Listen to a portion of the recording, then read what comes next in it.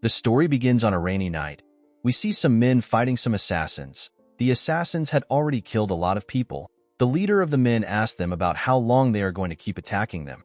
The assassins ignored the man and charged at them. The men raised their blades and fought to defend themselves. 3 assassins charged at the leader. They told him that he is going to die. The man easily tore them apart. Although he was able to take care of the assassins, the leader knew that they were still too much. He called the assassin bastards. He knew the people who sent the assassins to him. He could not believe that they would stab him in the back after he made a deal with them. He looked at the carriage behind him and promised to protect the person inside. The man asked his subordinates to hold on with everything they have. He assured them that help is on the way. The moment he said this, someone threw a person's head on the ground. He asked the leader if this is the help he is referring to. The leader was shocked to see this. He could not believe that their reinforcement has been wiped out. He wondered about how it happened. He did not know who killed them. The moment he raised his head up, he saw the Murim Alliance leader with the assassins. This man is known as the first heaven-piercing sword. His name is Dam Chunhak. Chunhak walked up to the leader. He said that the power of the Ice Pavilion is truly formidable. He told the leader that he never expected them to be able to put up a fight against them. The leader smiled when he heard this. He said that he never expected him to be cocky. He told the Alliance leader that he would have been in trouble if he met his master. The assassins were annoyed to hear this. They could not believe that some barbarian was speaking rudely to their master. They said that they would cut off his tongue. They promised to kill him there, before the assassins could do anything. A woman stepped out of the carriage and asked them to wait. The leader was surprised to see the woman known as Wayan. Wayan asked him to not worry about her. Chunhak asked the assassins to back down when he saw the woman. Wayan walked up to him. Chunhak could not believe that his daughter was deceived by barbarians and ended up running away. He told her that he has never been so embarrassed before. He stretched out his hand and told her that everyone makes mistakes. He said that she can be forgiven. He told her that he is going to give her one last chance to return as her father. He believed that she was going to make the right choice because she is smart. Wayan asked her father if he will let the men live if she goes back with him. Chunhak glared at her. The woman understood what he was trying to say. She apologized to him. Chunhak did not expect the apology. He realized that she wasn't leaving with him. He raised his sword. The leader was shocked to see this. Chunhak used his sword to cut his own daughter down. He turned around and said that he no longer has a daughter. He said that she has been influenced by barbarians. He told the assassins that their sole mission is to recover the soul of the Central Plains. He asked them to clean up the mess. The assassins rushed to attack the injured men when they heard this. The leader took out 3 assassins that came close to him. He asked his men to fight till the end. The men accepted his orders and began to fight without fear. While she was on the ground, Wayan told herself that she needs to return somewhere. She apologized to someone in her head for not keeping her promise. She said that it will be different next time. The scene shifts and we are taken to a palace. We see someone reporting to his master. His master asked him to repeat what he said. His master's name is Seol Mudak. He is the Northern Sea Palace Master and our protagonist. His subordinate revealed to him that Lord Bai Muyue, who went to the gathering as an envoy to conclude negotiations with the Murim Alliance, fought the alliance. He and his group were annihilated. The moment he heard this, Mudak released his terrifying cold energy in his palace. His subordinates did not flinch, they simply stood. With a look of anger on his face, Mudak said that he will never forgive the Murim Alliance. He promised to wipe them off the map. He asked his subordinates to get ready. The men quickly gathered outside. Mudak told them that they are going to the Central Plains. In the next scene, we are taken to a battlefield covered with snow. We see an injured Chunhak struggling to stay alive. Several blades were sticking out of his body. He looked around and saw countless dead bodies. He could not believe that his entire army was annihilated. He noticed that his inner energy was depleted. He realized that this might be the end for him. He asked the Northern Sea Palace Master to kill him now. Mudak glared at him when he heard this. He moved close to him. He asked Chunhak to tell him why he killed his daughter. Chunhak laughed when he heard this. He asked Mudak to stop asking a stupid question. With a deranged look on his face, he said that the daughter of the alliance leader cannot be playing love games with a barbarian like him.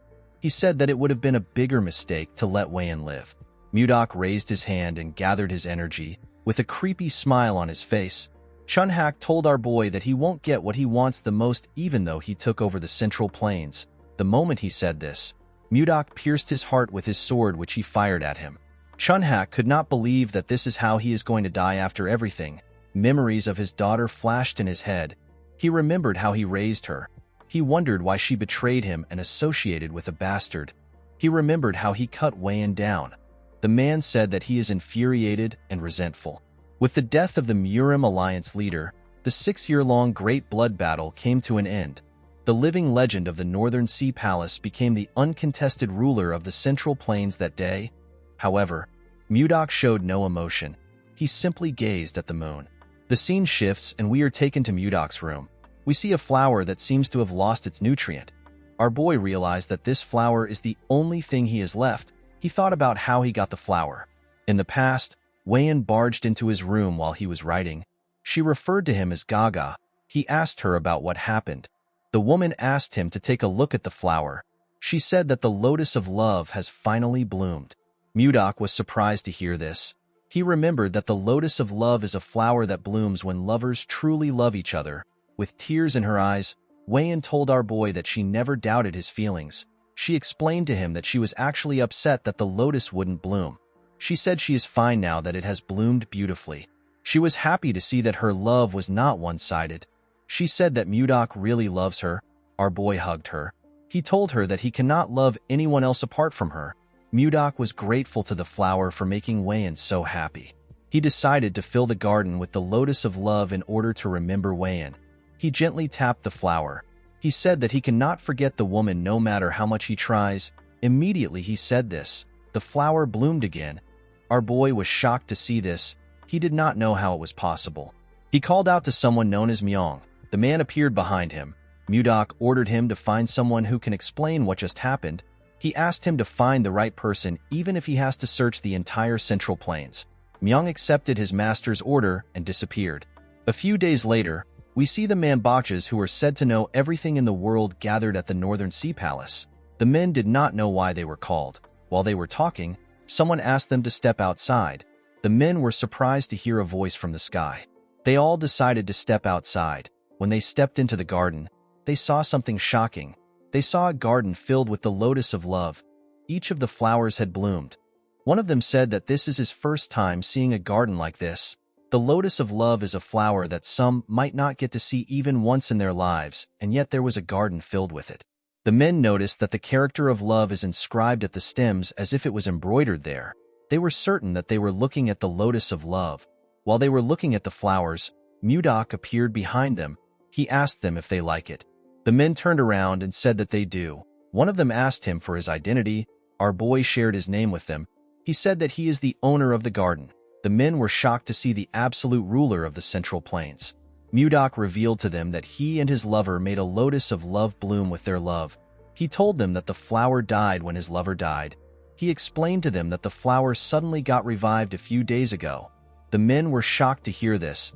They could not believe that a lotus of love got revived.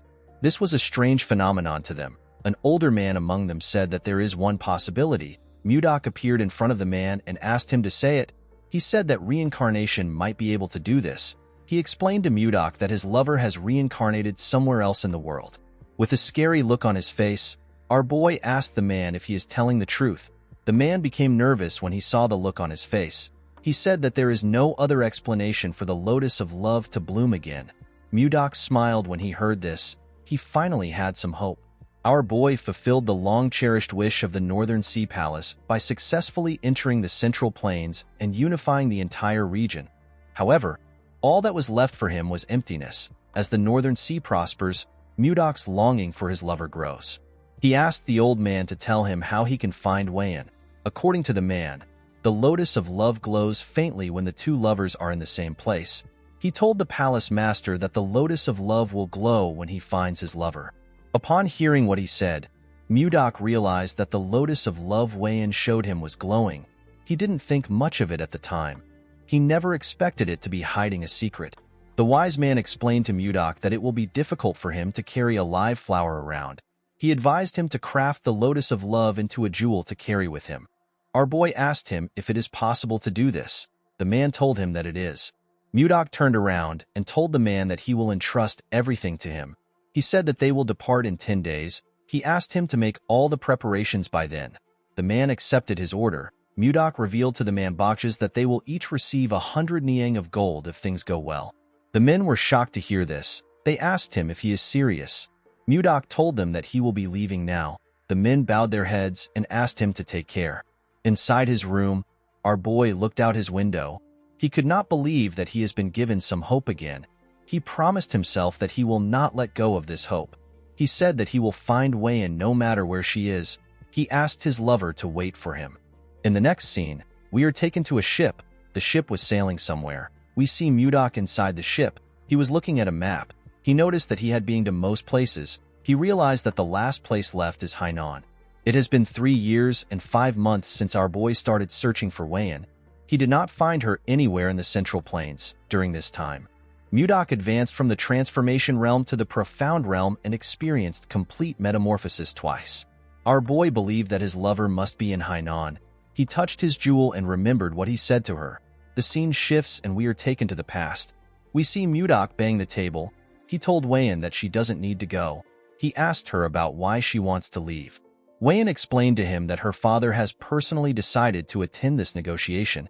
She said that her father will understand his intentions if his daughter attends the negotiation. Mudok told her that the negotiation might be a trap. Wei-in explained to him that she wants to trust her father for once. She begged him to let her attend the negotiation. After thinking about it, our boy gave in to her request. He asked her to return immediately if anything seems off. Wei-in was happy to hear this. She put her hand into her cloth. She told Mudok that she wants to give him something. Our boy asked her about what it is. She took out a necklace and said that it is a keepsake from her late mother. She said that her mother told her that the necklace has the power to return to the person who gave it out. She gave Mudok the necklace and told him that it will always bring him back to her. With a smile on her face, Wei-in asked her lover to not worry. She promised to never leave his side. Mudok realized that he should have stopped her back then. While sleeping, our boy hears people yelling above him. They said that a storm is coming. When he went to the deck, he saw everyone desperately trying to hold on to the ship. Mudok never expected a storm to suddenly appear. He noticed that he was under the shadow of something. When he turned to the side, he saw a huge wave that was ready to swallow the ship. Mudok covered his body with protective chi. He held himself down with a technique known as the 1,000-pound hammer. This technique protected him when the water pushed some people on the ship. People were pushed into the sea. They screamed out for help. A little girl and her father called out to the mother in the water. Mudok quickly raised some planks next to him with a technique known as telekinetic grasp. He fired the planks into the water and used it to grab the people inside the water. He wanted to drag them back to the ship. Before he could do anything, a man next to him said that the wave is coming again. Immediately the man said this. Mudok turned around to see the ridiculously large wave. The people on board began to lose hope. They held on to anything they could. Our boy knew that the ship couldn't take another wave. He realized that there was only one option left. He placed his hand on his sword and slowly pulled it out. His sword released a cold energy as it was taken out. The people did not understand why everywhere was so cold. Mudok decided to freeze the wave. He wanted to use a technique called freezing ice wind. Before he could use the technique, the jewel began to glow. Mudok was shocked to see this. A bright light from the sky pierced through the wave and shined on him. Our boy used his hand to cover his face from the blinding light. Mudok began to float. He suddenly disappeared while he was in the air. After he disappeared, something incredible happened. The storm disappeared and the cloud cleared up. The people did not understand what was happening. When Mudok opened his eyes, he found himself in a cramped space. He realized that he was in a carriage. Our boy did not know how he got here. He was certain that he was just fighting a storm in the middle of the sea. While he was trying to think, he hears someone scream. He realized that someone was close by, outside the carriage. We see different men running away from giant mosquitoes.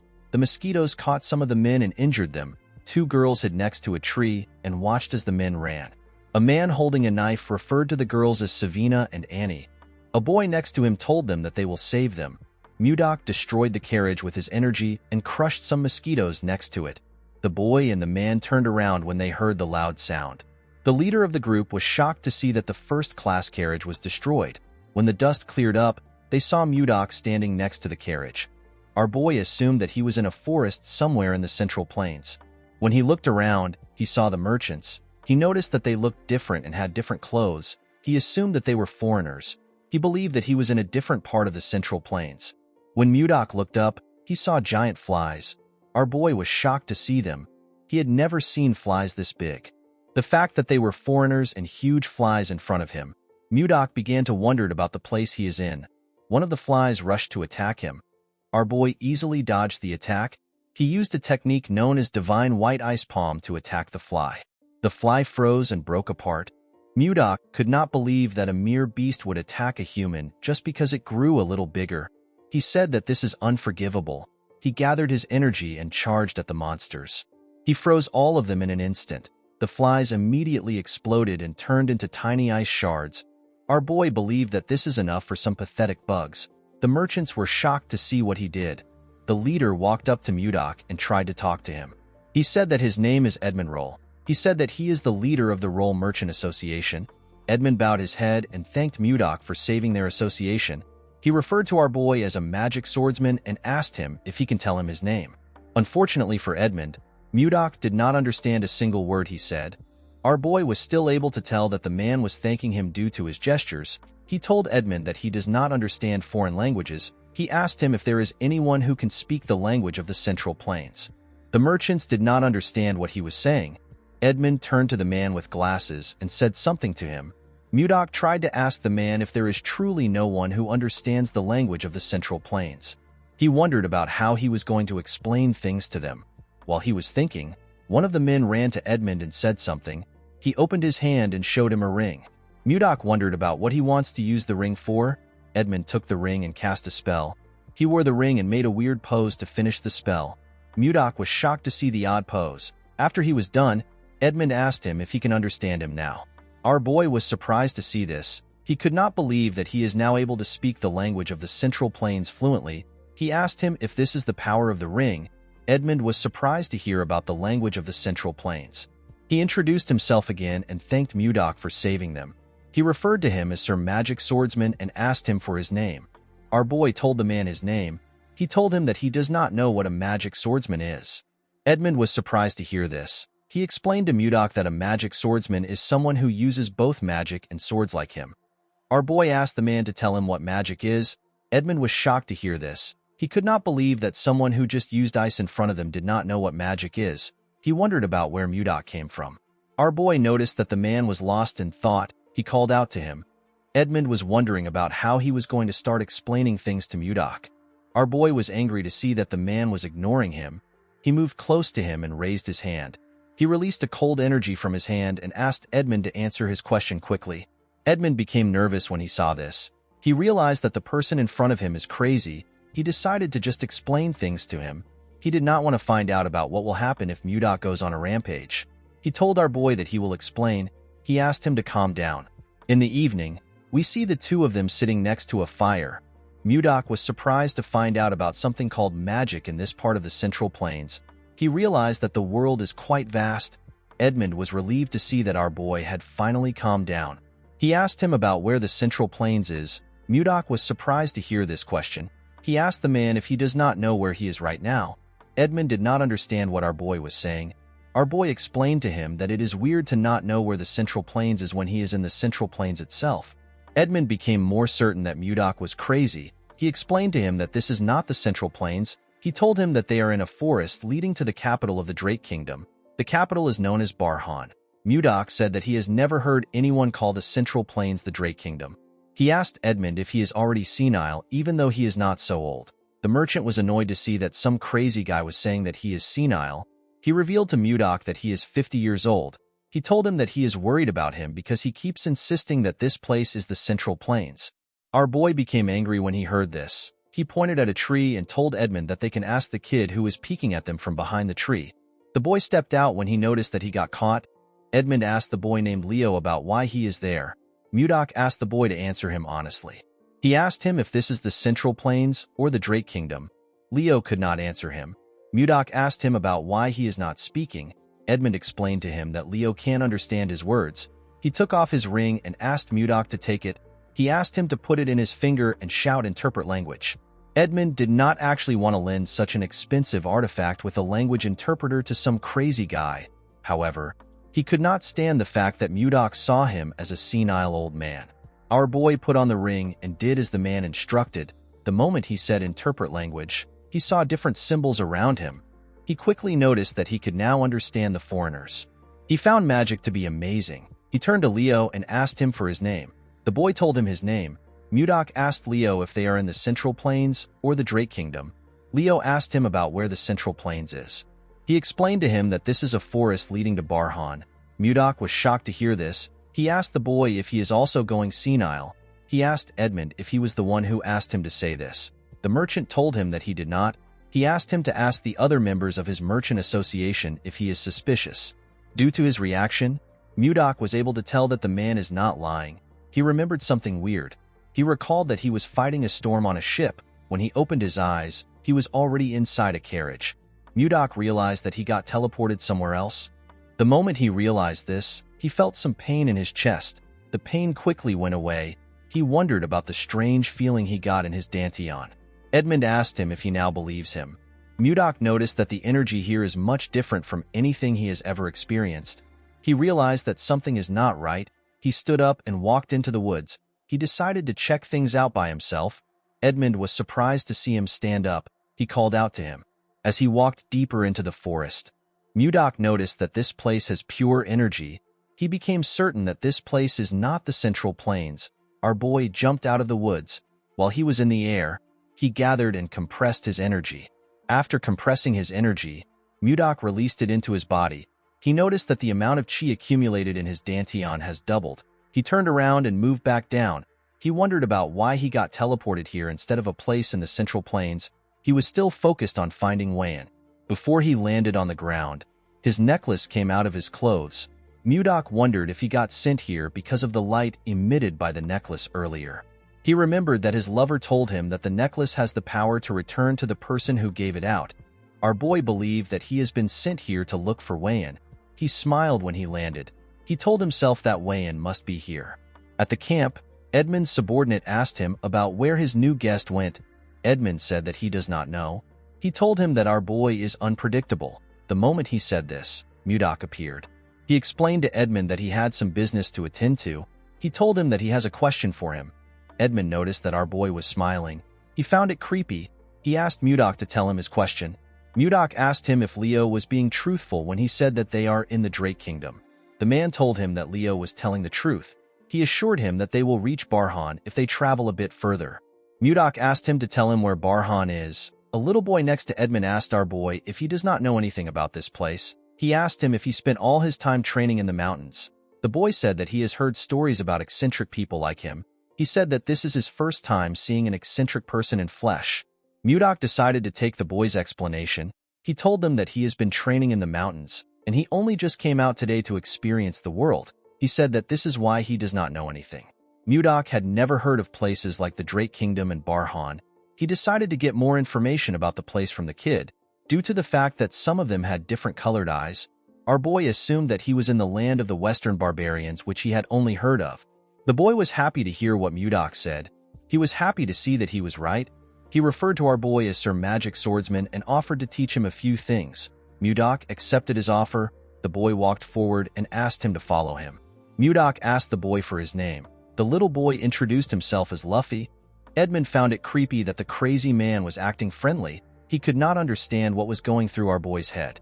Mudok began to learn about this place and the language the people use from Luffy. Our boy realized that this place wasn't a foreign land. It was actually an entirely different world. The land was oddly shaped and the writings differ from anything he had seen before. In this world, there are other species apart from humans. Elves and dwarves exist. Apart from them, beings known as beastmen also exist on the continent. Of all the species, the strongest are creatures known as dragons. Mudok believed that they were lizards with wings. There are also things known as warp magic and magic circles. According to Luffy, warp magic can be used by 5th circle mages and above. They draw a round magic circle on the ground and chant a spell. This allows one to travel to wherever they wish. The better the mage's ability, the further they can warp. To Mudok, magic was an inexplicable sorcery. He looked up to the sky and wondered about the other amazing things that this world could hold. Immediately he raised his head up. He noticed something strange. There were 3 moons in the sky. This was something he could not even imagine in the Central Plains. He wondered if Wayan was really the one who summoned him to this place. While he was thinking, someone screams at the girl known as Savina. He begged her not to do something. Mudok quickly turned around. He noticed that something was happening around the camp. Savina asked the man to tell her why she can't do something. The girl held a knife and grabbed Annie. She asked everyone to not come close to her unless they want to die. The merchants begged Savina to not do anything. Mudok wondered about what is happening. The man with glasses assured Savina that they will be able to heal both of them when they arrive in the capital. He told her that the capital has a lot of mages. He told her that he will even ask Edmund for a favor. He begged her to let go of Annie because she is scared. Savina asked the man whose name is Charles if he thinks that she is stupid. She reminded him that healers are rare even in the capital. She asked him if he knows how much it costs to heal one person. The girl told him that the assassin bug's egg is lodged in her heart. She said that it can hatch into a larva at any moment. She asked him if anyone can heal this. Charles did not know what to say to the girl. With tears in her eyes, Savina told him that the egg will tear she and Annie apart when it hatches into a larva. She raised the knife and said that it will be better for them to die while they are still in one piece. Before she could kill Annie, Mudok asked her to wait. He told her that he has roughly understood the situation. He raised his hand and used his energy to drag the knife from her hand. He assured her that he will treat her. He asked her to not do anything stupid. Savina did not know when he took the knife away. Mudok moved close to them. He asked them to sit down. He said that the treatment must start now. Edmund asked our boy if he also knows healing magic. Mudok explained to him that he does not know any magic. He said that he only knows a few healing techniques that were passed down to him. He told them that they can relax. Edmund and Charles were happy to hear this. Edmund moved close to our boy and begged him to save the girls. He assured him that he will repay him with all his heart even though he does not have much. Mudok told him that he was going to help the girls even if he didn't ask. He asked everyone to step back a bit. He said that he is going to start the treatment. Edmund asked his subordinates to step back.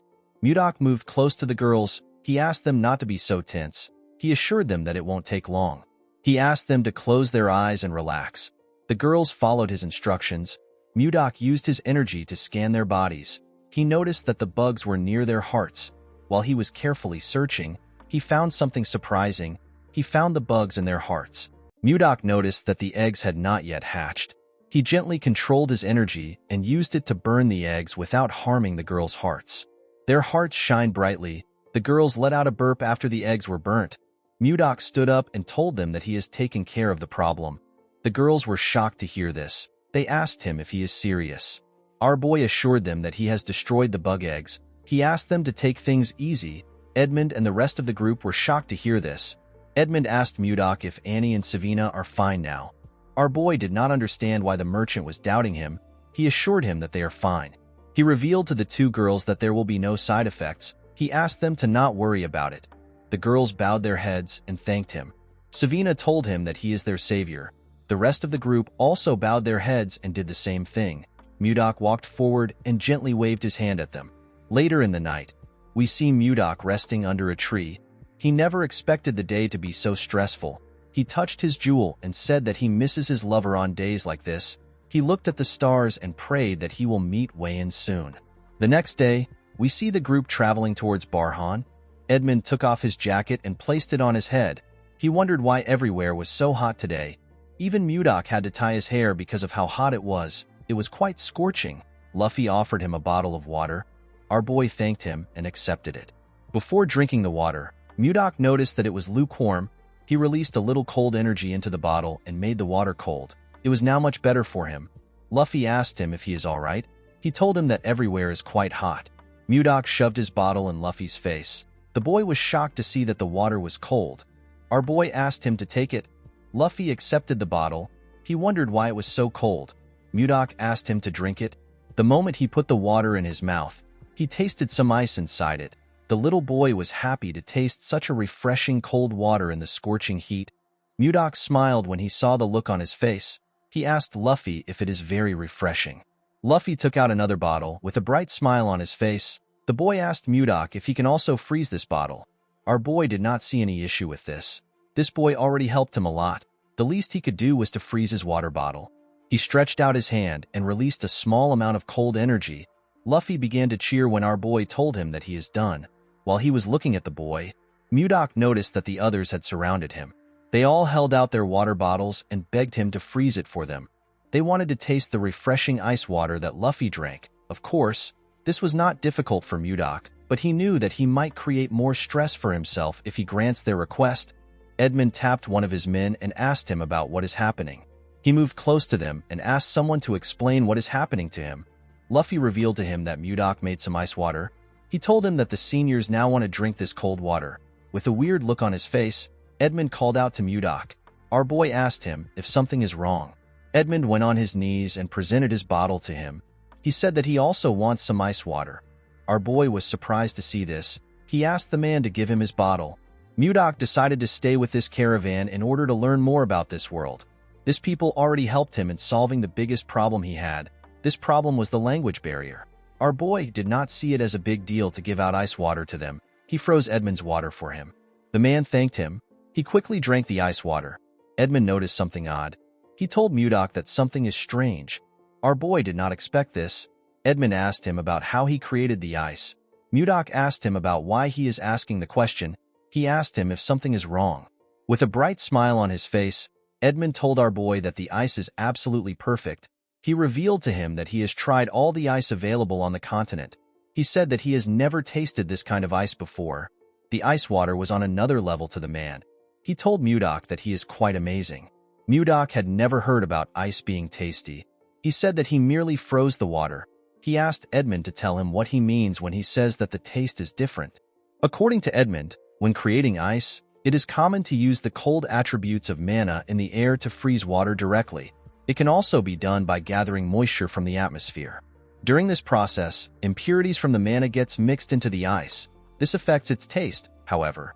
Since each mage has a unique mana signature, it is rare to find someone who can create pure ice. It is basically hard to get pure ice. Edmund told Mudok that his ice is incredibly pure. This is why it tastes so good. Our boy now understood why the group reacted so enthusiastically. He could not believe that something as simple as ice would get him this kind of reaction. He almost felt pity for them. Since he was in a good mood, Mudok decided to create more ice. With a smile on his face, he released his energy. Before he could do anything, Edmund called him Sir Magic Swordsman. Our boy asked him if there is something wrong. Edmund pointed his hand at the sky and said that he has a proposal for him. A few days later, we see Charles directing some men carrying buckets filled with water. He asked them to take the buckets to the back of the store. At the back of the store, we see Mudok gather his energy. He used it to freeze the buckets of water in front of him. He turned the water into ice cubes. The merchants clapped for him when they saw this. They rushed to carry the buckets. While looking at them, Mudok thinks about what led him to this place. The scene shifts and we are taken to the past. We see Mudok shocked after hearing Edmund's proposal. The man explained to our boy that he wants to revive his merchant association by selling the ice that he makes. He became nervous when he said this. Mudok realized that Edmund had a hidden agenda when he kept going on about how refreshing the ice is.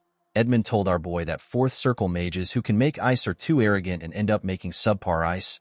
He told him that they need to target this market. Mudok could tell that Edmund does not have any ill intentions. He actually wanted to revive his struggling merchant association. Our boy did not want to offer his service for free. He decided to negotiate. He told the merchant that it will be a 70-30 business. Edmund asked him to explain what he means. Mudok told him that he will take 70% of the profit because he is making the ice, while Edmund will take 30% for selling it.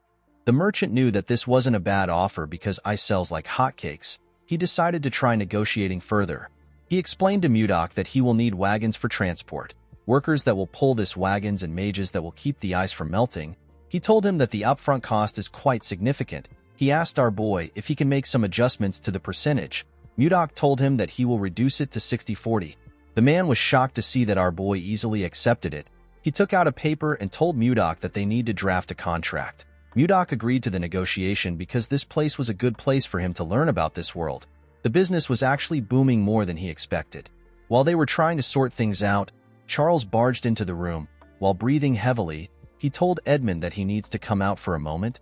Edmund and Mudok were surprised to hear this. They wondered about what was happening. At the front of the store, we see a large amount of people shouting. They said that they wanted to buy the ice candy. someone begged the association to sell some of their ice to them. One man introduced himself as Arnold. He said that he came from Narrow City to do business with their merchant association. Edmund asked the people to form a line. They ignored him and continued shouting. The man did not know what to do. While they were shouting, someone asked them to keep quiet in their heads.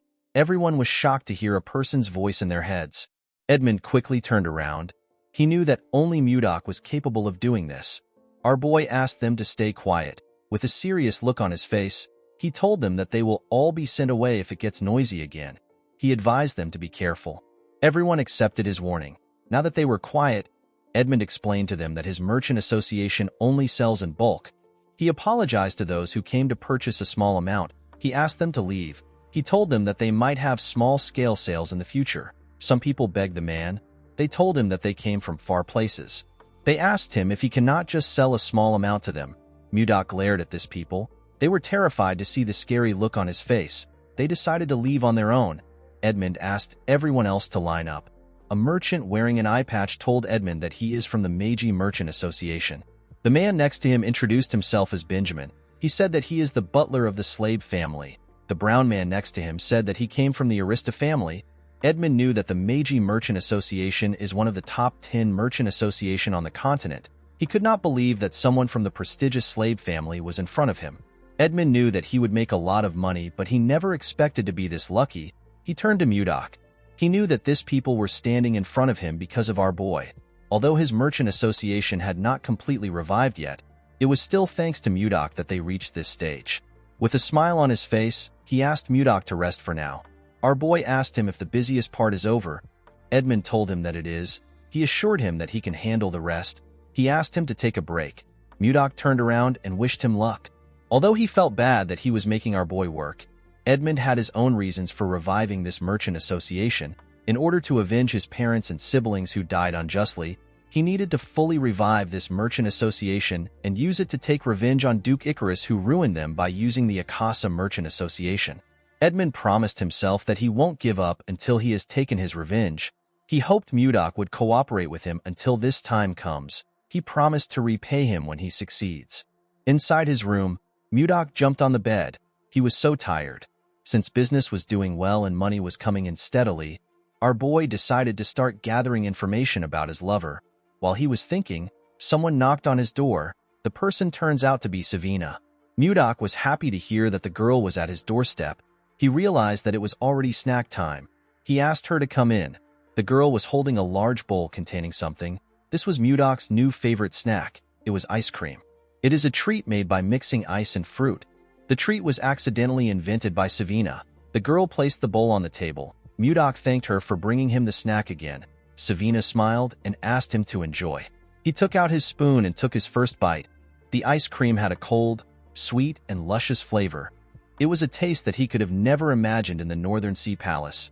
Mudok heard that the Merchant Association was thriving because of ice cream. He fully understood why. While he was licking it, our boy noticed that the bowl was empty. He could not believe that he already finished it. He decided to get another one. He did not want to go by himself, but he had no choice since everyone was busy. When he got into the store, he could hear some noise outside. He wondered about what was causing this noise. At the front of the store, we see Savina asking someone to line up. The bastard smiled when he heard this. He asked Savina to tell him who gave her the power to order nobles around. Mudok wondered about who the young men were. The boy next to the chubby boy believed that Savina was asking them to line up because she did not know who they were. He asked her to shut up and bring out the ice cream. The chubby boy pointed at Savina and told her that they heard a rumor about the ice cream, so they came to try it. He told her that there will be consequences if the ice cream is not good. Savina told him that their merchant association does not sell ice cream to people who cut in line. She asked the boy to understand. This only made the chubby boy angrier. He could not believe that she wanted them to line up like commoners. He said that it is already annoying that they are in the same place as mere peasants. He did not like the fact that she was asking him to join the queue. He asked her if she has a death wish. Savina told the idiot that she does not serve ice cream to nobles just because of their status. The boy asked her if she is trying to defy a noble. The girl knew that Mudok would protect her if things go wrong. She decided to speak freely. She told the boy that he is not making sense. She said that she is simply stating the rules. The other boy was annoyed to hear this. He called the girl a wretch. He took out his sword and asked her if she really wants to die. Savina was not scared to see his sword. The boy was annoyed to see this. Before he could do anything, their third friend tapped his shoulder. He called him Samuel. With a cold gaze in his eyes, the boy asked Samuel to not act rashly. He asked him if he wants to lower their dignity. Samuel became nervous when he saw the look on his friend's face. He apologized to him. The boy walked up to Savina. With the same look in his eyes, he told her that they came to try the ice cream. Savina did not like his cold gaze. Her heart felt like it was freezing. She began to tremble. The boy told her that he doesn't like waiting. He asked her to bring it out now. Savina was lost in his gaze. With a shaky tone in her voice, she asked him to wait. Someone called out to Savina. The person turns out to be Edmund. The man reminded her that their merchant association does not sell ice cream to those who cut in line. He asked her if she forgot. Savina apologized to the leader. Mudok could tell that Edmund had something against this young man for him to have such a strong reaction. With a look of anger on his face, Edmund asked the boy to leave. He told him that he cannot tolerate any further disregard for their rules. The two boys were annoyed to hear this. They believed that Edmund was insulting nobles. The man asked them to not be mistaken. He told them that there is another reason why he won't sell ice cream to them. The boy who appears to be their leader asked Edmund for his reason. With a look of anger on his face, the merchant asked the boy to question Duke Icarus by himself. Charles and the other merchant were shocked to hear their leader mention the Duke's name. The boy asked Edmund about how he knows his father. The moment he said this, he noticed that Edmund looked familiar. He recognized the man's eyes. With a creepy smile on his face, the boy asked Edmund if he is one of the leftovers from the Roll Merchant Association. His friends were shocked to see the smile on his face. They knew that Justin only smiles like this when he is angry. Justin took out his sword. He told Edmund that he must pay for the crime of insulting a noble with his life. The moment he said this, he swung his sword at the man. Edmund closed his eyes out of fear. He could not believe that he will not be able to avenge his family before the sword could touch him. Mudok blocked it with his hand. Edmund was surprised to see him. Mudok swung his hand and pushed the boy back. Justin was annoyed to see this. He called our boy a bastard. He asked him if he has a death wish. Mudok could not believe that this nonsense happened when he came down to get some ice cream. He never expected Justin to try to kill someone just because they told him that they don't sell ice cream to people who cut in line. He found this to be absurd. He told the bastard that he really has no manners. He told him that he will use this opportunity to teach him some manners. Justin became angrier when he heard this. He put his energy into his sword and charged at our boy. He told him that he will kill him. Mudok easily dodged his first attack. Justin began to attack him more fiercely. Our boy dodged the attacks without stressing himself. He gently smiled at Justin as he dodged his attacks. He told him that his talent is quite impressive for someone as young as him. He explained to him that his sword will never reach him no matter how many times he swings it. According to Mudok, in principle, righteousness is always accompanied by reason. This is what creates harmony. He explained to Justin that the nobles lack any sense of propriety if his actions represent them. He told him that he is not a narrow-minded person. He said that he will only fix his manners for today. Justin called our boy a bastard. He could not believe that he was speaking rudely to a noble. Mudok moved behind the boy and told him that what he is saying is irrelevant. He said that discipline is all he will need to learn respect. Our boy was reminded of the Central Plains. He realized that his attachment to Wayan made him forget the ways of the world. Everything comes down to survival of the fittest. He gathered some energy in his fingertips and fired it at Justin. This technique is known as formless chi. The attack hit the boy in his wrist. It created a huge hole in his wrist. Justin dropped his sword and fell to the ground. He grit his teeth out of anger. Mudok glared at the boy with a cold gaze in his eyes. Edmund was surprised to see Justin injured. He did not know the kind of attack Mudok used. Justin's friends quickly moved close to him. They raised their swords and asked Mudok to stay back. The chubby one promised our boy that he will cut him down if he moves closer. Samuel became terrified when he saw Mudok still approaching them. Our boy saw something surprising. Justin was trying to stand up. He asked him about why he bothered to get up. The boy placed his hand on his friend's shoulder and asked him to move. He stood in front of Mudok confidently. Our boy smiled when he saw this. He found it amusing that Justin was giving him a show. He covered his hand with his energy. With a scary smile on his face, Mudok told Justin that he wants to see how long he will last. Mudok swung his hand and sent the idiot flying. His friends were shocked to see this. The chubby one quickly ran to check on Justin. He asked him if he is all right. The moment he said this, he saw the hole in his friend's wrist. Mudok was disappointed to see that Justin flew back when he only used the strength of a first-rate martial artist. He realized that the boy was weaker than he expected. He wondered if he should stop. Our boy realized that he had not fully understood how this world functions. He decided to not kill Justin. He moved closer to the boy. Justin asked him for his identity. He asked him if he truly doesn't know who he is. With a look of anger on his face, he asked Mudok to tell him what gave him the guts to treat him like this. Our boy understood that this bastard has lost his mind. Instead of reflecting, he was just full of spite. He wondered if he should just kill him now. Mudok knew that he would not be different from this idiot if he killed him. The two boys pointed their swords at him. The chubby one asked him if he believes that he can get away with messing with a noble. Mudok ignored them and looked around him. He found a stick on the ground. He believed that the stick would be perfect. He used his telekinetic grasp to pick it up. He smiled when he held the stick. Justin became nervous when he saw this. He quickly stood up. The other boys were surprised to see how Mudok got the stick. With a smile on his face, Mudok imbued his sword energy into the stick. Justin was surprised to see this. However, our boy was not done. He added his sword sphere into it. Justin begged him not to come closer. With an evil smile on his face, Mudok added his sword chi to it. The boys fell to the ground and began to tremble. With a creepy smile on his face, Mudok told the boys that the best remedy for scums like them is a club. He raised the club and began to beat the boys. He advised them to get a grip. Our boy enjoyed dishing out this beating. In the evening, we see the boys kneeling. They begged Mudok to forgive them. They assured him that they won't do this again. Our boy told them that he cannot hear them. He asked them to repeat what they said. Justin was annoyed to hear this. He promised himself that he will kill Mudok. He said that he will stomp on his head. Although this was his wish, the boy had no power to do it. He had no choice but to beg our boy for forgiveness. He assured him that he will never make a mistake like this again. Mudok was happy to see the outcome of the beating. He realized that nothing is better than a good beating. He advised them to be careful from now on. Edmund was touched to see what Mudok did. He thanked him in his head. The scene shifts and we are taken to a castle. We see a king and his subordinates seated.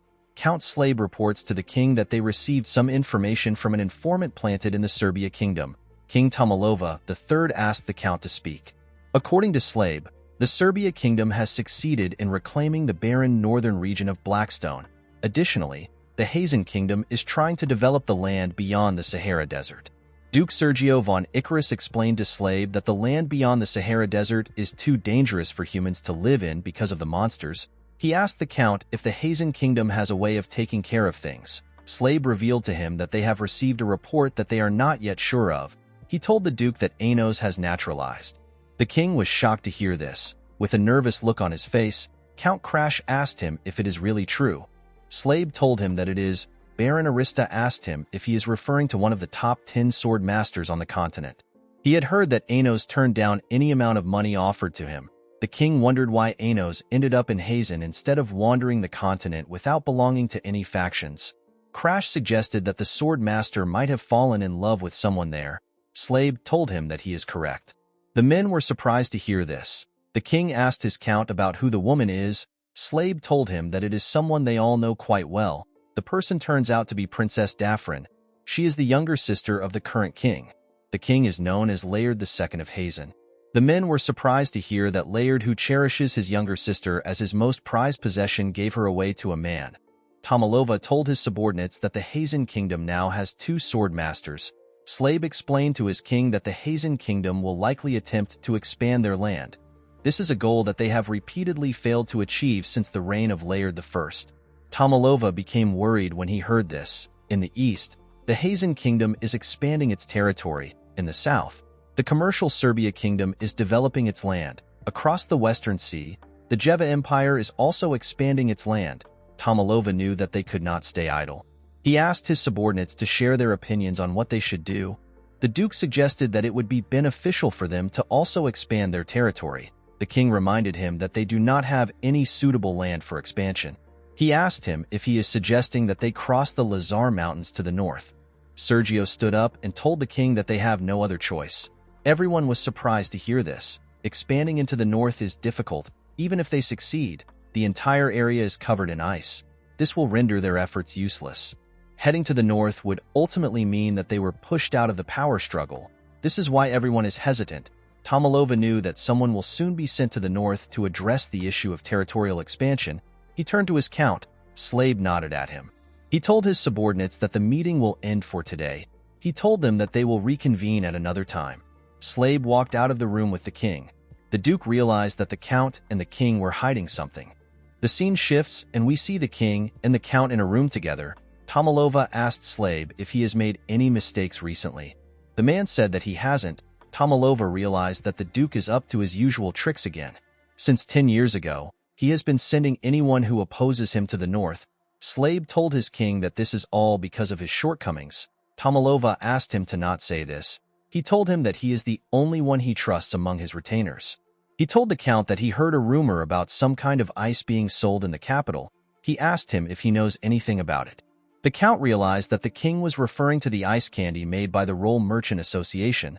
Tomalova was surprised to hear the name. Slave explained to him that the ice is different from regular ice. He told him that it earned its name because it is so sweet. The king asked the man about how long the trading company stays open. The count said that they are open till night. He realized that the king wanted to taste the ice candy. He revealed to the king that he is planning on going on a secret outing soon. He told him that they can check the store together. Tomalova smiled when he heard this. He commended the count for being able to read his mind. Slave told him that it is his duty to understand his desires as his aide. Tomalova asked him about when he plans on going for this secret outing. The scene shifts and we are taken to Mudok's room. We see the kids begging our boy to teach them magic. Our boy was about to lick his ice cream. He was surprised to hear what the kids said.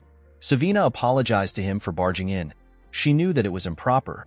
The girl also knew that not everyone can learn magic. She told him that they have no choice but to learn it. Annie explained to him that the company might face danger again like last time. She promised him that she will train hard. She begged him to teach them. Mudok found it nice to see the kids determined. He placed his ice cream down and reminded them that he does not use magic. Luffy asked him if he uses martial arts like he mentioned before. Our boy told him that he remembered it correctly.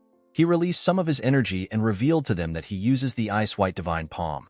He told them that he cannot teach them magic because he also doesn't know how to use it.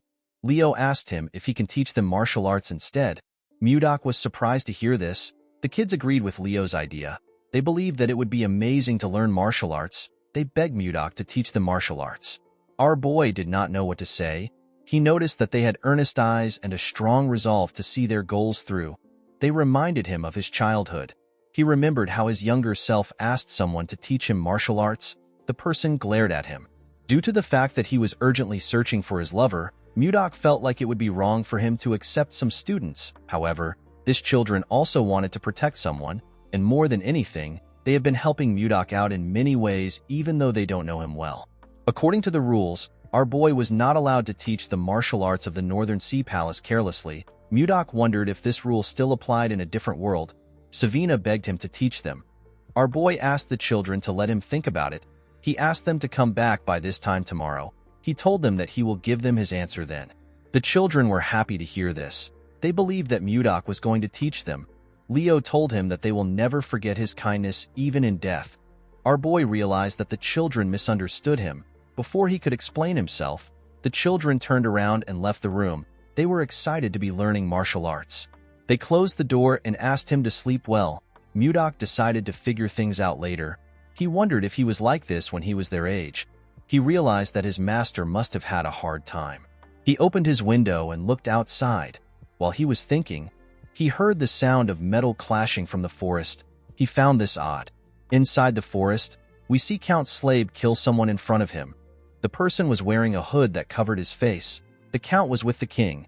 He wondered if he could hold out before reinforcement arrives. He could not believe that they were ambushed the day they went out to eat the ice candy. While he was thinking, he hears a loud sound behind him. He quickly turned around. He saw a mage cast a spell known as Fire Bomb. The mage created several fireballs. He fired them at Slave. The count grit his teeth and charged at the attack. It created a huge explosion in the forest. The king was shocked to see this. He quickly ran to him. Slave told him that he is fine. Tomalova reminded him that his arm is bleeding. The Count moved in front of him. He asked the king to forgive him for his rudeness since it is an emergency. The king assured him that he understands. Slabe did not expect a mage to be among them. He was not able to tell because their attires were similar. He ordered his men to not lose their composure. He asked them to reorganize the formation. The soldiers quickly followed his order. The leader of the assassins asked them to not let a single person live. One of the assassins said that he will take Slabe's head. The Count charged at the assassin and swiftly cut off his head. The other assassins were shocked to see how fast Slabe was. They quickly rushed to attack him. Slabe blocked their attacks. He moved close to one of them and asked him about who sent them. The man told him that he does not need to know since he will soon die. Slabe realized that the magic attack took out a lot of his men. He could tell that this people had no intentions of letting them live. Although he did not like the situation, the Count knew that he had to protect the king at all cost. He must do this for the sake of the kingdom. The mage raised his hand and prepared to use another attack. Slabe ordered his men to gather around the king and protect him. The mage laughed when he heard this. He told the Count that he is too late. Before the man could use his attack, someone struck him down with ice. Everyone was surprised to see this. The leader of the assassins asked the person for his identity. As expected, the person turns out to be Mudok. With a smile on his face, our boy said that he has been caught. Mudok jumped off the tree and appeared behind the leader. He knocked out an assassin next to the leader. He said that he wanted to see the moon, but everywhere was so loud that he had to come there. The leader quickly turned around when he heard this. With a scary look on his face, Mudok told the leader that he needs to finish this before his ice cream melts. The leader could tell that our boy was dangerous. He did not know when he got behind him. Although they were caught off guard, they were still superior in terms of numbers. The man wanted to kill the king and get out of the forest as soon as possible to avoid any variables. He took out his sword and charged at Mudok. He said that he will take care of our boy. He ordered his men to kill Tomalova. Mudok blocked his attack with his sword. He said that he never expected to see all kinds of swords here. He decided to respect the leader by using his sword, which is known as Sullen. He asked the man to come at him. The leader was annoyed to see this. He charged at Mudok and told him that he will not get out of the fight alive. Our boy found this exhilarating. He advised the man to do his best. He easily blocked the man's attack. The leader took out his other sword and used it to attack him. Mudok dodged his attacks without stressing himself. The man put his sword together and attacked our boy from both sides. Our boy was still able to dodge it. Before the man could attack again, Mudok pushed his sword away and hit him in his back. The man grit his teeth to endure the pain. Our boy raised his sword and began to attack the assassin. The man managed to block Mudok's attacks, but he was struggling to keep up with him. While he was struggling, our boy grabbed his head and slammed it to the ground. He was enjoying the fight. The moment he stood up, rain began to fall. Tomalova asked the Count about what is happening. Slabe advised his king to be cautious. He asked him to step back. Immediately he heard this. Tomalova realized something. He told Slabe that they are looking at the hope of the kingdom. The Count did not understand what he was talking about. The assassins were shocked to see what Mudok did to their captain, whose name is Morian. They wondered if Mudok is a sword master. Our boy moved close to the assassins. With a look of anger on his face, he told them that this is all their fault. The assassins did not understand what was happening. Mudok revealed to them that his ice cream has melted in the rain because of them. The assassins did not even know what an ice cream was. Our boy told them that he will show them how fearsome a grudge born from ice cream can be. He told them that he will count to 3. He said that he cannot guarantee the lives of those who remain after he is done counting. The assassins believed that he was spouting nonsense. One of them said that they can get rid of him if they all attack at once. The other assassins agreed with this. Mudok began to count. The assassins charged at him. They wanted to shut him up. When he got to 3, the assassins had already gotten close to him. He activated his protective chi. This allowed him to block all the assassins' attacks. They were shocked to see a barrier. Mudok released a large amount of his cold energy. He asked the assassins to not say his sword is merciless. The moment he said this, he swung his sword. Huge pieces of ice came out of the ground and tore them apart. The king and the Count were shocked to see this. After taking care of the assassins, Mudok put his sword away. He said that vengeance has been served. He jumped out of the area. The Count was surprised to see that our boy left like that. Tomalova turned to him. He told him that they cannot waste any time. Slabe already knew what the king wanted. He placed his hand on his chest and told Tomalova that his wish is his command. In the next scene, we see one of the merchants talking to Edmund. He revealed to him that the children are studying magic. Edmund was surprised to hear this. He reminded the man that magic is not something that one can study on their own. With a serious look on his face, he asked the man if Mudok is the one teaching the children. The man told him that he is correct. He explained to him that his family members also want to learn magic. He did not understand why Mudok was only teaching 4 children. Edmund began to laugh like a crazy person when he heard this. The man was surprised to see this. He assumed that Edmund was tired from overworking. The merchant was actually happy that Mudok was teaching the children, especially since numerous people want to learn magic. He stood up and asked the man about where the children are learning. He asked him to lead the way.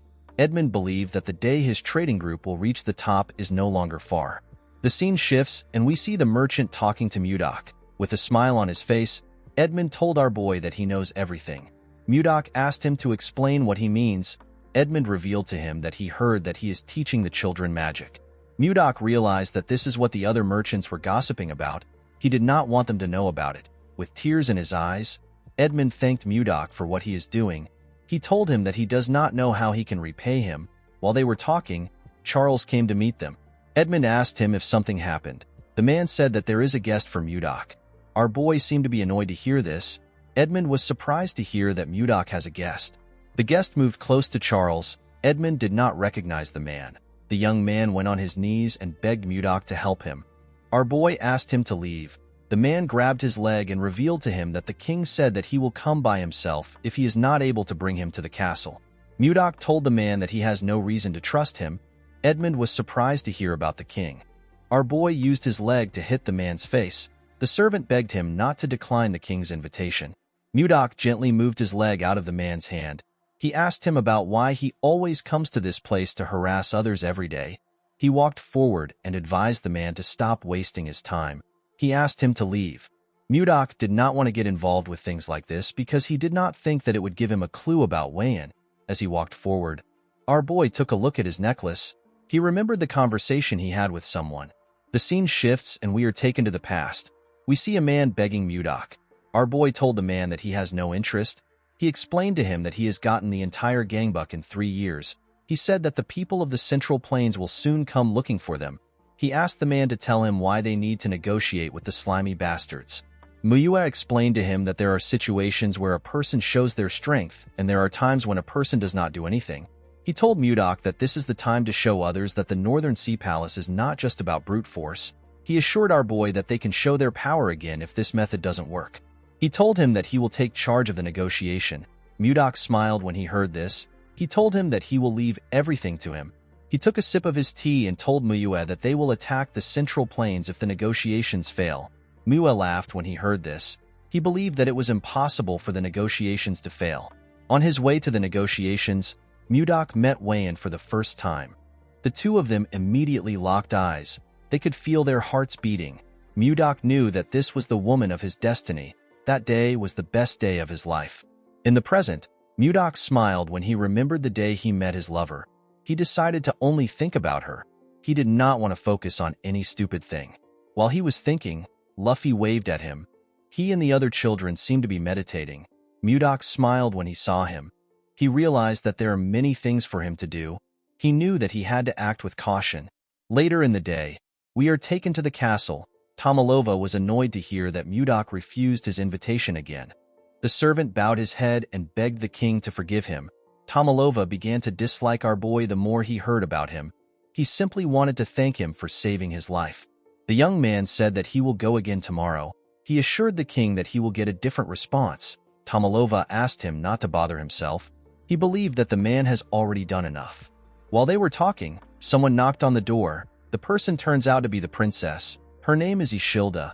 Tomalova quickly took a look at himself in the mirror. He asked the servant to get out. The man felt bad that he wasn't able to complete his mission. As she walked into the room, the princess noticed that the man looked sad. The beautiful red-haired princess greeted her father in an elegant manner. She told him that the chamberlain looked sad. She asked him if something happened. Tomalova became nervous when he heard this. When his daughter sat next to him, he explained everything that happened to her. Ishilda was shocked to hear about what her father went through. She quickly stood up and asked him if he is all right. Tomalova grabbed her hands. He assured her that he is fine. He asked her to not worry about it. Ishilda sat down back. She asked Tomalova if he knows the reason why Mudok rejected his invitation. The king said that he has no idea. He revealed to his daughter that he wishes to keep our boy by his side because he is very skilled. Unfortunately, Mudok wasn't answering his summons. Ishilda believed that our boy must be a great person for her father to be interested in him. Tomalova nodded his head. He asked his daughter if she knows about the ice and ice cream created by the Roll Trading Company. Ishilda said that she has also tried the ice cream. Her father revealed to her that Mudok is the one who made that ice. Ishilda was surprised to hear this. Tomalova explained to her that he started feeling greedy after finding out that our boy was the one who created the ice. Ishilda completely understood her father. She remembered the feeling she got when she first tasted ice cream. She could not forget this feeling even if she tried. The woman looked outside the window. She found it intriguing that the mage who created the ice cream is the one who her father is looking for. She wondered about who our boy was. While she was thinking, she saw two kids happily licking their ice creams. Ishilda wondered if she should use this opportunity to meet Mudok in person. In the next scene, we see Mudok watching the children meditate. He has only been teaching them for half a month, but they had already reached the stage where they can emit chi. Our boy was not surprised to see this. The concentration of chi is much denser here than in the Central Plains. He put his hands together and asked the children to stop. He told them that they can properly control mana. He told them that they will be moving to the next stage. The children said that they understand. The moment they said this, the Chamberlain appeared and greeted him. Mudok was annoyed to hear his voice. He already knew who it was without turning around. He wondered if time was repeating itself. When our boy turned around, he saw a woman wearing a hood move close to them. Because the Chamberlain didn't come in the morning, Mudok assumed that he would not come at all. He asked the man about why he came again. Immediately he said this. His necklace began to glow. Our boy was shocked to see this. He quickly raised his head up. The woman in front of him took off her hood. She turned out to be the princess. With a smile on her face, the woman greeted him and introduced herself as the princess of the Drake Kingdom.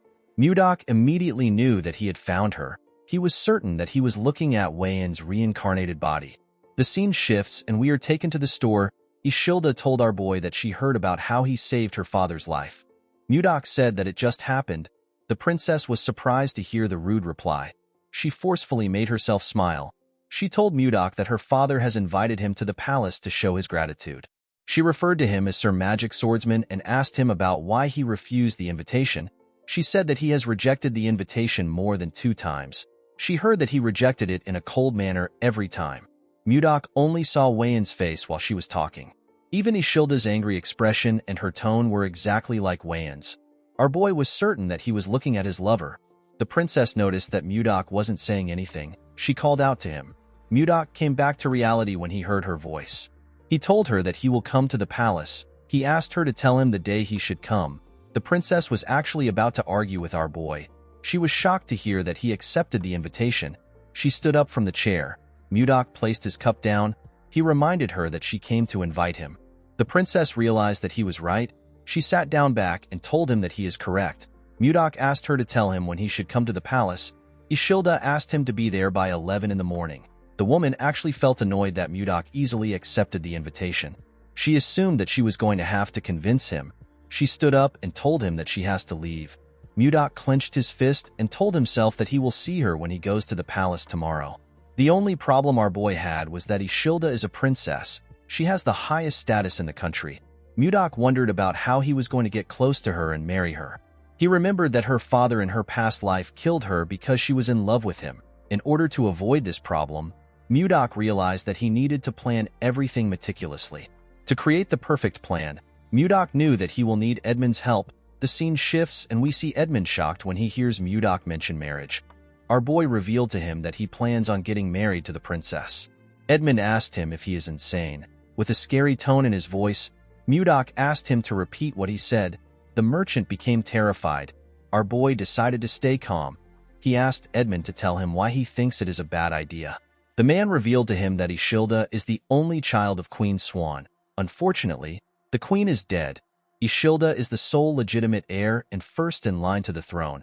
He told our boy that it makes no sense for someone like him who has no proper status to think about marrying the princess. Mudok was annoyed to hear this. Edmund explained to him that he needs to be a prince from another country in order to become the princess's suitor. Even if he is not a prince, he should at least come from a high-ranking noble family. Mudok understood that he needs to attain a status equal to that of the princess or gain great prestige. He needed to do this to aid his plan for marriage. Edmund told him that he might have a shot if he achieves something significant. Mudok stood up. He decided to give it a shot. The merchant stopped him before he could leave. He asked him if he knows the rules that he must follow in the palace. Our boy was surprised to hear that there are rules to follow. Edmund could tell that he did not know. He moved close to his shelf and took out some books. He placed the books talking about proper etiquette on his table. Mudok was shocked to see the amount of books in front of him. Edmund knew that our boy might make a mistake if he lets him go like this. This mistake can affect their business. With a smile on his face, the man assured Mudok that he will thoroughly educate him. Our boy did not understand why the man seemed excited.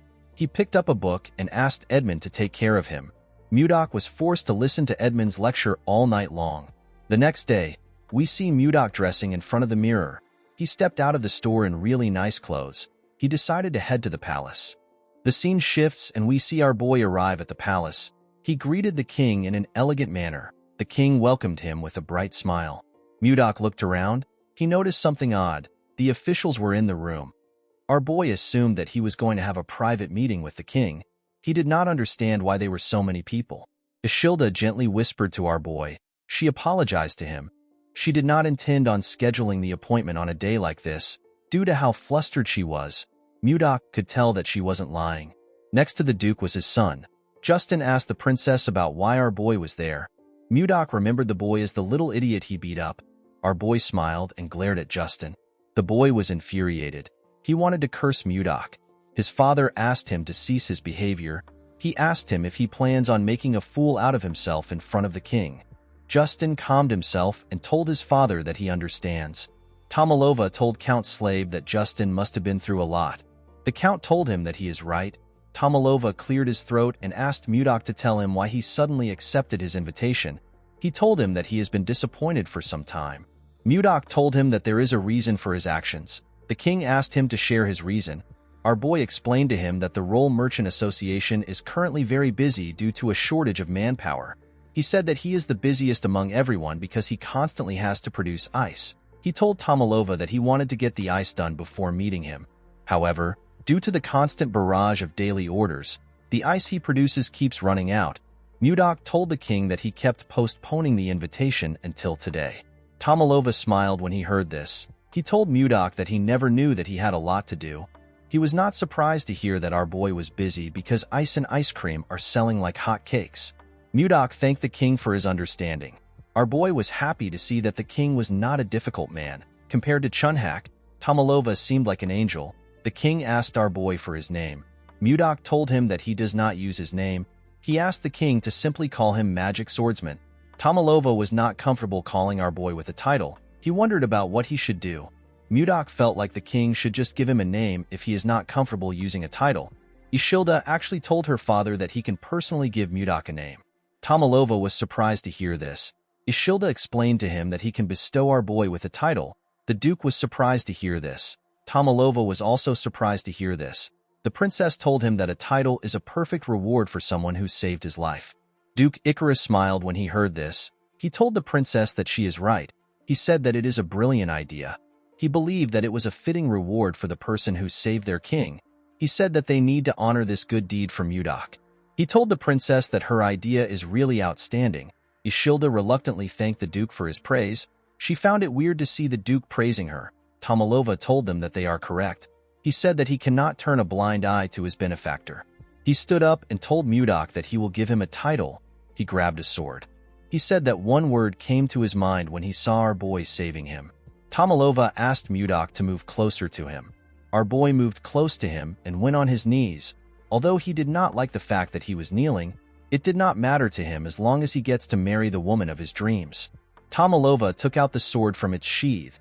He referred to Mudok as the brave one who saved his life and the lives of his retainers without hesitation. He placed the sword on our boy's shoulder and gave him the title of Baronet along with the name Blizzard. Mudok remembered that blizzard means snowstorm in this world. Tomalova told Mudok that he has granted him permission for his name to be passed down to future generations as long as the Drake Kingdom exists. He referred to Mudok as Baronet Blizzard and asked him to rise.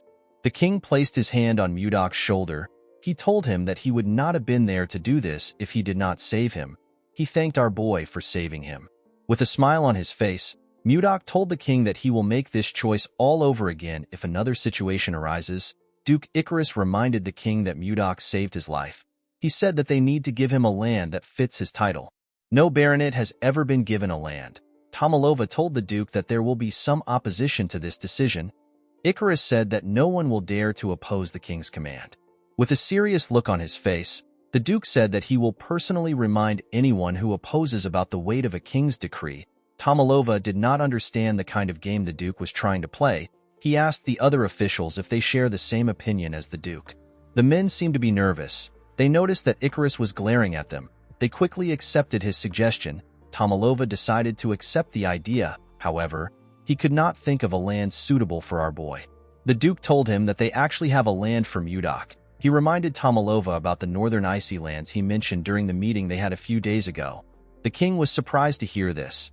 Icarus said that they actually need to send a lord there. He told Tomalova that everything has aligned perfectly. He said that Mudok's name and the northern lands are actually related. He said that a snowstorm in the northern lands is a very good omen. Tomalova realized that this was the duke's plan from the start. He wanted to make Mudok pay for hurting his son and his self-esteem. He already knew that something was strange from the moment that Icarus suggested that they give our boy a title. Ishilda could not believe that they wanted to send Mudok to the northern lands. Our boy wondered if they will really send him there and make him lord. He could tell that the duke wanted to drag him out of the capital because of his son. Our boy was actually happy. He did not see any reason for him to refuse because they were offering him lands. He decided to seize this opportunity to achieve merit and enhance his reputation. This will allow him to close the gap in status between himself and the princess. In the next scene, we see Edmund panicking after hearing that Mudok is going to the northern lands.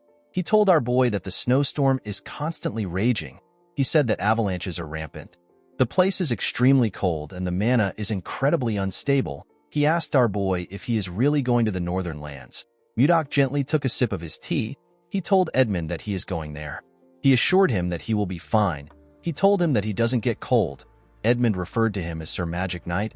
He quickly corrected himself by calling him a baronet. He asked Mudok if he is some kind of yeti. Our boy asked him about what a yeti is. According to Edmund, a yeti is a creature of a legendary tribe that is said to only live in the northern lands. Its tales have been passed down since ancient times. Their form is similar to that of a human. They are nearly 3 meters tall, and the strength of their body is nothing to joke about. They don't feel cold, and they are known to be very violent. Mudok told the man that he finds his story interesting. Edmund said that it might be a legend since no one has ever seen a yeti. He revealed to our boy that people say that the people of the northern lands are warriors capable of defeating 100 men. Because of this, they hate being ruled over and refuse to acknowledge leaders. Mudok laughed when he heard this. He stood up and said that things will be interesting. Edmund did not expect this answer. Our boy explained to him that his fame will rise if he gains recognition from the northern people. Edmund believed that this was a very difficult task. When our boy opened the door, he saw something surprising. He saw his students outside waiting for him. Their eyes were filled with tears. In the next scene, we see Mudok talking to Savina and Leo. Our boy denied their request. He told them that the northern lands is a dangerous place to people like them who have barely started learning martial arts. Savina explained to their master that they still have so much things to learn. She asked him to tell her who will teach them once he leaves. Leo agreed with the girl. Savina bowed her head and begged him to allow them to follow him. Leo was surprised to see this. He quickly copied the girl. Before Mudok could scold them, he saw someone behind him. He saw the princess. Ishilda greeted him. Our boy wondered about why she came. He told her that she doesn't look well. He asked her if something is wrong. Ishilda told him that they can talk once he sends the children away. Mudok quickly turned around and asked his students to leave. Savina and Leo realized that this was their opportunity. Savina asked her master if he will grant their request. Mudok was startled when he heard this. Leo told him that they will leave once he gives them an answer. Mudok decided to accept his pesky student's request. The children were very happy to hear that they were going to follow him. They began to cheer. Savina bowed her head and thanked her master. Our boy asked her to go. Ishilda told Mudok that his disciples are very lively. Our boy said that it is their rebellious spirits that is lively. The princess laughed when she heard this. Our boy was happy to see this. He asked her if she is feeling better now. With a sad look on her face, Ishilda apologized to Mudok. She said that she never expected her father to grant him a title that would send him to the northern lands. Our boy was actually happy to hear the apology. He thought that Ishilda just resembled Wayan. However, they both shared the same kindness. He remembered that Wayan actually apologized to him in the past because of her father's behavior. She also said that it was her fault. Mudok decided to tease Ishilda. He said that he wouldn't have had to go to the northern lands if he did not receive a title. Ishilda was surprised to hear this. With a sad look on her face, the girl said that it is her fault. Mudok found it adorable that she was taking responsibility. He told her that an apology will not change the fact that he still has to go to the northern lands. Ishilda started feeling bad. She asked him if there is anything that she can do to ease his mind. Our boy said that it will be good if he receives a lucky charm or a talisman. The princess asked him about what a lucky charm is. Mudok moved close to her and grabbed her. He told her that a lucky charm is a kiss filled with genuine concern for the other person. Ishilda screamed when she saw our boy close to her. Mudok realized that he teased her too much. He turned around and told her that he needs to prepare for his departure. He asked her to forget what he said. Ishilda was annoyed to see that he was going to leave after saying what he wanted. She believed that he was being rude. When she laid eyes on Mudok's back, she saw him in different clothes. They were the clothes he wore in his former world. The princess felt something wonderful in her heart. She asked Mudok to wait. Our boy turned around and asked her if something is wrong. Ishilda walked up to him and took a closer look at him. She wondered if she was imagining things. Something about Mudok's actions felt familiar to her. She told our boy that she will do it. He was shocked to hear this. He wasn't very serious when he said this. He never expected her to respond this way. He assured her that he is fine. He said that he doesn't want to force anyone into doing things that they don't want to do. Before he could say more, the princess pulled his clothes and dragged him close to her. She gave him a kiss on the lips. Our boy was shocked to feel her lips. The moment she moved back, she used her hood to cover her head. She was quite flustered. She quickly ran away. Mudok just stood there like an idiot. He could not believe that he just kissed the princess. He put himself together and said that he needs to succeed and return. The scene shifts and we are taken to the very cold northern lands. The men in a bar talk about how they have gotten a new lord. They heard that our boy saved the king's life. They heard a rumor saying that Mudok defeated 100 men to save the king. A bald man said that Mudok is actually a sixth circle mage with a swordsmanship that is so strong that even a sword master cannot handle him. The man he was talking to told him that it is not true. He did not see why the king would send someone so powerful there. A man with a huge jacket said that Mudok obviously fell out of favor with Duke Icarus. He slammed his beer on the table. He said that all they heard are simply rumors. The huge man had a bandage wrapped around one of his eyes. He said that our boy will probably run away like the others once they scare him a little bit. In the next scene, we are taken to the mountains in the northern lands. We see a young man and a young lady breathing heavily. They were holding their weapons. The man wondered about where the wyvern was. The moment he said this, a huge shadow covered the girl. It was the wyvern. The huge monster attacked the girl. She managed to block the attack with her axe. The man called out to the girl known as Luia. He quickly ran to her. He asked her if she is all right. The two of them were simply trying to grab some of the wyvern's eggs. They did not know that the monster would chase after them. While she was breathing heavily, she saw something shocking. She saw the wyvern behind Jake. She asked him to look behind him. When the boy turned around, he saw the monster's mouth open. It was about to tear him apart. Jake could tell that it was over for him before the monster could eat him. Someone arrived there. The person turns out to be Mudok. Our boy used his sword to send an attack to the wyvern. The attack cut off its head. Luia and Jake were shocked to see the wyvern's head in front of them.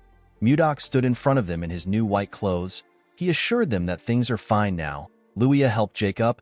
She thanked Mudok for his help. Our boy asked her to not worry about it. He said that he was just performing his responsibility as a lord. Luia did not know what he was talking about. Mudok turned around and told her that he will see her next time. Luia wanted to stop him, but our boy quickly left the area. Luia was shocked to see how fast he was. She did not even catch his movements. Jake noticed something shocking. He told Luia that the wyvern eggs are gone. In the next scene, we are taken to a castle. We see Mudok smiling as he sat on his throne. He did not expect the place to be empty. He asked the man in front of him if the people don't know that today is his inauguration. The man apologized to him. He said that he will send messengers to the village again. Mudok asked him not to do it. He said that it will not change anything. Our boy did not expect them to behave like this today. He now understood why the lords kept getting driven out. He smiled at the situation. He decided to use his own way to take care of things. A few days later, we see the huge man step into the bar. He was shocked to see what was in front of him. All of the men were covered with bruises. He asked them about what happened. He asked them if Mudok did this to them. An older man with a lot of beard said that it was actually our boy. He said that he has to acknowledge Mudok's skills even if he doesn't like him. The bald man said that our boy is quite fast. He said that he couldn't move the moment Mudok touched him. He revealed to the huge man that the pain from our boy's hand technique is indescribable. While they were talking, someone barged in. He said that the scoundrel has arrived. He told them that the scoundrel is in the village square right now. The huge man did not expect Mudok to come there. He said that he will take a look at our boy. The men were happy to see that the greatest warrior of Carolyn was going to step up. They asked the man known as Max to defeat Mudok. At the village square, our boy looked around. There were a lot more people there than he expected. While he was looking around, someone called out to him. The person turns out to be Luia. Our boy was surprised to see her. Before she could move close to him, someone tapped her on her shoulders. When Luia turned around, she saw her father. Her father turned out to be Max. The man asked her about why she is there. Luia told him that she came to look at what was happening because a lot of people were gathered there. Max explained to her that the new lord is there. Luia was surprised to hear about a new lord. She realized that this was why Mudok said that it is his responsibility as a lord. She reminded her father about how she told him that someone saved her when she went to steal the ice wyvern's eggs. Max quickly realized that their new lord saved his daughter's life. This made things complicated for him. He could not fight his daughter's savior. Of course, the real reason he was scared was because Mudok killed the ice wyvern with a single blow. It is a wyvern that is stronger than the regular kind. Even someone as powerful as him could not do something like that. Max realized that he needed to acknowledge our boy. Unfortunately, he couldn't still back down. He stretched out his hand to Mudok and introduced himself as the greatest warrior of Carolyn. Mudok did not shake his hand. He introduced himself as Blizzard. He said that he is the newly appointed baronet of Carolyn. Max told him that he heard that he goes around the village mercilessly beating people up. Mudok said that he was simply teaching those who were trying to rebel a lesson. With a cold gaze in his eyes, he asked Max if he is going to behave like those people. Max told him that he actually has an offer for him. Our boy asked him to tell him his offer. According to Max, Carolyn is an extremely cold place. This is why people have been drinking alcohol to endure the harsh weather since ancient times. The man asked Mudok to have a drinking match with him. Our boy accepted the match. Max asked him to think things through. He revealed to him that the alcohol is so strong that it can burn one's body. Mudok told him that he doesn't care. He told Max that he must recognize him as the Lord and follow him unconditionally if he wins. The other warriors believed that Mudok was insane to make a drinking bet with Max. They referred to the alcohol as Finna and said it is impossible to win Max when it comes to Finna. With a serious look on his face, Max asked our boy to keep his promise. The scene shifts and we are taken to the bar. We see Mudok and Max sitting together. A large amount of alcohol were poured into huge mugs and placed on the table. Max asked our boy if he is sure about this. He told him that it is not too late to back out. With a smile on his face, Mudok said that he cannot go against his words as a lord. He said that they can start now. Max smiled when he heard this. He asked our boy to not regret what he said. In the next scene, we see Max struggling to keep his eyes open. He was feeling dizzy. His daughter and one of his friends had to tap him to keep him awake. His friend asked him if he is okay. He told him that he passed out for a moment. Max couldn't believe what he was hearing. He couldn't believe that the best drinker in Carolyn passed out. Luia was worried about her father. She asked him to give up. Max brushed it off. He told her that he is not yet drunk. He did not want to accept the fact that he was losing. He grabbed a mug and told Mudok that they should have one more drink. Mudok poured him some drink. He advised the man to not overdo things. Max was shocked to see that our boy was drinking like there is no tomorrow. When he tried to pour Mudok a drink, he poured it around the mug. Our boy asked him to focus on pouring the drink into the mug. Max placed his hand on his head. He wondered about how Mudok was still fine. Our boy asked him if he is going to give up now. Max put himself together and told him that he is good. He said that they can continue. The moment he said this, he drank another cup of liquor. Luia and Jake were quite worried when they saw this. Mudok simply drank his liquor in a calm manner. Luia and Jake were shocked to see that he wasn't drunk at all. Our boy dropped the mug on the table. He wondered if he was able to drink well because it had been a while since he had a drink. The moment he thought of this, he heard a loud sound. He quickly looked down. He smiled when he saw what was on the ground. He saw Max on the ground. The man had collapsed from drinking too much. Mudok said that he won. Everyone was shocked to see that Max actually lost. Our boy stood up. He said that everyone must gather at his castle in exactly 5 days. With a serious look on his face, he told them that he wants to see if they are the kind of people who keep their promises. 5 days later, we are taken to Mudok's castle. We see our boy on his throne. He was surprised to see the people in front of him. The people from the tavern were all gathered there. He told them that he did not expect them to come. He did not expect them to actually keep their promise. Max told him that they definitely keep their promises. Before he could go on, Mudok cut him off. Since they all knew who he was, our boy decided to go straight to the point. He told them that he will give them 10 days to prepare to move. Everyone was confused by Mudok's words. Our boy asked them to give him an answer. Luia asked him if they will all come and live in the castle with him. Mudok asked her if she really thinks that all of them will be able to live in the castle. Luia reminded him that he told them to pack their belongings. Mudok told her that he never said that they would live at the castle. With a smile on his face, our boy revealed to them that they are going to migrate to the north. Everyone was shocked to hear this. Mudok revealed to them that he has been wandering around for the past 5 days. He told them that he found a place in the north that could easily support 10,000 people. He said that they will no longer live scattered. He told them that they can live as one. The people were skeptical about Mudok's idea. Max revealed to our boy that the place he is talking about is currently inhabited by groups of ice ogres. Mudok asked him about what ice ogres are. Max told him that they are similar to normal ogres. Our boy asked the man if he is referring to the bald monsters who walk on 2 legs. Max asked him if he has met them. Mudok smiled when he heard this. He revealed to Max that he has eliminated all the ice ogres. Everyone was shocked to hear this. Mudok sat back down. He could not believe that they were worried about the ice ogres. He asked them to get ready to migrate. He assured them that he found a great place. After passing on his message, he asked them to leave. The next day, we see Mudok stretching his body. While he was stretching, someone greeted him. When he turned around, he saw Luia and Jake. Luia explained to him that she was frustrated that she wasn't able to greet him properly. She told Mudok her name. Jake also introduced himself. Our boy told them that he understands why they came to see him.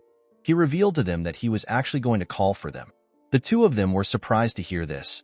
Mudok assured them that it is not a big deal. He asked them to not be too nervous. With a smile on his face, he asked them to follow him. Our boy took the two of them to another part of the castle. When they arrived there, Luia and Jake saw something shocking. They saw the hatchlings of the ice wyvern. Luia was annoyed to see that it was Mudok who snatched the eggs. She asked him if he knows how hard they worked to get them. She asked him about why he did such a thing. With a smile on his face, Mudok asked them to tell him the person who saved them that day. Luia and Jake did not know what to say. When Jake tried to scold Mudok, he cut him off. He asked them to take the ice wyverns away. Luia was shocked to hear this. She asked him if he is certain. Mudok explained to her that he thought about raising them, but they eat too much and are very loud and noisy. He said that he can't think straight with them around. The wyverns were just too much for our boy. Luia told him that there is no point in taking the wyverns now. This is because wyverns perceive the first person they see after hatching as their mother. Mudok was annoyed to hear this. He could not believe that he had to continue taking care of this troublesome monsters. Jake asked him to stop spouting nonsense. He told him that ice wyverns are precious. Luia explained to him that ice wyverns are larger and stronger than most monsters. She told him that he has the opportunity to raise very powerful creatures. Jake said that he would have properly trained the wyverns and comfortably flew to Texten. Mudok asked him about where Texten is. According to Jake, Texten is located 1,000 kilometers west of Carolon. It is the second capital of the Gaia Kingdom. It is a place that doesn't lack anything. Mudok asked Jake if they can fly to such a distant place on the wyverns. Jake said that they should be able to reach there and be back in an hour. Our boy was shocked to hear this. He asked Luia to tell him how he can tame the wyverns. She asked him if he has changed his mind. Mudok said that he has. With a smile on his face, he said that he has come up with a brilliant idea. A few days later, the residents of Carolyn began a large migration under Mudok's instructions. While they were walking, Savina ran up to her master. She called out to him. Mudok turned around. The girl informed him that people are having a hard time.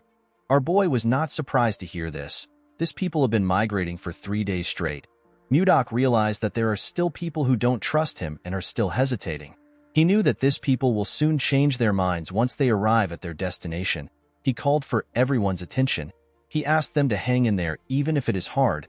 He assured them that they are almost there. The man with a lot of beards told Mudok that they don't even know where they are going. The bald man said that they are not completely certain that there are no ice ogres there. Mudok pushed his sword into the snow. He reminded them that he already defeated the ice ogres. He asked them to tell him how they can call themselves brave warriors of Carolyn when they are so scared. The moment he said this, he turned around. Savina called out to her master. Mudok told her that this is enough for them to understand. With a smile on his face, he told his student that she will understand everything once she sees the place by herself. In the next scene, we see Mudok and his students arrive at a huge cave with a large entrance. The cave was quite spacious and deep. Leo could tell that this was the place his master was talking about.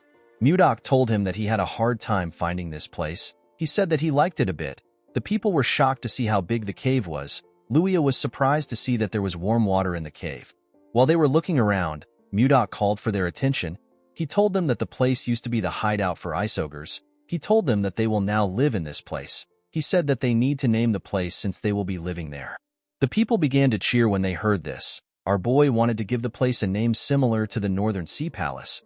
While he was thinking, he got an idea. He announced that this place will now be known as the White Castle. The people seemed to like the name. Mudok looked into the cave.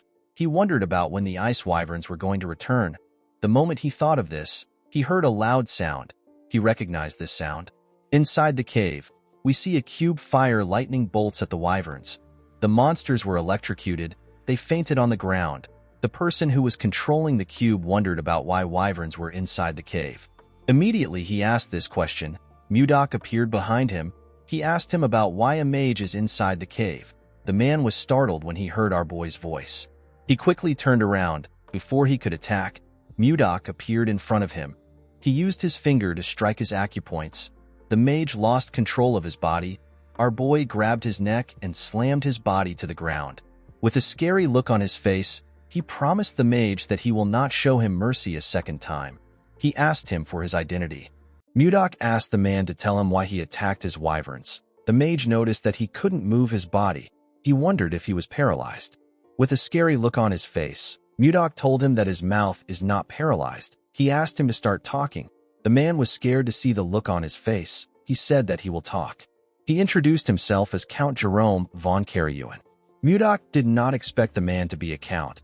He revealed to him that he is a baronet. The moment he heard this, Jerome realized that our boy is the man known as Blizzard, the person who saved the king's life and received a title and a land. Mudok did not expect him to know him. Our boy realized that something was off. He asked Jerome if he is the former lord who was appointed here and got kicked out by the people. The count told him that he has his circumstances. Mudok told him that it is none of his business. He moved Jerome closer and told him that he has been talking to him freely for a while. The mage told him that he is now aware of his identity, and he knows that they are on the same side. Mudok did not respond to him. Jerome asked him if he said something wrong. Our boy grabbed his head and told him that he is wrong. The man screamed out in pain. Mudok told him that he does not care about equality. He reminded him that he failed to fulfill his responsibility. He told him that he should have turned down the title. Mudok told him that equality doesn't matter to him. The count begged our boy to spare him. Mudok told him that he will give him special treatment for once. He advised him not to think about fighting him again. The moment he said this, Mudok released the pressure on his acupoints. He told Jerome that he can now move his body. The man quickly went on his knees. He was breathing heavily. With a terrifying look on his face, Mudok told him that he will seriously kill him if he says anything stupid. Jerome assured him that he won't do anything like that. Our boy pointed at his wyverns and asked Jerome to heal them. He told him that he can come out after healing them. Jerome was surprised to hear that he had to heal them. Mudok told him that he is excellent in judging people. He told Jerome that he has a lot of guts to use magic in front of the Lord. He asked him to do his best. The moment he said this, he turned around. Jerome tried to stop him, but our boy simply left him there. The Count fell to the ground. He realized that something was seriously wrong. In the next scene, we see Mudok and Jerome in a tent. Our boy told the man that he wants him to send a letter to the king. Jerome was surprised to hear this. Mudok asked him about why he is so surprised. He asked him if it is really difficult to send a letter to the king. Jerome told him that the letter isn't the problem. He reminded Mudok that he asked him to send a letter asking for tax exemption. Our boy explained to him that he needs it because the people are doing their best to make a living and they don't have a lot to spare. Jerome revealed to Mudok that the other nobles will be against it. Our boy asked him about why they will be against it. Jerome said that it will seem unfair from the nobles' perspective. If this bill is passed, the nobles will threaten the king by telling him that they won't pay tax either because their circumstances are also as bad as Mudok's own. Jerome told our boy that the king will refuse his request no matter how much he favors him. Upon hearing this, Mudok became more certain that the nobles are the problem of the kingdom and Duke Icarus is the one controlling them. He asked Jerome to suspend the idea. The Count was relieved to hear this. Mudok moved close to him and shared another idea with him. Jerome was surprised to hear his idea. He asked Mudok if this is possible. Our boy told him that it is not impossible. Jerome said that it might work because it is the same case. Mudok told him that they need to get ready without delay. In the next scene, we see the citizens gather in another part of the cave. Jake asked someone if he knows why their lord suddenly gathered them. Before the person could reply, Mudok asked if everyone is already gathered there. Everyone quickly turned to him. Luia told him that she came armed as instructed. She asked Mudok about why they are gathered there. Our boy said that he will explain now. He ordered everyone to hunt down ice wyverns. He told them that their goal is to get the eggs of the ice wyverns. The warriors were surprised to hear this. They knew that it wasn't easy to get the egg of an ice wyvern. Mudok explained to them that they will create groups filled with 30 people for the sake of their safety. He asked them to focus on getting at least one egg in each group. Jerome gave the warriors papers to show them which team they belonged to. Mudok announced that the team that brings back the largest amount of wyvern eggs will receive 100 gold. The warriors were shocked to hear this. An elf said that he has never imagined getting this amount of money in his life. Jake asked Mudok if he will really give them this kind of reward for the eggs. Max asked Mudok if he will really pay them 100 gold for the eggs. Our boy told him that he never makes a promise that he can't keep. He asked the warriors of Carolyn if they are up to the task. The warriors began to cheer. They asked Mudok to leave it to them. While they were cheering, Mudok ordered Jerome to follow each team for 10 days and keep an eye out for useful people. He said that he will use this people for different tasks later. Jerome asked Mudok if he is thinking of creating a knight's order. Our boy turned to him when he heard this. The man wondered if he said something wrong. Mudok realized that Jerome is a very useful person. Even though he gave him a job when he just joined them, the man has been performing his tasks well. He was also able to see through our boy's intentions from the few things he said. Mudok told Jerome that he is right. He said that he heard that there should be one knight order for the Lord. Jerome told him that he is right. He told him that he needs it a lot because the Lion Knights of the Icarus Duchy are especially powerful. They are so strong that they wouldn't lose even if they fought against the Royal Knights. Mudok smiled when he heard this. He asked Jerome not to worry. He told him that they will soon be the best. Our boy decided to create a unit that is much bigger and stronger than the Snow Ice unit because he didn't want to lose Wayan twice. With a smile on his face, Mudok ordered the warriors to begin the hunt. In the next scene, we see a group chasing a wyvern. Mudok ordered them to attack now. Immediately, he gave the order. Luia, Jake, and the elf jumped down from a cliff. Luia fired her arrows at the monster. Jake used his axe to cut off its tail. Max covered his hand with his energy and used it to hit the monster's head. He asked the second unit to throw the net. The warriors quickly threw the iron net at the monster. The net covered the monster's head and dragged it to the ground. Mudok told Jerome that it is going pretty well. The man said that they have been hunting for days. He said that their hands and feet are already in a perfect sync. Jerome found our boy's idea to be bold. He never thought about stealing the eggs of the ice wyvern and taming it while it is still a baby. If everything goes well, they will be able to transport and sell hunting loots like leather and bones to distant cities with the help of the ice wyverns. Mudok asked his warriors to cheer up. He reminded them that they will be able to get a great reward if they bring back a lot of eggs. The warriors became motivated when they heard this. They decided to continue hunting. Jerome found it amazing that our boy united the uncontrollable Carolyn warriors into one. He could not believe that they were hunting monsters together. While they were watching the warriors, they saw one of them behead a wyvern at a crazy speed. The monster didn't stand a chance. The man's teammates commended him for this. They referred to him as Gale. Our boy was also impressed by his skill. He asked Jerome about who the man is. Jerome opened his book to see his name. He told Mudok that the man is known as Stuart Gale. Mudok believed that the man is famous since he has a nickname. Jerome told him that he is correct. He said that Gale is the hero of the commoners. He raids evil noble houses and gives the raid loot to the poor. Mudok asked Jerome to tell him why a guy like this is here. Jerome revealed to him that Gale was once caught in a trap. He was imprisoned, but he escaped from the prison and wandered all the way here. Mudok could tell that the man was a decent person from the way he interacted with the locals. He asked Jerome to report back to him if he finds anyone else who escaped from prison besides Gale. He told him that they might find another useful person. The man could not believe that his work had increased again. In the next scene, we see Mudok addressing the warriors in the cave. He commended them on their efforts in hunting the ice wyverns. He said that they have collected enough wyvern eggs. He assured them that he will give them the rewards he promised. The warriors began to cheer when they heard this. Max raised his hand to ask Mudok a question. Our boy asked him if something is wrong. The man said that he will like to know why he ordered them to get the wyvern eggs. Mudok realized that everyone was probably wondering why he asked them to gather wyvern eggs. He reminded them that ice wyverns recognize the first thing they see when they hatch as their mother. He said that he wants to tame the monsters using this method.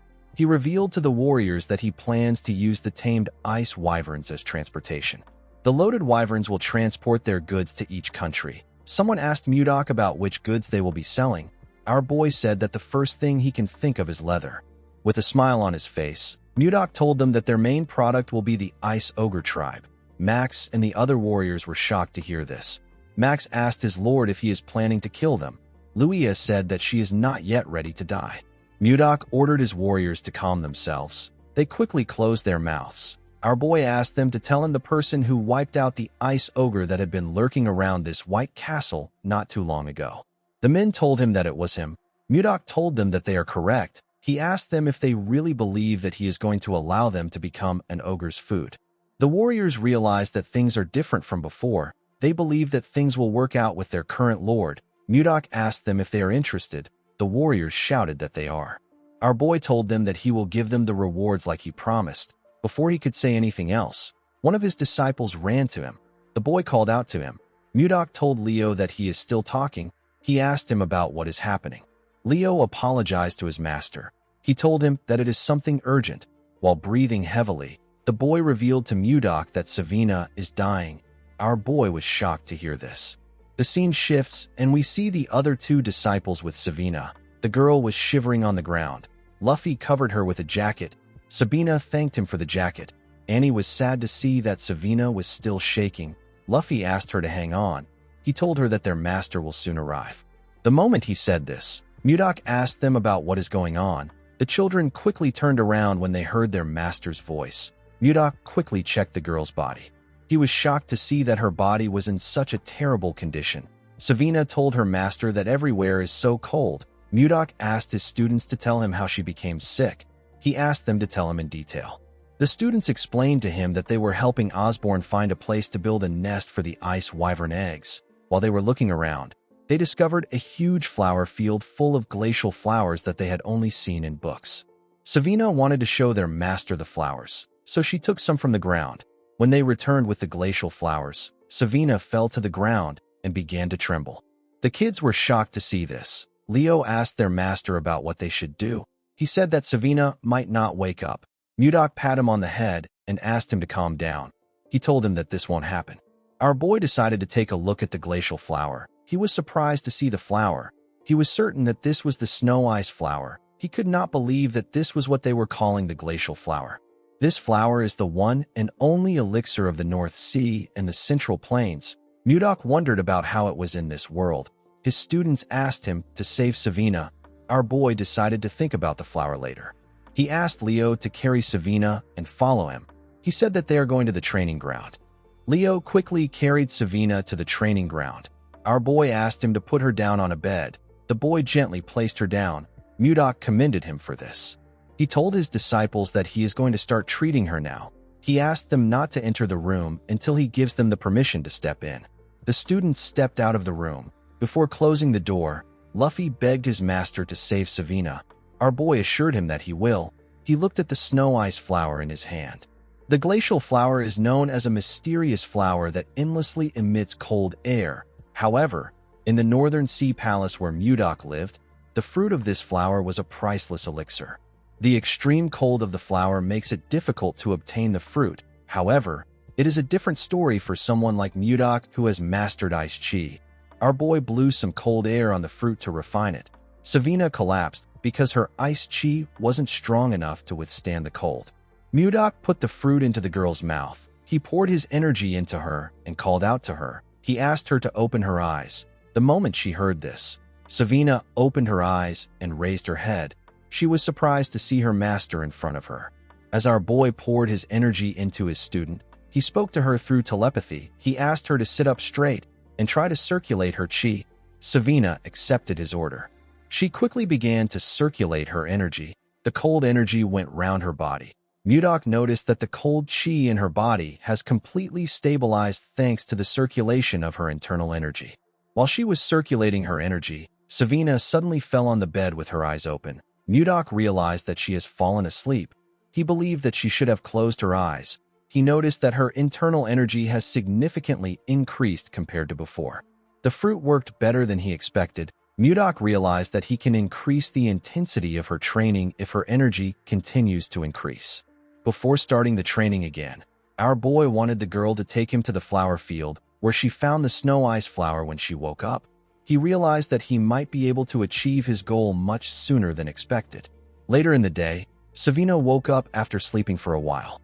After harvesting the ice wyvern's eggs, the White Castle underwent a major reorganization. Mudok checked the list Jerome gave him and organized his own elite knight order known as the Blizzard Knight Order. He promised to raise the warriors as powerful men that belonged to the Blizzard Knight Order.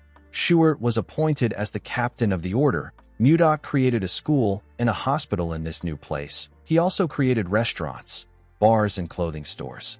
Everything was going according to our boy's plan. The training facility was adjusted according to people's abilities. In the next scene, we see Mudok and Jerome talking. Our boy told the mage that he has to align people with the organization if he wants to improve it. The mage told him that he is right. Osborne was placed in the White Castle security forces and Jerome was appointed as our boy's assistant. Jerome reminded Mudok that he still has to teach people magic. Our boy asked him if he doesn't want the position. The man said that he doesn't. Mudok called him a bastard and asked him to repeat his answer. He threw some paper at him. Jerome could not say anything. He felt like he should be given 1,000,000 gold for his work. Mudok said that he wants to create a patrol unit. The patrol unit is in charge of guarding the exterior of the White Castle. It is also responsible for scouting Carolyn and bringing in scattered residents. Mudok said that he will be the captain of this unit. He decided to create another armed group called the Wyvern Knights. Jake begged Mudok to allow him join this group. Our boy did not know if he was making the right decision. For now, there weren't any wyverns big enough to carry adults, so the group was put on hold. Once the number of Wyvern Knights is finalized, the remaining eggs will be used by the Carolyn merchants. Mudok told Luia that it is a secret that he is the chief of the merchants. He told the girl that she will act as his proxy. Luia accepted his offer. A few days later, we see Jerome running somewhere. He was carrying a briefcase. He remembered that Mudok told him that he will reduce his workload. He wondered about how troublesome things will be today. While thinking, he stepped into a room. He apologized for being late. Max asked him not to worry. He said that the meeting just started. When Jerome looked around, he noticed something odd. Savina was also in the room. He remembered that the girl was unwell recently. He wondered why she was there. Mudok asked him to sit down. He asked Osborne to continue his report. Osborne said that the security unit hasn't been around for a long time, and yet they have already locked up 20 people in prison. The problem is that more than half of these people are fugitives who came from outside. Max stood up and told his lord that these people are criminals. He asked Mudok to keep them locked up so that they don't cause any trouble. Mudok asked him if they should start by locking him up. He reminded the man that he is the main culprit of the rebellion that drove out the former leaders like Jerome. Max said that this is different. He said that it was self-defense to protect Caroline from the central nobles. Mudok asked him if he considers his actions as a noble struggle and Schuert's actions as petty theft. Max realized that he was being irrational. He apologized to Schuert for his actions. The man asked Max to not forget what causes the suffering of the commoners. He told him that they will discuss this later since they are in a meeting. Mudok did not expect Max to be so narrow-minded. He asked the others if they have another opinion to share. Savina asked him if she can share her opinion. Our boy asked her to go ahead. Savina told Mudok that the villagers must have a terrible view of fugitives for Max to react like this. Our boy agreed with her. The girl reminded him that they have to start ogre hunting tomorrow. Mudok asked her about what this has to do with anything. Savina suggested that they put the prisoners at the forefront of the hunt. Everyone was shocked to hear this. Mudok actually liked the idea. He asked Savina to keep talking. In the next scene, we see an ogre screaming in the forest. A man with some bandages on his face informed Schuert that they could have lost the ogre. This man is Lenin. He is a grade 1 escapee. There was a huge man holding an axe behind Schuert. This man is Gregor. He is also a grade 1 escapee. Schuert ordered the men to attack the ogre once they get far enough. He asked them to erase the monster's tracks and attack it. The men accepted his order. While the ogre was looking around, Lenin and Gregor charged at it from behind. They landed their attacks on the monster's back. The ogre screamed out in pain. It quickly turned around. Gregor asked Lenin to watch out. He told him that a counterattack is coming. The monster swung its huge club at Lenin. The man was surprised to see its club coming towards him. He realized that it was too late for him to dodge. Before the club could hit him, Schuert charged at the monster. He ordered Lenin to get down. Lenin quickly bent his head to dodge the attack. Schuert used the opportunity to land multiple attacks on the ogre. The monster screamed out in pain. While it was screaming, Schuert and the men charged at it. They used their weapons to tear the ogre apart. The scene shifts, and we are taken back to the time that Savina suggested that they put the escapees at the forefront of the hunt. Mudok really liked her idea. Osborne asked her if she wants to send them to the front lines and get rid of them. He told her that her plan is very extreme. Savina shook her head. She explained to the man that it will be much more humane than locking them up in prison. She reminded him that her master is going to join them. She told Osborne that her master is not someone who discards manpower so easily. With a smile on her face, Savina told the men that people's perceptions of the escapees will start to change once they fight with them. The scene shifts, and we are taken back to the present. We see the rest of the group arrive to the hunt. They were all looking at the ogre that Schuert caught with the men. Schuert asked Lenin if he is okay. The man said that he can still manage even though it was close. With a smile on his face, a man told the captain that Lenin is bluffing again. Lenin told the man that he barely dodged the attack. He told him that it was like the time he threw his pickaxe at the prison staff and got slammed. The man asked him to stop joking around. Gregor placed his hand on his friend's shoulder and told him that they got a hefty reward. He told him that they need to celebrate with a round of drinks. Lenin told his friend that they need to take this chance to make a fresh start. He told Gregor that he won't pay no matter how he tries to sweet-talk him. Gregor laughed when he heard this. He told his friend that he got smacked too hard. Mudok smiled when he saw how they interacted with one another. He could tell that they have built up their teamwork through cooperation. He couldn't believe that his disciple thought of this idea. He realized that he made the right choice by accepting her as his disciple. While Mudok was watching the man, we see something watching him from the distance. The monster was carefully watching him as if it was cautious of him. In the next scene, we see one of the hunting groups tracking an ogre. A man asked another man with a mask to slowly fall back in the direction of the ambush. One of them heard a sound coming from the woods. He asked the masked man if he heard it too. The man raised his bow. He said that he will fire a few shots. He asked his teammates to get ready. The other men quickly took a stance. The man fired his arrows at some trees. He and his teammates waited for something to come out. Fortunately for them, nothing happened. The masked man was relieved to see this. The other man said that it must have been the sound of falling leaves rustling in the wind. The masked man told him that he must be right. He moved close to a tree to retrieve his arrows. He asked the other men to retrieve the rest of the arrows and search another area. Before he could take out his arrows, a huge monster came out from behind the tree. The men were terrified to see the monster. The scene shifts, and we see Mudok outside with Jerome. He informed Osborne that the residents are no longer afraid of ice ogres. Osborne told him that they are all ready to hunt. Jerome told our boy that it is all thanks to his leadership. While looking at the corpse of an orc, Mudok ordered Jerome to make sure that no one moves ahead without orders. Jerome accepted his orders. Mudok asked him if the conditions of the other monsters is still being investigated. Jerome told him that there is still more data that needs to be organized. While they were talking, we see one of the men that encountered the monster talking to Osborne.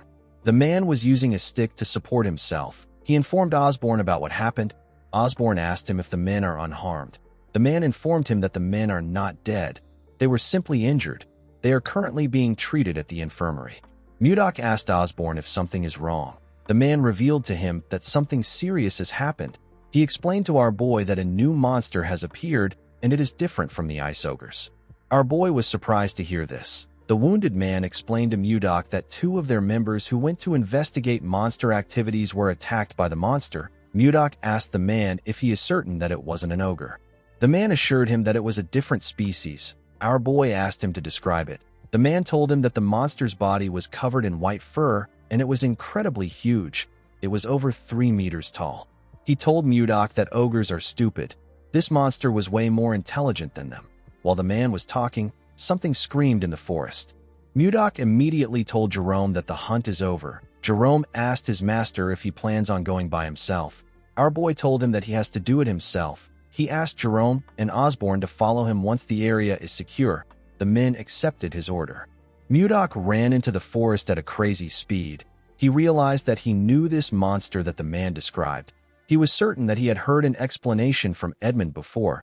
He remembered the time Edmund asked him if he was a Yeti. While Mudok was running, he activated a skill known as Mind's Eye and used it to scan the forest. He quickly found the monster he was looking for. Our boy landed on a tree. He took out his sword and charged at the monster.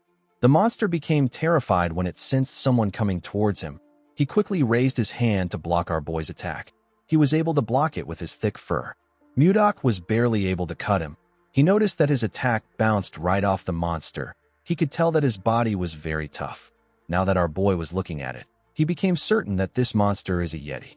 Mudok noticed that the Yeti that was roaring earlier was now frozen stiff like a scared wildcat. Due to the way the monster reacted, our boy realized that it could sense the weight of his martial power. The look in his eyes shows that he is scared. Mudok considered sparing the Yeti out of curiosity, but he couldn't keep someone who harmed his people alive. Our boy raised his sword and asked the monster to be born as a human in his next life. He jumped and charged at the Yeti. The monster was scared to see him coming towards him. He covered his hand with an unknown energy before Mudok could strike him. When Mudok's sword got close to the monster, it destroyed everything around him and cleared the area. Our boy believed that he had won the fight, but he was wrong. When he looked at the ground, he didn't see anything there. He recalled that the Yeti suddenly emitted a light and vanished along with his energy just before it was struck down. Our boy wondered about the kind of magic the Yeti used. He recalled that the light was green. He remembered that he heard something about this from Luffy when he first came to this world. Mages of the 5th circle or higher can use space travel magic called teleportation. Most mages stay at the 1st or the 2nd circle. Mudok understood that the 5th circle must be something between the transformation realm and the profound realm in the cultivation world. He could not believe that a monster covered in white fur used such an extraordinary magic. Of course, this didn't really matter to Mudok. Even if it was spatial movement, our boy could still catch up to it. He turned around and fired his energy in the direction of the monster. He tore through the forest with his ice chi. Unfortunately, the Yeti still escaped. Mudok did not expect a big monster like that to run off like a rat. He could still sense the Yeti's presence nearby. Even though it was teleporting, it couldn't get very far from our boy. Mudok could tell that the monster was about 1.5 kilometers away from him. While looking around, our boy felt something. He carefully placed his leg on a tree. He sensed a cave below. When he arrived at the entrance of the cave, he saw something shocking. He saw a huge library. He could not believe that there is a library in the middle of this snowy field. While he was looking around, he found the Yeti behind a shelf. He told the monster that he should make some efforts if he is going to hide. The Yeti begged him not to come closer. Mudok assured him that he is not going to eat him. He asked him to calm down. He asked the Yeti if he is a human. The Yeti told him that he isn't. He said that he is a great warrior of horse. He told him that his name is Condal. Our boy wondered if he had heard about a warrior of horse. Jerome appeared behind him and told his master that it is a term that means Yeti. Mudok commended Jerome on finding this location. The mage informed his master that there were signs of destruction nearby. He told him that something like that would be impossible for anyone except his master. Jerome thought that a natural disaster occurred when he saw what his master did. Jerome wondered why a legendary race like the Yeti that has been in existence since ancient times was in a library like this. Mudok said that he was about to ask Condal about it. He hit his hand on the wall and asked Condal to tell him where he came from. Condal didn't say anything. With a look of anger on his face, our boy asked him if he is trying to run away again. He released his ice chi and asked Condal to speak quickly. He told him that he is not a very patient person. Condal became scared. He revealed to Mudok that he is from Gulag. Our boy asked him if Gulag is his village. Condal nodded his head. Mudok asked him if a lot of Yetis live there. Condal told him that he is right. While they were talking, Jerome was looking at the books in the library. Something in the library caught his attention. Mudok asked Condal to tell him why he killed his people. With a scary look on his face, he asked him to choose his answer carefully. Condal told him that he didn't kill anyone. He used his hand to beat his chest and told our boy that he is a great warrior of horse. He said that people don't die after getting hit by his bat. With a serious look on his face, Mudok asked him if he is telling the truth. Condal looked into his eyes and told him that he is. While looking through the books, Jerome told his master that Condal is telling them the truth. He said that the two men only sustained injuries. There were no deaths. Mudok recalled that the man said that the men were in the infirmary. He realized that no one actually said that someone died. Condal told him that he drove the humans out because they entered the sanctuary first. He said that he would never attack first. Mudok told Jerome that the men must have trespassed into the Yeti's territory while they were hunting the ice ogres. The man told him that he is right. Our boy realized that Edmund gave him the wrong information about Yetis. He called Condal Kongdao and asked Jerome to heal his injuries. Jerome corrected his master on his pronunciation of the Yeti's name. While Jerome was healing him, Mudok called out to Condal. With a smile on his face, he asked Condal to tell him where his sanctuary is. He told him that he will firmly warn his people so that they don't trespass again. Condal was very happy to hear this. With a scary look on his face, Mudok told Condal that he has been speaking informally to him the whole time. He asked him if he doesn't know how to use honorifics. The Yeti did not know what honorifics meant. Mudok asked him to forget about it. He didn't see the point in taking it serious with someone who couldn't speak properly. Jerome informed his master that the treatment is complete. Our boy told him that they need to return now. Jerome called out to his master. Mudok asked him if something is wrong.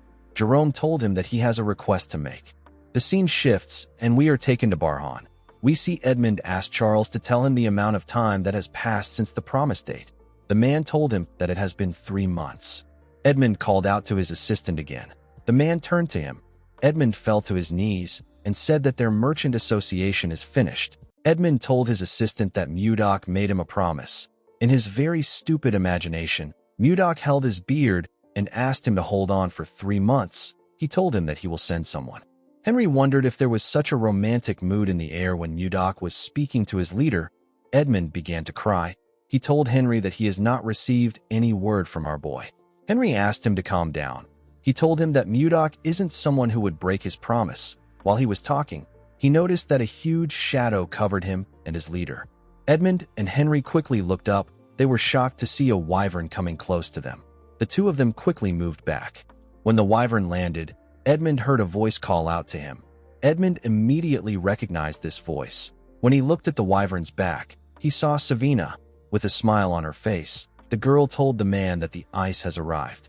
Edmund was extremely happy to see a huge bag containing ice. He said that he knew that Mudok would come through. Henry was shocked to see Savina getting off the ice wyvern. It is a monster whose strength rivals an entire night squad. He couldn't believe that they were using this powerful monster for ice delivery. He wondered about what our boy was doing in the north to be able to control an ice wyvern. While looking around, Savina remembered something. She stretched out her hand to give Edmund a letter. She told him that her master asked him to give the letter to a certain person. Edmund smiled when he heard this. He knew who Mudok was talking about. The scene shifts, and we are taken to the palace. We see Princess Ishilda drinking tea outside. She was drinking it with someone. The boy thanked her for accepting his invitation.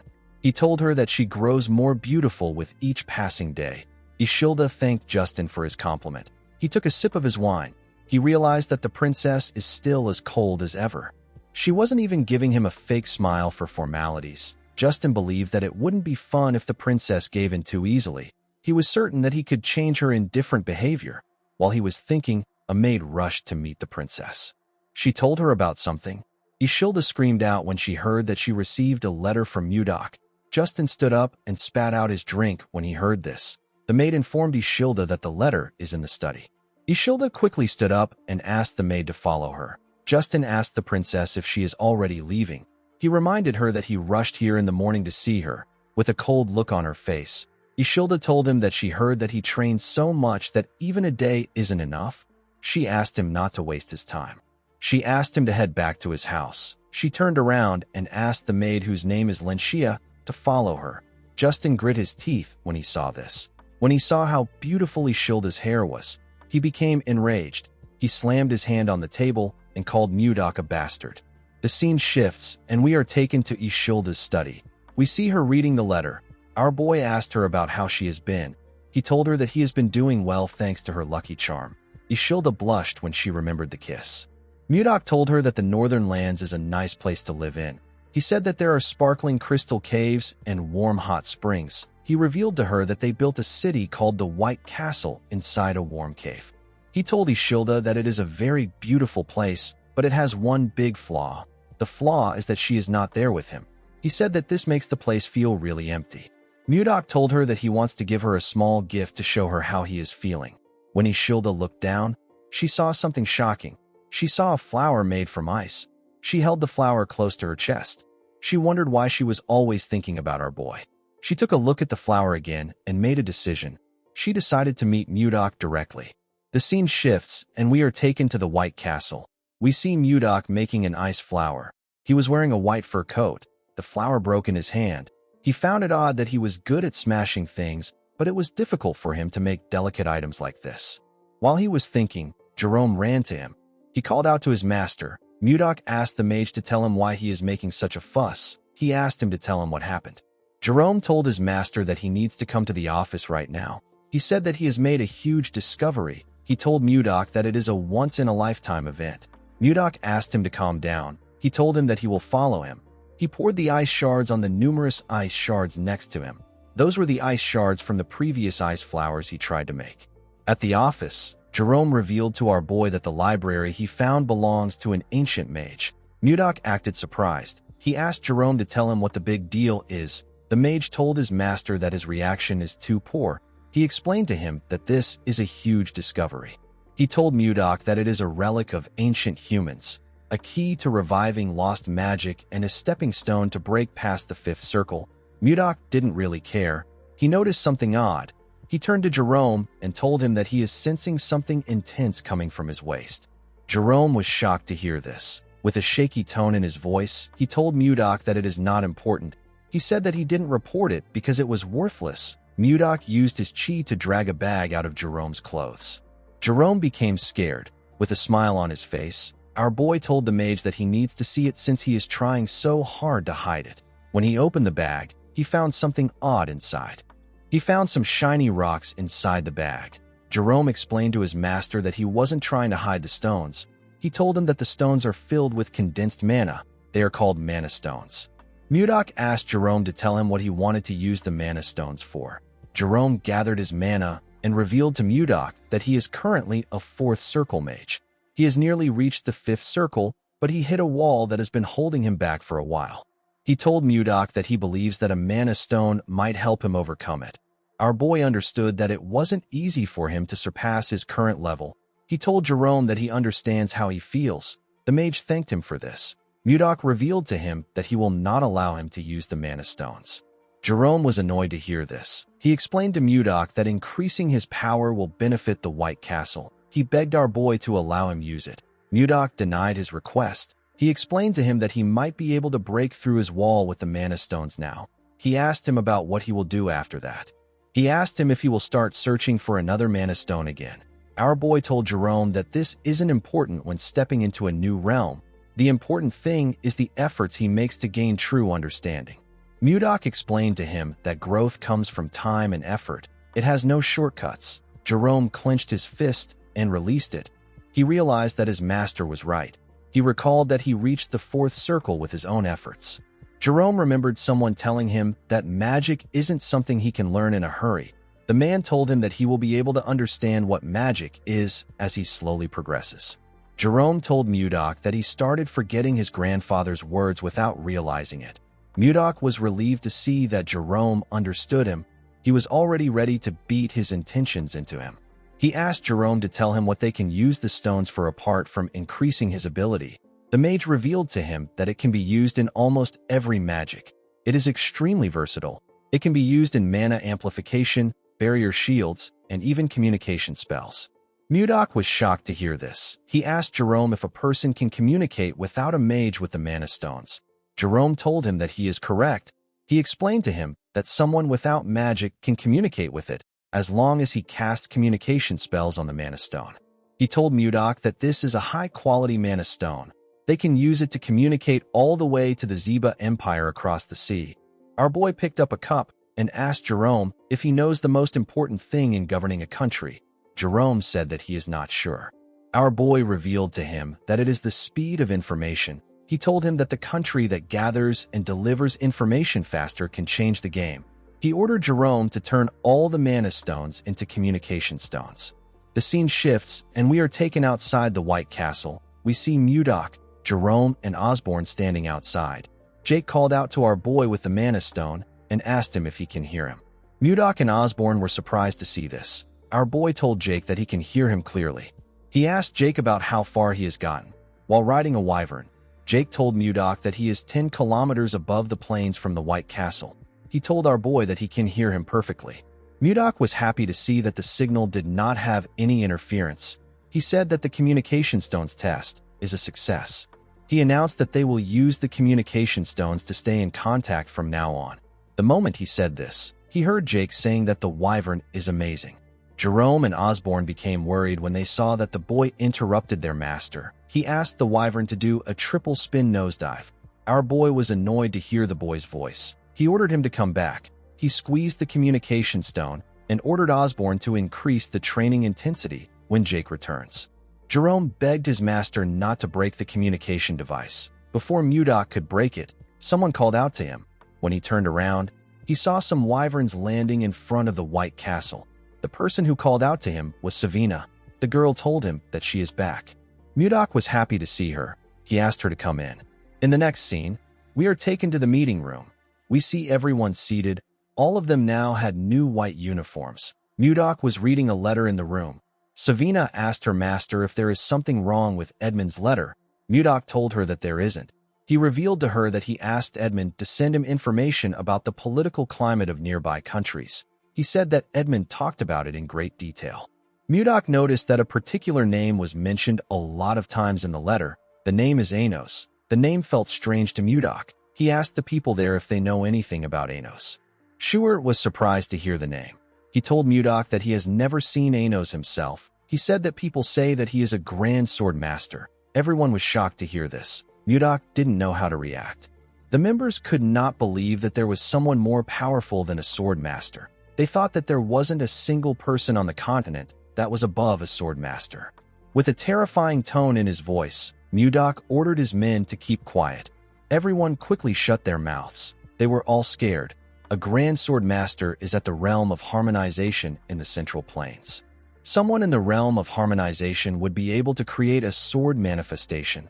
Mudok was disappointed when he found out that there were only 10 people who could use sword aura in this world. To a warrior like him, a life without worthy opponents is very dull. He could not believe that a master of the harmonization realm has shown up. Even though the person wouldn't be a match for him, our boy was still excited. He wanted to meet the strongest person in this world. Schuer told Mudok that he heard something unusual about Anos. He revealed to his master that people say that when he uses his swordsmanship, a plum blossom scent follows. Mudok was shocked to hear this. He knew about a swordsmanship that releases the scent of plum blossom. He knew that only people of the Manhwa sect are capable of using such techniques. A realization dawned upon Mudok. He realized that someone else from the Central Plains might have crossed into this world.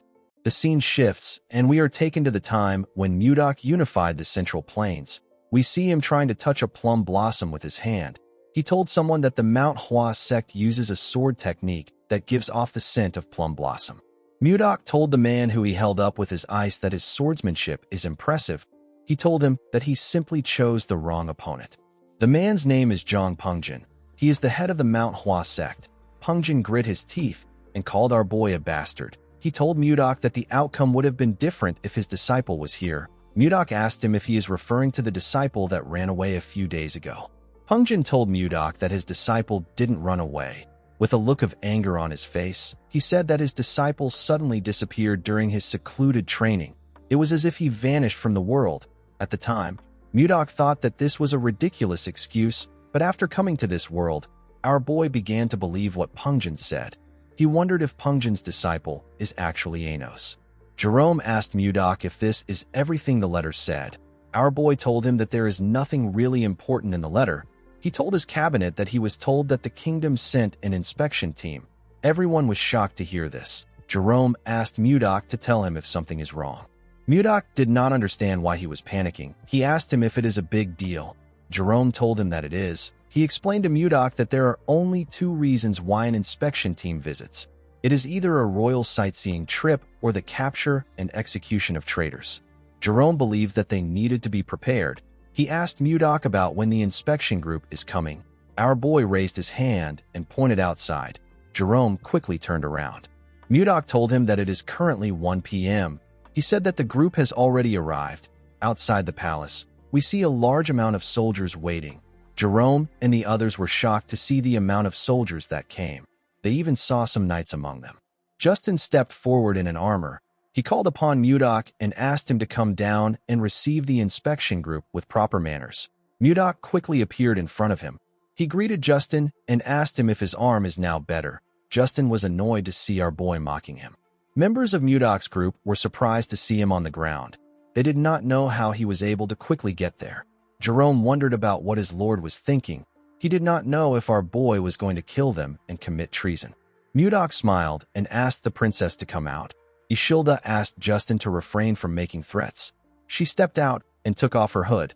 She asked our boy if he has been well. In the next scene, we see Ishilda smiling as she looked around the White Castle. She was surprised to see how beautiful the crystal cave was. She told him that she wants to see the hot springs. Our boy asked her to follow him. Mudok found out that the inspection group came there for a royal sightseeing trip. After Ishilda read his letter, she begged her father until he let her come with the inspection group. While showing her around, Mudok told the princess that she is still as stubborn as ever. He reminded her about the lucky charm she gave him. Ishilda began to blush when she remembered the kiss. She told Mudok that the topic is off limits for now. Upon seeing how shy she was, Mudok realized that she is still the same way she was in the Central Plains. As he walked past some ice crystals, our boy realized that it has been a long journey for him. He conquered the martial world to avenge Wan, and after a long detour, he finally met her again. Even though her appearance has changed, Mudok was simply happy that he gets to be reunited with her. Ishilda was quite happy to see the hot springs. She said that it is quite beautiful. Mudok hugged her and told her that she is even more beautiful to him. Ishilda was surprised to hear this. Our boy told her that he really missed her. He then called her Wan. Ishilda's expression became grim when she heard this. She let go of him. Mudok immediately realized that he messed up. Ishilda asked him about who Wan is. Mudok told her that the name accidentally slipped out. Ishilda explained to him that she likes the way he looks at her. She could feel affection from the gaze in his eyes. She said that she just realized something today. She asked our boy if his affection is directed towards her or the woman known as Wan. Mudok was shocked to hear this. Seeing that he could not give her a response, Ishilda turned around. Before she could walk away, Mudok called out to her. Ishilda covered his mouth with her hand before he could say anything. She told him that he does not need to say anything. As tears slowly dropped from her eyes, She turned around. She told Mudok that she has already gotten her answer. Mudok wanted to stop her. He clenched his fist out of anger because he didn't know what to say. At night, we see Mudok walking in the forest. He thought about Wayan and Ishilda. He knew that Ishilda won't understand the emotions he has built up even if he explains his transmigration to her. While Mudok was thinking, we see someone watching him from a tree. The person took out a blade and charged at Mudok from behind. A large amount of blood splashed in the forest. In the next scene, we see Justin call out to someone known as Arbin. Arbin came out of his shadow and greeted him. Justin asked him about how the ambush went. Arbin told him that it was a success. Justin smiled when he heard this. At the forest, we see Mudok's pendant on the ground. The scene shifts, and we are taken to the White Castle's VIP guest quarters. We see two guards at the entrance. Inside the room, we see Ishilda crying. She told herself that she is pathetic. She could not believe that she was crying her eyes out after a breakup. While resting her head on her table, she remembered the look that Mudok had in his eyes. She told herself that Mudok is so foolish. She wanted him to try holding her back. At the entrance, we see someone walking up to the guards. The guards informed Ishilda that she has a visitor. Our girl's mood quickly changed when she heard this. She believed that it was Mudok. She quickly got dressed and opened the door for the person. Ishilda asked him about why he came there so late at night. She asked him if he came to apologize for earlier. The moment she said this, Ishilda saw something shocking. The person in front of her was holding a sword covered in blood. The person had used his sword to stab Ishilda's guards. The person turned out to be Justin. With a creepy smile on his face, the sadistic bastard asked Ishilda to pardon his late-night visit. Our girl was shocked to hear this. She quickly rushed to grab the handle of the door. Before she could touch it, Justin used his sword to cut it off and destroy the door. Ishilda was sent flying. She could not believe that the door got torn apart easily. She realized that this was a sword imbued with magic. She asked Justin to tell her the reason for his rude behavior. She asked him to tell her why he attacked the royal guards and entered her chambers without her permission. Justin told her that anyone who dares stand in a noble's way must be ready to face the consequences of their actions. He moved close to Ishilda and told her that she is the one being rude. He told her that she ignored his feelings and held on to some guy who appeared out of nowhere. Ishilda asked him to repeat what he said. She could not believe that he did all this over something so petty. She told Justin that Mudok won't sit back and let him do as he wishes. Justin found it funny that she still thought of Mudok even in her current situation. He told Ishilda that our boy is dead. The girl was shocked to hear this. Justin revealed to her that he sent an elite assassination squad after our boy. He told Ishilda that the ambush was successful. He said that she won't even find Mudok's corpse. He raised his hand when he said this. As his hand slowly got close to her, Ishilda called out to Mudok. Outside the castle, we see Mudok raise his hand and release his energy. His cold energy got released in the room. Justin was shocked to feel something moving his body. Ishilda was also shocked to see this. Our boy clenched his fist and used his energy to slam Justin's body on the wall. He dragged Justin out of the room. The boy immediately knew that it was Mudok that was doing this. He called him Baron Blizzard. Our boy threw Justin to the ground and ran into the room. He covered Ishilda with his jacket and asked her if she is okay. He gently smiled at her. Ishilda was quite happy to see him. She told him that she is fine. She asked him if he is okay. While they were talking, we see Justin's sword releasing a dark energy in the room. Our boy was able to sense this energy. He quickly raised his hand and used it to block the attack of the sword. He realized that the sword was being controlled with chi. The sword moved past him and went outside. We see someone grab the sword outside. Mudok pulled Ishilda up and called Justin a bastard. He saw the boy wearing an armor that released an ominous energy. Our boy realized that Justin has planned this entire thing thoroughly. The scene shifts, and we are taken to the past. We see Justin telling his father that he wants to take Mudok down. The armor he is wearing was in his father's room. Justin asked his father to lend him his personal assassination squad. He knew that the assassination squad was strong enough to kill anyone. Duke Icarus grabbed the sword which was on the armor. He told his son that his personal assassination squad won't be enough. The armor disappeared and went into the sword when he said this. The Duke told his son that he will need to prepare thoroughly if he wants to kill Mudok. The scene shifts, and we are taken back to the present. We see Justin holding the magic sword that moved freely with the user's mana and creates a magic armor. Justin swung his sword and released a huge attack at Mudok. Our boy quickly pushed Ishilda away to protect her. The attack destroyed the building. Justin believed that he could defeat a grand sword master with this sword. He laughed like a madman when he saw the damage he caused with his attack. He called Mudok a bastard and asked him if things are different from last time. He said that it is good that the assassins failed. When the dust cleared up, we see Mudok's arms covered with bruises. He put his hands down. Justin said that he wants to rip our boy apart with his own hands. Ishilda told Mudok that he is bleeding from his arm. Our boy asked her to stay back. He told her that she needs to stay in a secure place. Ishilda knew that he was right. She asked him if he will come back. Mudok turned around and gently smiled at her. He asked her to hide well and stay put. The moment he said this, he jumped down. He told Justin that he looks different from last time. The boy laughed when he heard this. His helmet slowly covered his face as he laughed. Mudok told him that he doesn't still see any reason in him. Justin raised his sword and asked our boy not to give him more of his useless lectures. Immediately he said this. He threw his sword at our boy. Mudok pushed it aside with a simple swing of his hand. Justin appeared in front of him the moment he did this. He swung his sword at Mudok. Our boy covered his arm with his energy and used it to block the attack. Due to the clash of their energies, they both got pushed back. Justin appeared in front of Mudok and asked him to stop his nonsense. He smiled when he saw that he was in front of our boy. He believed that he got him on the ropes. He believed that Mudok was already worn out from fighting the assassination squad. He was certain that this was the perfect time to kill Mudok. He raised his sword and told our boy that this is the end. The moment he said this, Mudok fired his energy at him and used it to knock his sword out of his hand. Justin was shocked to see that our boy fired at the same hand which he injured before. He fell on his knees and held his wrist, which had turned red. Mudok moved close to him and told him that they are at a good range. He told him that his attacks won't be able to reach the princess at their current range. Justin was surprised to see that Mudok pretended to be hit just to create some distance between them and Ishilda. Our boy explained to him that a cornered rat will bite a cat if it is desperate. He told him that a rat bastard like him could harm Ishilda. Justin grit his teeth out of anger when he heard this.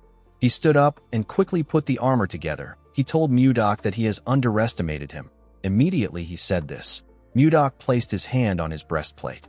He told Justin that he was actually just being cautious. He told the boy that he does not want to lose Ishilda again. The moment he said this, Mudok released his attack on Justin. His attack froze the entire cold forest. It touched everything around them. Justin fell on his knees. His armor began to fall apart. Justin did not understand what was happening. While shivering, the boy realized that something was wrong with his mana. He could not gather his mana. Mudok advised him not to waste his time trying to gather mana. He revealed to him that he destroyed his Dantian, which is also known as Energy Core.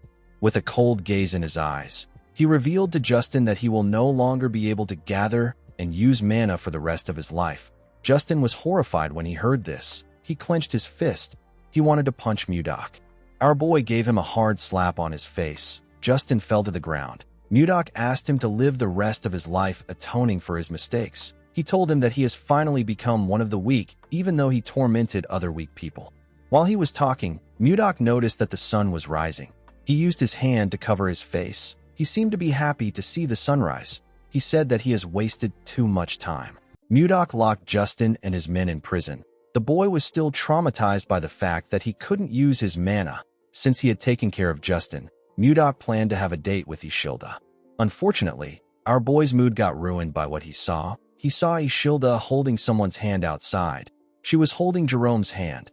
The girl smiled as she spoke to the mage. Mudok could not comprehend what was happening.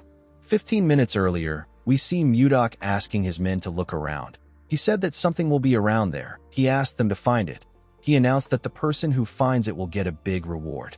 Jerome asked his master if he lost his pendant when he was ambushed by an assassin. Mudok told him that he is correct. Jerome revealed to him that he looked into the assassins. He said that they are actually quite skilled. He asked Mudok about how he was able to come out unharmed after he was attacked by them. Our boy could not believe that Jerome called the weak losers skilled. He said that the assassins only knew how to move silently. They were just a bunch of weaklings to Mudok. Our boy said that he wouldn't have even noticed them if he was in a good shape. Jerome told him that he is amazing. While he was talking, someone walked up to them. The person told Mudok that he lost the pendant because of her. Jerome used his hood to cover his head when he heard the person's voice. Our boy turned around when he heard her voice. The person turned out to be Ishilda. The princess had a maid with her. Jerome seemed to be quite nervous to see the princess. With tears in her eyes, Ishilda told Mudok that he could have found the pendant if he searched for it when he lost it. Mudok told the princess that this is not true. He pointed to Jerome and told him that they should blame Justin for this. Ishilda was surprised to see Jerome. She moved close to him and grabbed his hand. She asked him if he is Count Jerome Karyuin. Ishilda did not know why the count was there. She told him that she heard he was missing. Jerome simply smiled nervously when he heard this. Mudok was annoyed to see Ishilda holding Jerome's hand. The mage quickly let go of Ishilda. He told her that this kind of enthusiastic welcome is a bit troubling for him. The moment he said this, Mudok placed his hand on his shoulder. The mage became scared. With a creepy smile on his face, our boy told Jerome that he seems pretty close to the princess. Jerome told him that this is not true. Mudok said that they look quite close. Ishilda's maid told her that she needs to clear up this misunderstanding. Ishilda did not really know why anyone would misunderstand her. While Mudok was choking the count, Ishilda revealed to him that Jerome was the person she respected most. She said that the count is an amazing person. According to the princess, Jerome is a true noble who cares for the people. She said that she felt bad that he got exiled to a barren place. She was quite sad when she found out that he went missing. Mudok asked him about why he never spoke about this. Jerome told him that no one goes around bragging about their own good deeds. Mudok asked the princess about why she spoke about Jerome in the past tense. The princess said that things are different now that she knows him. She blushed when she said this. Our boy also blushed. Before he could say anything, Ishilda turned around and ran. She said that she will help him look for the pendant on this side. Her maid quickly ran after her. After separating herself from Mudok, Ishilda stopped to catch her breath. While breathing heavily, Ishilda looked down. She saw the pendant buried in the snow. She quickly bent down to pick it up. Her maid caught up to her when she went down. Ishilda called out to the maid, whose name is Rinchia. She said that this is the pendant that Mudok is looking for. The maid did not expect her to find it. She said that she will tell Mudok immediately. While looking at the pendant, the princess remembered the look on our boy's face when he mentioned Wan. She was certain that this pendant had something to do with Wan. Rinchia called out to the princess. She told her that she has the same expression as Mudok. Ishilda was quite angry when she remembered how Mudok reacted. She asked her maid if she really looked like him. The woman nodded her head at her. She told Ishilda that there is no need for her to rush. She assured her that Mudok is thinking about her the same way she is thinking about him. Ishilda stared at the pendant when she heard this. At first she was jealous, but now she is curious about the situation. She wondered about the woman who could win the heart of someone like Mudok. Ishilda gave our boy back his pendant. She was quite curious about who Wayne is. The scene shifts, and we see someone break a glass containing the Lotus of Love. The person turned out to be Wayne's father. Chunhak asked his daughter to move the trash away. He could not believe that she was telling him about a lotus that blooms for true love. He told Wayne that she is spouting nonsense. He reminded her that she already has a fiancé. He advised her to stop getting distracted by such stupid things. He asked Wayne to get ready for the marriage he arranged. Wayne stood up and told her father that he needs to open his eyes. She said that lovers who make the twin lotus flower bloom are blessed by everyone as soulmates. The girl was sad that her father only spoke about a political marriage even after witnessing such a miracle. She told her father that the martial alliance must matter to him more than his daughter. Chunhak was hurt by her words. He clenched his fist out of anger. Wayne reminded him that he abandoned her mother for the martial alliance. Before she could say anything, Chunhak ordered his guards to lock her up. He ordered them not to allow her go to the ice palace until the wedding is over. He asked them to keep her under strict surveillance. With tears in her eyes, Wayne called out to her father. She begged him to not do this. The girl told herself that she should have never returned there. In the next scene, we see Ishilda open her eyes. She wondered why she had such a weird dream. The scene shifts and we see Ishilda and her maid looking at a hot spring. Ishilda was still thinking about the woman she saw in her dreams. She wondered about who she was. While she was thinking, Mudok walked up to her. He asked her if something is wrong. The girl turned around and told him that she is fine. With a sad look on her face, she told Mudok that there is nothing to worry about. Our boy noticed that she was sad. He turned around and asked the princess to join him on a trip to clear her mind. Ishilda did not expect to hear about a trip. When they went outside, they saw a screaming wyvern slowly coming close to them. Rinchia went down and put her hands on her head. She was quite terrified. Ishilda was actually fascinated. She did not expect to see ice wyverns. She was quite excited. She said that she has never seen ice wyverns that were tamed. Mudok explained to her that the wyverns have been trained since they were little. He assured her that the wyverns are very friendly. He asked her not to fear them. The moment he said this, he saw some people walking towards them. It was Jerome and Jake. Jerome was carrying a suitcase. He told his master that departure preparations are complete. Mudok asked him if he also prepared something. Jerome said that he did. Immediately he said this. Something jumped out and landed on the ground. Rinchia screamed when she saw the thing. Jerome apologized to her for scaring her. He introduced her to a smaller version of Kondal. He told her that he is a Yeti. Ishilda was shocked to hear that she was looking at a Yeti. She recalled that the Yetis are a legendary tribe said to live in the snowy fields. The princess quickly picked the Yeti up. She said that she never imagined Yetis to be a small and cute race. With a nervous look on his face, Jerome told the princess that he is glad she likes him. Our boy gave him a thumbs up. Before seeing Ishilda, Mudok told Jerome that the princess will be startled if she sees Kondal. He asked the mage to shrink him with magic. Jerome told his master that magic isn't almighty. He said that he will still do it. Ishilda placed Kondal on her head and pressed his fluffy fur. She smiled brightly as she touched the Yeti. Mudok was happy to see her smiling. He told the princess that they need to go now. He called out to a wyvern called Lilith. The wyvern bowed her head to him. Mudok got on her and stretched his hand out to Ishilda. He asked her to take his hand. Ishilda blushed when she heard this. She raised her hand and grabbed Mudok's hand. Our boy helped her sit on the wyvern. After the princess sat down comfortably, Mudok tapped Lilith's rope. The wyvern began to flap its wings when this happened. Everyone and their wyverns went into the air. Jerome and Jake flew behind our boy and Ishilda. The princess was quite scared to be in the sky. She closed her eyes and held on to the saddle. This was her first time coming up in the sky. She told herself that she will be okay since she is with Mudok. With a smile on his face, our boy asked the princess if she will like to look ahead. Ishilda carefully opened her eyes. She was shocked to see what was in front of her. It was a beautiful sunset. Ishilda could not believe her eyes. Mudok asked her if she is feeling a bit better now. Ishilda did not expect to hear this. She smiled when she realized that our boy has been worried about her all along. She told Mudok that she feels better thanks to him. Our boy smiled when he heard this. He asked the princess to hold on tight. Ishilda did not know why he said this. Mudok made his wyvern speed up and pierce through the clouds. The scene shifts, and we see the group arrive at their destination. Luia welcomed them. She told Mudok that he should have at least sent word to her in advance. Our boy reminded her that they are far away from each other. He asked her about how they were going to contact her. He told the girl that she can report the trade matters to Jerome. Mudok told the mage that he is counting on him. Jerome was shocked to hear this. He told his master that he is basically doing everything. He asked Mudok about what he will do. Our boy said that he will be dining with Ishilda at a nearby restaurant. He asked the mage to finish everything before he returns. Luia told him that she understands. Jerome asked our boy if he doesn't get to have a say in this case. In the next scene, we see Ishilda looking at the beautiful town from a balcony in the restaurant. Mudok told her that he prepared the place for her. He asked her if she likes it. Ishilda said that she loves it. While looking around, Ishilda realized that she has seen the flower inside Mudok's pendant before. She quickly recalled that this was the lotus she saw in her dreams.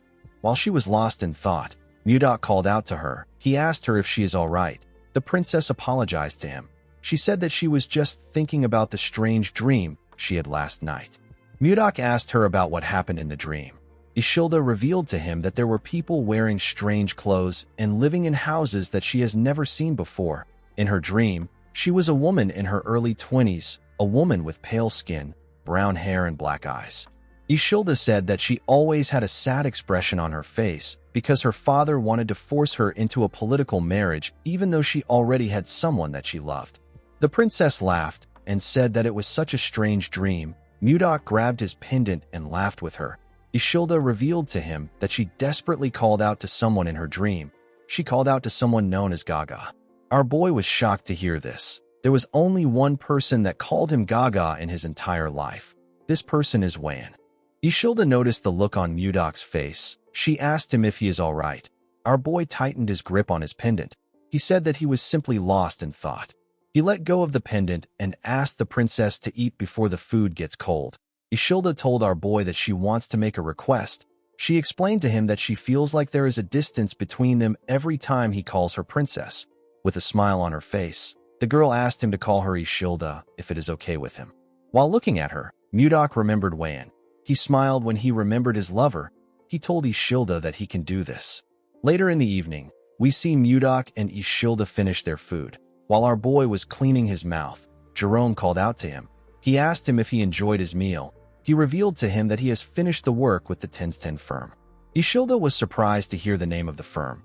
She asked Jerome if there is a place in the Drake Kingdom called 1010. Mudok realized that he messed up. He revealed to her that 1010 is not in the Drake Kingdom. It is actually in the Gaia Kingdom. Ishilda was shocked to hear this. The Gaia Kingdom is a powerful nation in the northwest of the continent. It is ruled by queens. It is also known as the country for women. The Knight Order of the kingdom is composed entirely of women. They are known to rival the Wyvern Knights of the Zeba Empire in strength. Ishilda knew that she was far from the White Castle, but she did not think that she would be in the Gaia Kingdom. She hoped that her arrival won't cause any diplomatic issues. While she was thinking, Jerome cleared his throat to remind her that he is still there. Ishilda apologized to him. She asked him to continue. The mage told her that it is fine. He revealed to his master that the ice ogre leather they are currently supplying the kingdom is quite popular. He said that Luia made a suggestion today. She asked if the Carolyn firm could build a factory here to make and sell leather goods directly. Mudok asked him if there is a need to sell products too if the leather is already selling. Jerome explained to him that the queen and most titled nobles in this kingdom are women. If they are able to make clothes and bags that the royals and the nobles like, it will become a trend. This will allow them to earn a lot more money than before. Jerome revealed to Mudok that Luia knows a famous craftsman from Carolyn. The girl said that they can start immediately if they get Mudok's approval. Our boy was happy to hear this. He realized that he made the right decision by making Luia in charge of the firm. He told Jerome that he will provide all the leather they need. He asked him to start production. The man bowed his head and accepted the order. He revealed to Mudok that their leather is so popular that it sells out the same day it arrives. The moment he said this, he and Mudok heard a loud sound. Jerome raised his head and our boy turned around. They saw a building burning far away from them. Jerome was shocked to see the building burning. He revealed to our boy that their firm is in that area. He said that the fire can ride the wind and spread to their building. Our boy said that he will check it out. He asked Jerome to stay with Ishilda. Jerome asked his master if he is going alone. He told him that it is too dangerous. Ishilda told our boy that she will follow him. Mudok told her that it will only take a moment. He assured her that he will be back soon. Immediately he said this, he jumped down from the balcony. After Mudok left, Ishilda told Jerome that they need to go. The mage was surprised to hear this. Ishilda said that they can't just sit around like this. She said that they need to follow Mudok. Jerome could not believe what he was hearing. Outside the burning building, we see a woman crying about her shop. She could not believe that the shop she devoted her life to was on fire. Other vendors were also crying. When our boy arrived there, he was surprised to see the scale of the fire. It was much bigger than he thought. While he was looking at the building, someone called out to him. When Mudok turned around, he saw Ishilda and Jerome. The girl apologized to him for following him. She said that she couldn't just sit around and wait. She said that she was very worried. Mudok couldn't scold her for this because he would also make the same choice if the roles were reversed. While he was looking at the princess, he heard someone call for help. He quickly turned to the burning building. Ishilda did not know why Mudok was looking at the building. She called out to him. Mudok jumped before she could say anything. He found a window at the top floor. He broke into the building through the window. The moment he landed inside, he used his ice-white divine palm to freeze the ground and reduce the heat. The ice clashed with fire and released a large amount of cold air. Mudok used his hand to cover his head. When he looked down, he saw something shocking. He saw a woman lying on the ground. He quickly checked her pulse to see if she was still alive. Fortunately, she was still breathing. Mudok picked her up and placed her on his shoulder. He believed that the woman was exceptionally lucky to survive in a massive fire like this. Before he could leave the building, the wood holding the ceiling collapsed. Before the wood could touch our boy, he released his energy and froze everything around him. He didn't just freeze the top floor, he froze the entire building with his chi. Jerome was shocked to see the precise control and scale of his master's power. He was certain that this level of magic is at the 9th circle. While he was looking at the top floor, someone walked out of the building. Ishilda was quite happy to see the person. The person turned out to be Mudok. Our boy froze the ground with each step he took.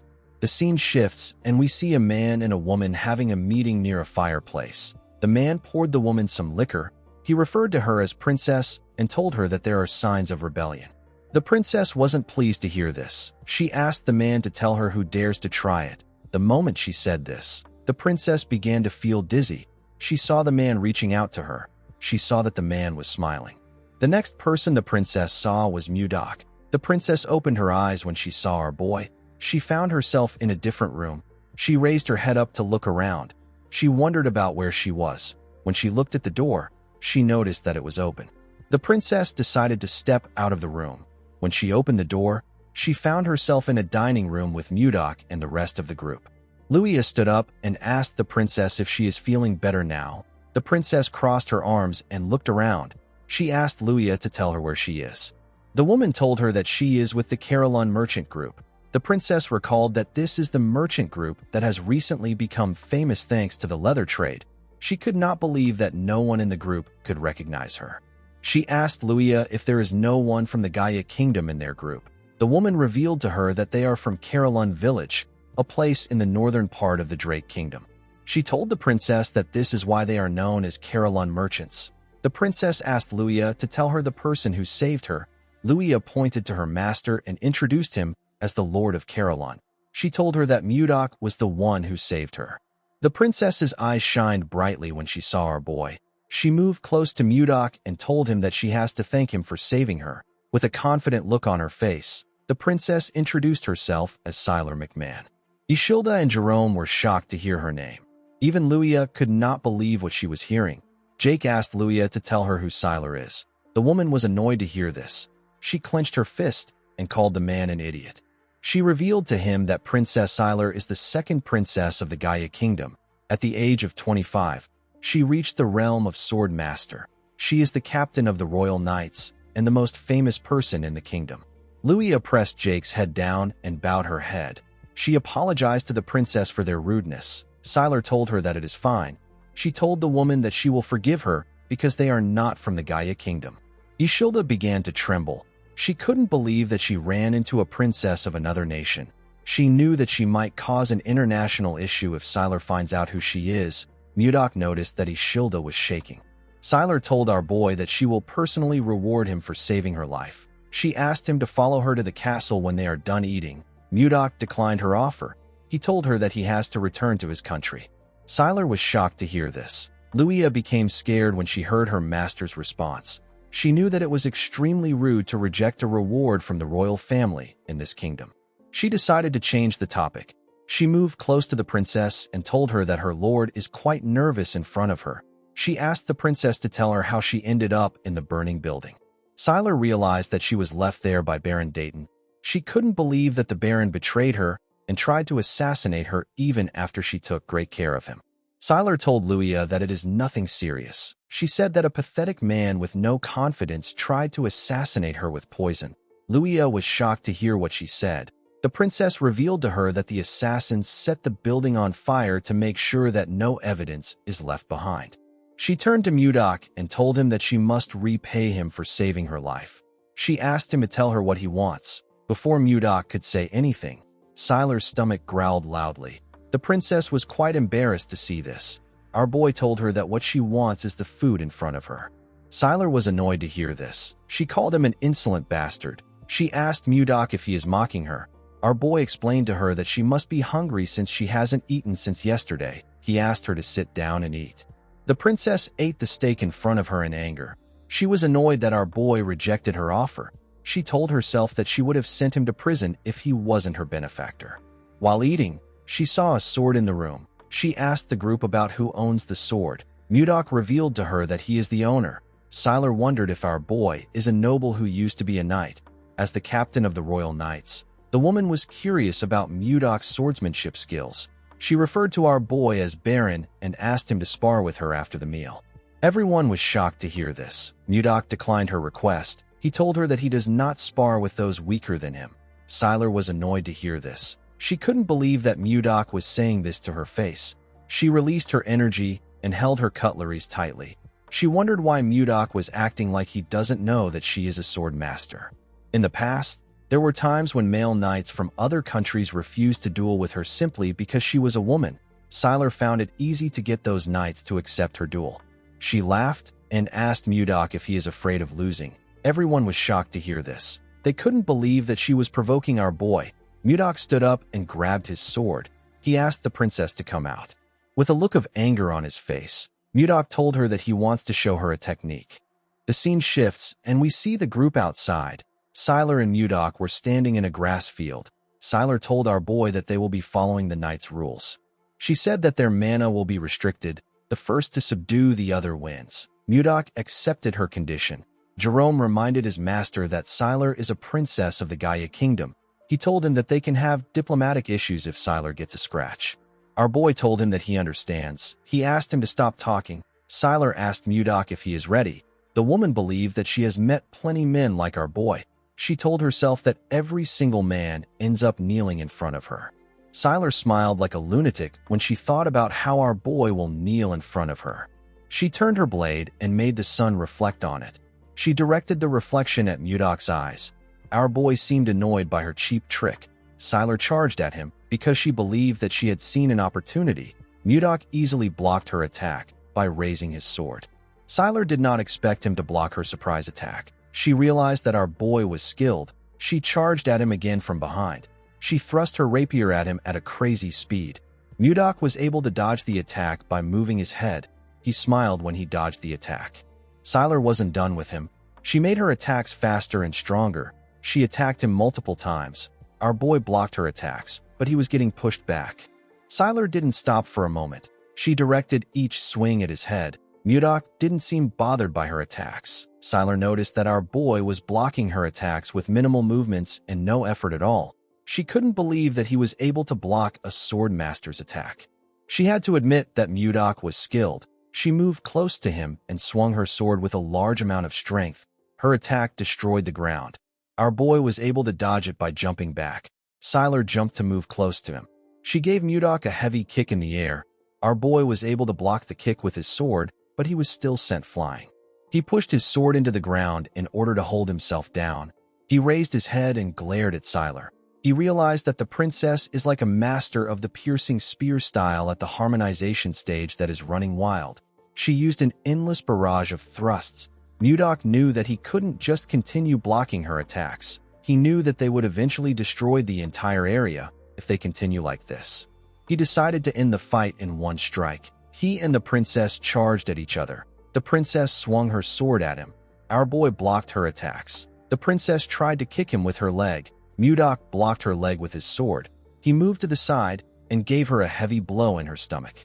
The punch made her lose her balance. Mudok grabbed her neck and slammed her body into the ground. Siler quickly tried to get up, but our boy pointed his sword at her neck. He asked the princess to admit her defeat. Siler rejected this offer. She asked Mudok to fight with her again. Jerome clapped for them and said that they both displayed wonderful swordsmanship skills. He suggested that everyone should head back inside to finish their meal. With a serious look on her face, Siler told Mudok that she will officially challenge the Drake Kingdom if he doesn't accept the rematch. Everyone was shocked to hear this. This was their biggest fear. They hoped that she wouldn't do this. Mudok moved away from her and told her that admitting defeat is also a virtue of a warrior. He told her that her actions are that of a child because she is the princess of the kingdom. Siler stood up and asked him to repeat what he said. She grit her teeth out of anger. She covered her hand with her energy and charged at our boy out of anger. She asked him to tell her what he knows about her for him to speak like that.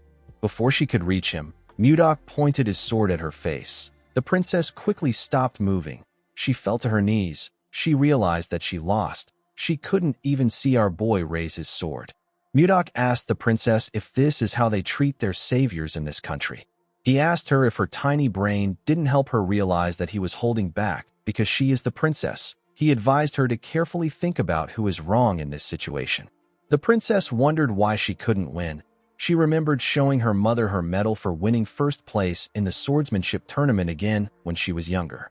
The queen told her daughter that she is amazing. She told Sylar that she will be able to protect her and her sister if she becomes stronger. The queen asked her daughter to become the Sword of Gaia. Sylar followed her mother's words. She lived as the Sword of Gaia.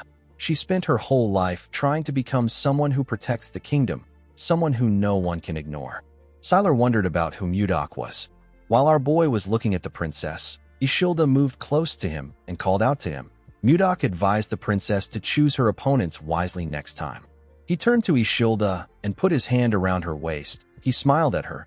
He told her that they are returning to Carolyn tomorrow. He said that they need to finish sightseeing. Ishilda nervously walked away with Mudok. Our boy tapped Jerome on the shoulder and asked him to tell Jake to buy a few swords for him. The mage told his master that the swords will be ready before he returns. After Mudok left, the princess called out to Jerome and Luia. The two of them became nervous. The princess moved close to them and asked them if Ishilda is Mudok's wife. Jerome told her that she isn't. He told her that Ishilda is a noblewoman from a respected family. Sylar seemed to be relieved to hear that they weren't married yet. She turned to Luia and asked her to fetch a carriage. She said that she is returning to the palace. Luia accepted her order. Since she became a sword master, this was her first time meeting someone stronger than her. Sylar wondered if things would have been different if she had someone like Mudok by her side. After returning to the palace, Sylar sent her closest aides out to find Baron Dayton. He was found dead in his basement. There was a letter in the Baron's hand. The Baron wrote that his family had been taken hostage. The letter was already torn, so this was the only thing Sylar could find out. The torn part probably had the name of the mastermind on it. The killer tore the letter after taking out the Baron. Sylar continued searching for the person who attempted to kill her. She couldn't find any clear evidence or information. There was only one person that Sylar strongly suspected. At the castle, we see a maid announce to someone that Sylar has arrived. The person asked the maid to let Sylar in. Sylar stepped into a greenhouse. She saw a young woman drinking tea inside the greenhouse. This person is the first in line to the Gaia Kingdom throne and the person Sylar suspects the most. Her name is Rowan McMahon. Sylar sat with her sister in the greenhouse. Rowan seemed shocked to find out that Baron Dayton tried to kill her sister. Sylar revealed to her that the Baron drugged her and set the building on fire. She said that she would have died if someone hadn't saved her. Rowan stood up and asked if someone is at the door. She asked someone to bring the Baron to her. Sylar asked her sister not to bother herself. She revealed to her that the Baron was already dead by the time she found him. She told her that the person who tried to kill her must have silenced the Baron. Rowan hugged Sylar and referred to her as her beloved sister. Sylar was surprised to see this. Rowan told her that she thought she will be fine because she is a sword master. She said that she was too careless. With a horrifying look on her face, Rowan told Sylar that she is extremely happy to see that she is safe. Sylar could tell that her sister was faking it. She could not believe that her own sister was this upset that she didn't die. Even though all the clues point to Rowan, Sylar told herself that it wasn't true since there was no solid evidence. She wanted them to go back to the way they were before. The princess wondered about what Mudok would have done at a time like this. The moment she thought of this, she grabbed her sister's shoulders. With a smile on her face, she asked Rowan if she is going to be part of the royal delegation of King Tomalova's birthday. Rowan said that she is. Sylar asked her sister if she can go in her place. Rowan found this odd. She knew that her sister never attends events like this. She quickly got an idea. She asked her sister if the man that saved her is from the Drake Kingdom. Sylar blushed when she heard this. Rowan asked her sister if she wants to see him again. Sylar stood up and told her sister that it is nothing like that. Rowan smiled when she saw how her sister reacted. 3 days have passed since Mudok returned from Tens 10. After Justin's attack, assets like the Wyverns and the Glacial Flower were deemed at risk of being discovered by the enemy. Due to this, official exchanges and public activities were moved to the previous castle they used before they found the White Castle. While looking at his clothes, Mudok realized that today is the day that Ishilda is leaving. While thinking, Mudok remembered Jerome telling him that they need to strengthen their forces in case Sylar attacks them.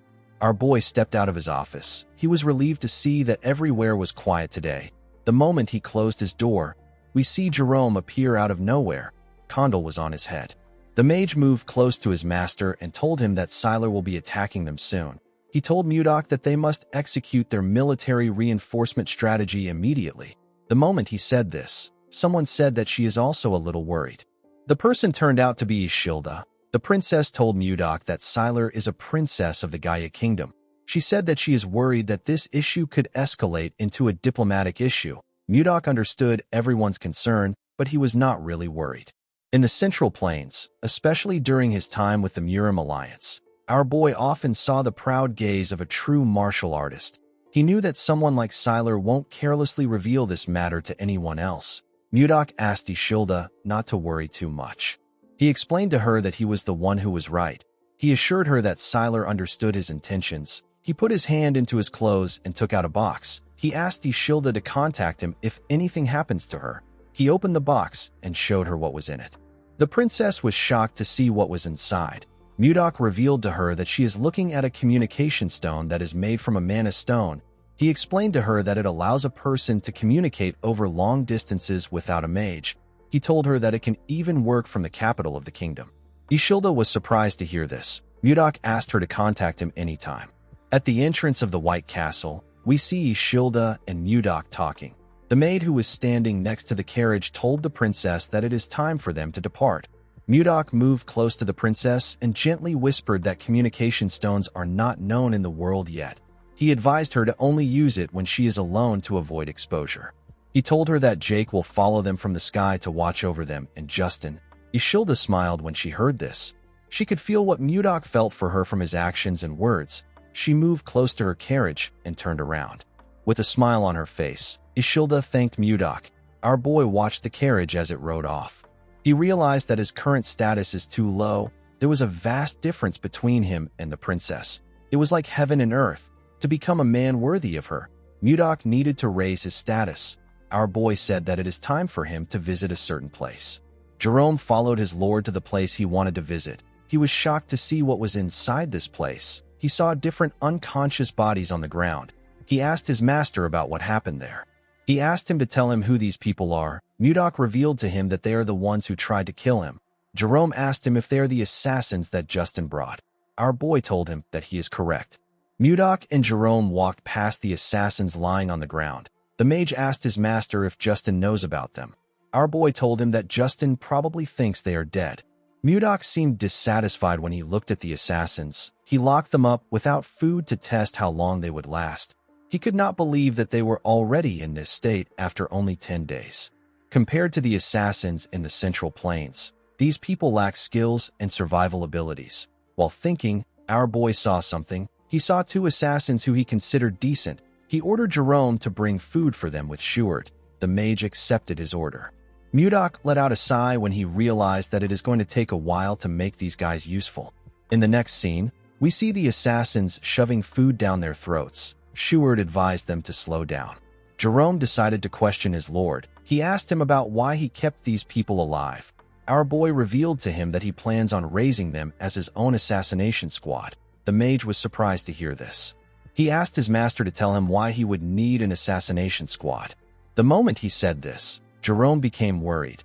He wondered if his master wants to send assassins to the Gaia Kingdom before they attack, or if he wants an Ice Wyvern unit and an assassination squad to start a rebellion. The mage did not know what his master was thinking. Jerome informed his master that having an Ice Wyvern unit and an assassination unit might be too much. He told Mudok that they were able to get through the inspection thanks to the princess's visit.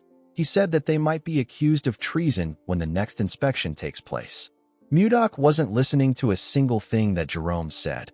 He was actually thinking of Ishilda. Before leaving, the princess informed him that her father's birthday will take place soon. She asked him if he is also going to come to the capital. Mudok revealed to Jerome that he plans to use the king's birthday as a turning point for his territory. He said that he will be entering the central political stage. The mage screamed when he heard this. He didn't understand why his master suddenly became ambitious. Mudok explained to him that he has to be a duke to even stand a chance with a princess like Ishilda.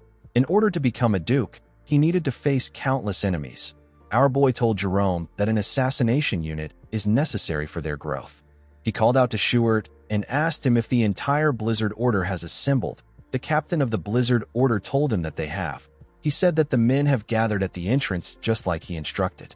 Our boy called out to the assassins and asked them to listen. He revealed to them that they have only two choices. The first choice is to become his subordinate, and the second choice is to die at his hand. Mudok informed them that they can't actually become his subordinates because their skills are pathetic. The assassins did not expect to hear this. Our boy revealed to them that he has prepared a training program to whip them into shape. He asked them to choose one of the weapons placed behind them. He ordered them to go outside and kill any knight they see. 3 weeks later, we are taken to the snowy forest. We see 3 knights backing each other. They held their swords and shields up. They seemed to be preparing to block someone's attack.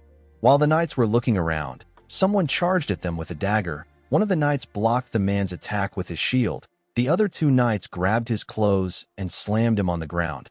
The knight that blocked the attack raised his sword. The man screamed when he saw this. The knight took a badge off the man. Immediately he did this. The other 2 let the man go. The knight was very happy to see the token. He said that he killed the man. His comrades were also quite happy to see the token. One of them said that he won't have to skip dinner today. The knights asked the man to sit somewhere. The man forcefully stood up. Mudok watched everything from the top of a tree. He held a cane in his hand. It has been 3 weeks since the joint training between the Blizzard Order and the assassins began. The rules of the training are simple. Each participant receives a single badge. If it is stolen or damaged, the owner is considered dead. If one side loses all their badges, that side has lost the match. Although this training sounds simple, nothing spurs growth like competition. Since both sides needed to get some training, this was the best exercise for them. While Mudok was looking around, he saw a bright red light shining in the forest. Our boy said that something has started again. All the assassins were marked by Jerome's tracking spell. If they leave the designated area, an alarm will go off.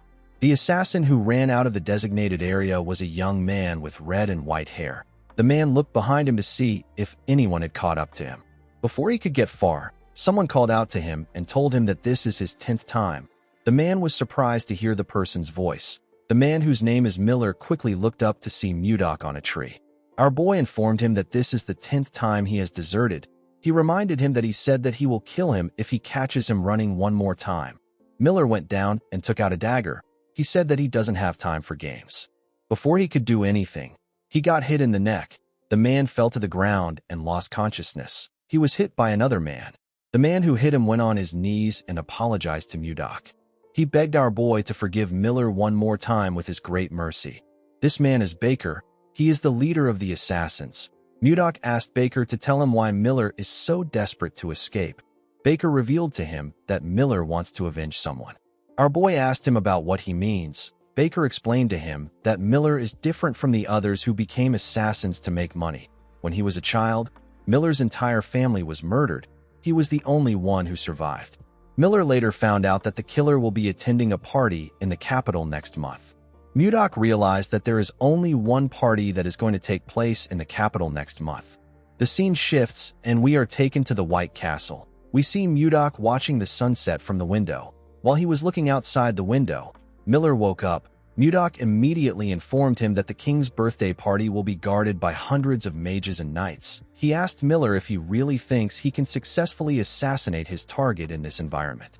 Miller realized that his leader told Mudok about his life. He explained to our boy that he has lived his whole life for revenge. He said that he doesn't care about what will happen to him as long as he can kill his enemy. Mudok assured him that he will never be able to get close to his enemy or even get his revenge. He told him that he will die a pointless death without gaining anything. Miller knew that Mudok was right. Our boy revealed to him that he will be attending the party as a noble. Miller asked him about why he is sharing this with him. With a crazy smile on his face, Mudok told the boy that he is proposing a deal. He promised to help him get revenge if he serves him with complete loyalty. Miller was shocked to hear this. He asked Mudok about why he wants him. He told our boy that there are many assassins who are better than him in the group. Mudok told him that Baker said that he is the only one who became a top-class assassin at age 25. He told Miller that he holds his potential in high regard. Although the man was still lacking in Mudok's eyes, it was certain that he would still grow stronger. Our boy told him that he needs him in the assassination unit he is forming. He asked Miller if he will make a deal with him. The man remembered the bodies of his family members. He went on his knees and told Mudok that he will do anything as long as he can get his revenge. Our boy walked past him and told him that they have a deal. He revealed to him that they are traveling in a few days. He asked him to prepare. The moment he said this, Savina stepped into the room. With a bright smile on her face, she told her master that the ice cream is ready. Miller was surprised to see the beautiful girl. Her beauty was captivating. He watched her as she walked out of the room with Mudok. He placed his hand on his chest when he noticed that his heart was beating fast. The man wondered about who Savina is. In the next scene, we are taken to a huge mansion. We see Duke Icarus sitting on his throne. The Duke was annoyed to hear that his son lost his artifact. He called him a fool. Justin tried to explain himself, but his father asked him to shut up. The boy bowed his head in shame and kept quiet. The Duke did not like the fact that Mudok messed with him. He called out to a man known as Roxlin and asked him if he can handle the situation properly. With a smile on his face, Roxlin asked the Duke not to bother himself. He assured him that he will stop Mudok. The scene shifts and we see our boy having a meeting with his officials. He found out that they are supposed to relocate 6,000 new territory citizens from beyond Toth City to Carillon. He also found out that they have harvested 6 ice wyvern eggs. The captain of the White Castle Guards told him that this is all they have to report. The captain turned out to be Max. Max asked his lord if he knows when the citizens will be relocated. Our boy told him that he will handle it later with Jerome. With a serious look on his face, he said that they have a more important issue to discuss. The officials were shocked to hear this. Mudok revealed to them that he doesn't know what to give Tomalova for his birthday. The men were shocked to hear this. Our boy asked them about why they are reacting like this. He said that he needs to get a gift that is better than that of Duke Icarus. He asked the men to provide some suggestions. Max suggested that they give the king an ice ogre leather. He said that it is popular among merchants and the king will appreciate it since winter is coming. Our boy said that the leather is too common. He asked the others if they have any other ideas. Osborne suggested that he gifts the king flowers. Mudok was annoyed to hear this. He asked the man if he looks like he is joking around. Osborne became scared. He explained to his lord that he is talking about the glacial flowers. They only bloom in Carillon, so they are quite rare. Jerome reminded the man that glacial flowers can only grow under extreme cold. They can't be cultivated in the capital. Schuart told his master that they have no choice but to go with something. Mudok and Jerome asked him about what he means. Before Schuart could speak, Jake barged into the room. With a look of anger on his face, he told his master that he can no longer take this anymore. He said that the damned bastard has blocked all the roads. Mudok didn't know what he was talking about. He asked Jake to explain himself properly. The boy informed Mudok that he is talking about Roxlin, the Count of Toth City. He explained to him that they have been paying unfair tolls and usage fees for a while now. However, the Count has completely blocked the road. Our boy asked Jerome if they can't just go around the city or fly over it with the ice wyverns. The mage explained to him that ice wyverns have cargo limits, so land routes are essential for transportation. He used his magic to create a map of the cities. He explained to Mudok that they have to pass through Toth City to reach the capital from Carillon. Since Toth City don't know that they have ice wyverns, they blocked the land routes in hopes of stopping their transportation of goods. Due to the fact that the Count blocked the road right before the nobles-only party, Jerome was able to deduce that the Count was trying to stop his master from attending the party. Mudok believed that the Count must be hiding something. He asked Jerome to tell him why the Count is trying to block his path. The mage revealed to him that the Count built his power under Duke Icarus. He said that the Duke must be the one who put the Count up to this. Our boy smiled when he heard this. He said that they have to respond if their enemies provoke them. Jerome was surprised to hear this. He asked his master not to start a territorial war. Mudok didn't know what a territorial war was. He asked the mage to tell him what it means. Jerome explained to him that it is a war between the landowning lords. As long as they don't break the royal law, even the king can't interfere. However, to start a territorial war, one must inform the king, and he must officially declare war to his opponent. The only exception to this rule is when the noble finishes the war before the news reaches the king's ears. The noble can report it after making his opponent surrender. Mudok smiled when he heard about this. He believed that the war arrived at the perfect time. It was the perfect time for them to test what they have been preparing. Our boy turned to Schuart and asked him to leave a small force in the territory. He ordered him to prepare for deployment. Schuart accepted the order. Mudok asked Max to put the assassination unit on standby for now. He ordered him to send Miller to scout Toth City. The man accepted the order. Mudok turned to Jake and asked him to prepare his Wyvern unit for deployment. The man was shocked to hear this. He reminded his lord that his unit only has 20 people. He asked if they are not too small for a territorial war. Our boy did not expect to hear this. He asked Jake if he is really the captain of the Wyvern Knights. He told the man that he doesn't trust the power of the Wyverns even though he is so close to them. Jake was surprised to hear this. He realized that his lord was right. He knew that his Wyverns weren't weak. He walked out of the room with the others. He was determined to show everyone the power of the Wyverns. Mudok wore his black robe. He ordered Jerome to declare war on Toth City for the tyranny against the citizens of Carillon and for blocking their passage. Jerome refused his master's order. Mudok thought that the man wanted him to repeat himself. He quickly realized that Jerome denied his request. He turned to him and asked him to repeat what he said. Jerome explained to his lord that this is a gamble that does not guarantee their win. He said that it is too reckless to risk the lives of their people on this war. He reminded Mudok that Count Roxland still holds 6,000 citizens as hostages. If Carillon attacks first, the people might be in danger. Apart from this, Toth City forces outnumber their forces by tenfold. If the city was to receive support from Duke Icarus, Carillon will be at an even greater disadvantage. Mudok said that he needs 2 days. He assured Jerome that he will end everything in 2 days. The mage was shocked to hear this. He told his master that this is impossible. Our boy walked past him and reminded him that he is a strategist. He asked Jerome not to show uncertainty in front of the troops. Jerome realized that things could actually go differently. He knew that our boy was someone that could defy his expectations and create a miracle. When Mudok got outside, he ordered his knights to prepare Lilith for him. He raised his hand and looked around. He saw his soldiers and Wyvern Knights awaiting his orders. With a smile on his face, Mudok announced that Carillon is declaring war. In the next scene, we are taken to Roxland's territory. We see people walking with their hands tied. A guard ordered the people to walk faster. One of the people who was tied up asked the guard to tell him the crime that they committed. The guard quickly pointed his spear at the man's throat. With a serious look on his face, he informed the man that Roxland ordered them to arrest anyone from Carillon. Roxland turns out to be a viscount, not a count. In the next scene, we are taken to Roxland's castle. We see a man standing next to the viscount. The man informed him that they have captured all the citizens of Carillon in their territory. Roxland asked the man if there is anything unusual to report.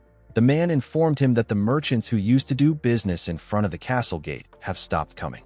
Roxland smiled when he heard this. He said that the fools have finally understood that they won't open the gates. The Viscount knew that the frozen land of Carillon has no choice but to depend on the outside world for food supplies. It is impossible for the people of Carillon to reach the capital without passing through Toth. The Viscount believed that Carillon must be suffering from a serious food shortage at this time.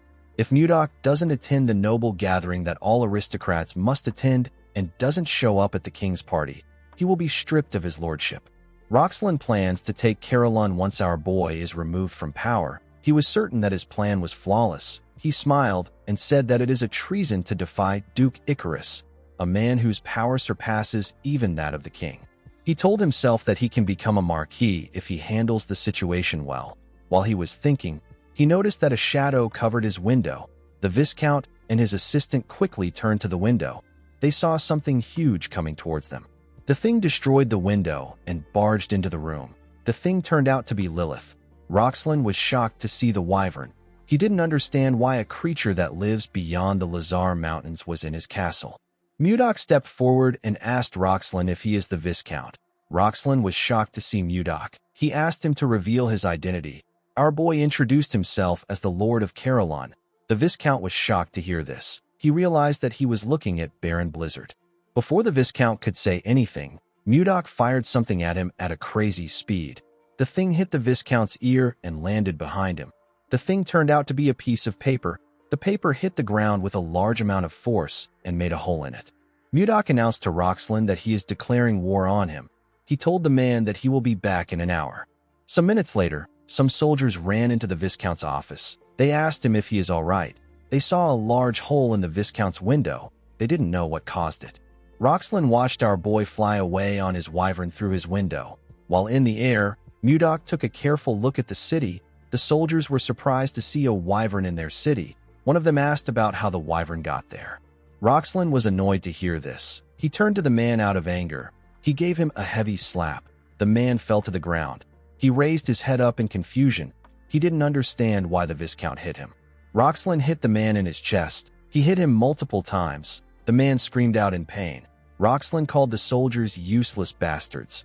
He told them that they are only good at collecting paychecks. The soldiers couldn't say anything. They all looked away from Roxlin. They couldn't stop him. They let him beat the man to a pulp. Roxlin asked the soldiers to tell him what they were doing while the enemy came into their territory. After taking his anger out on the man, Roxlin ordered his administrator to dress the prisoners as soldiers and equip them with weapons. The man asked him if he is saying that he should provide the prisoners with military gear. The Viscount told him that he is correct. With a smile on his face, he told the administrator that he wants to see the look in Mudok's eyes when he realizes that he killed his own people with his own hands. The man was shocked to hear this. Roxlin walked past him and picked up the paper on the ground. He tore it apart and said that he will frame Mudok. He couldn't believe that our boy declared a territorial war on him. He moved close to his broken window and looked down at the soldiers in front of his castle. He threw the shredded paper to the ground and announced that they will be declaring war on Caroline. He told his men that he will share his wealth with the one who achieves the greatest merit in this war. The soldiers began to cheer when they heard this. They were ready to tear the people of Caroline apart. While Roxlin was laughing like a maniac, we see a soldier staring heavily at him. The soldier turned out to be Miller. The man was dressed as a Toth knight. He asked his master if he heard what the Viscount said.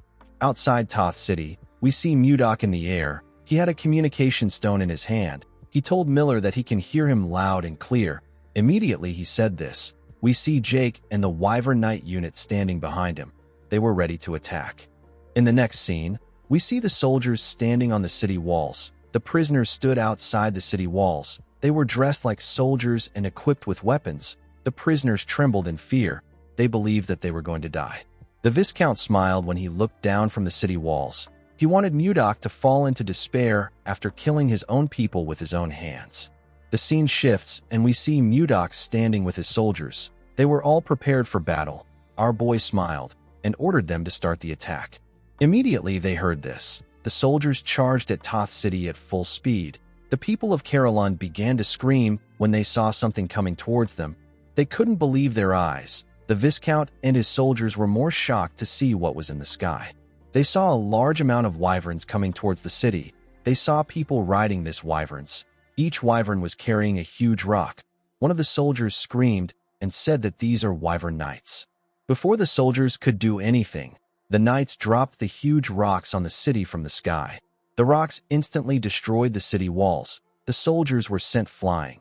The broken walls slowly fell upon the citizens of Caroline. A mother quickly closed her eyes and hugged her son to protect him. To her surprise, the stones did not crush her and her child. When she opened her eyes, she saw Jerome standing in front of her.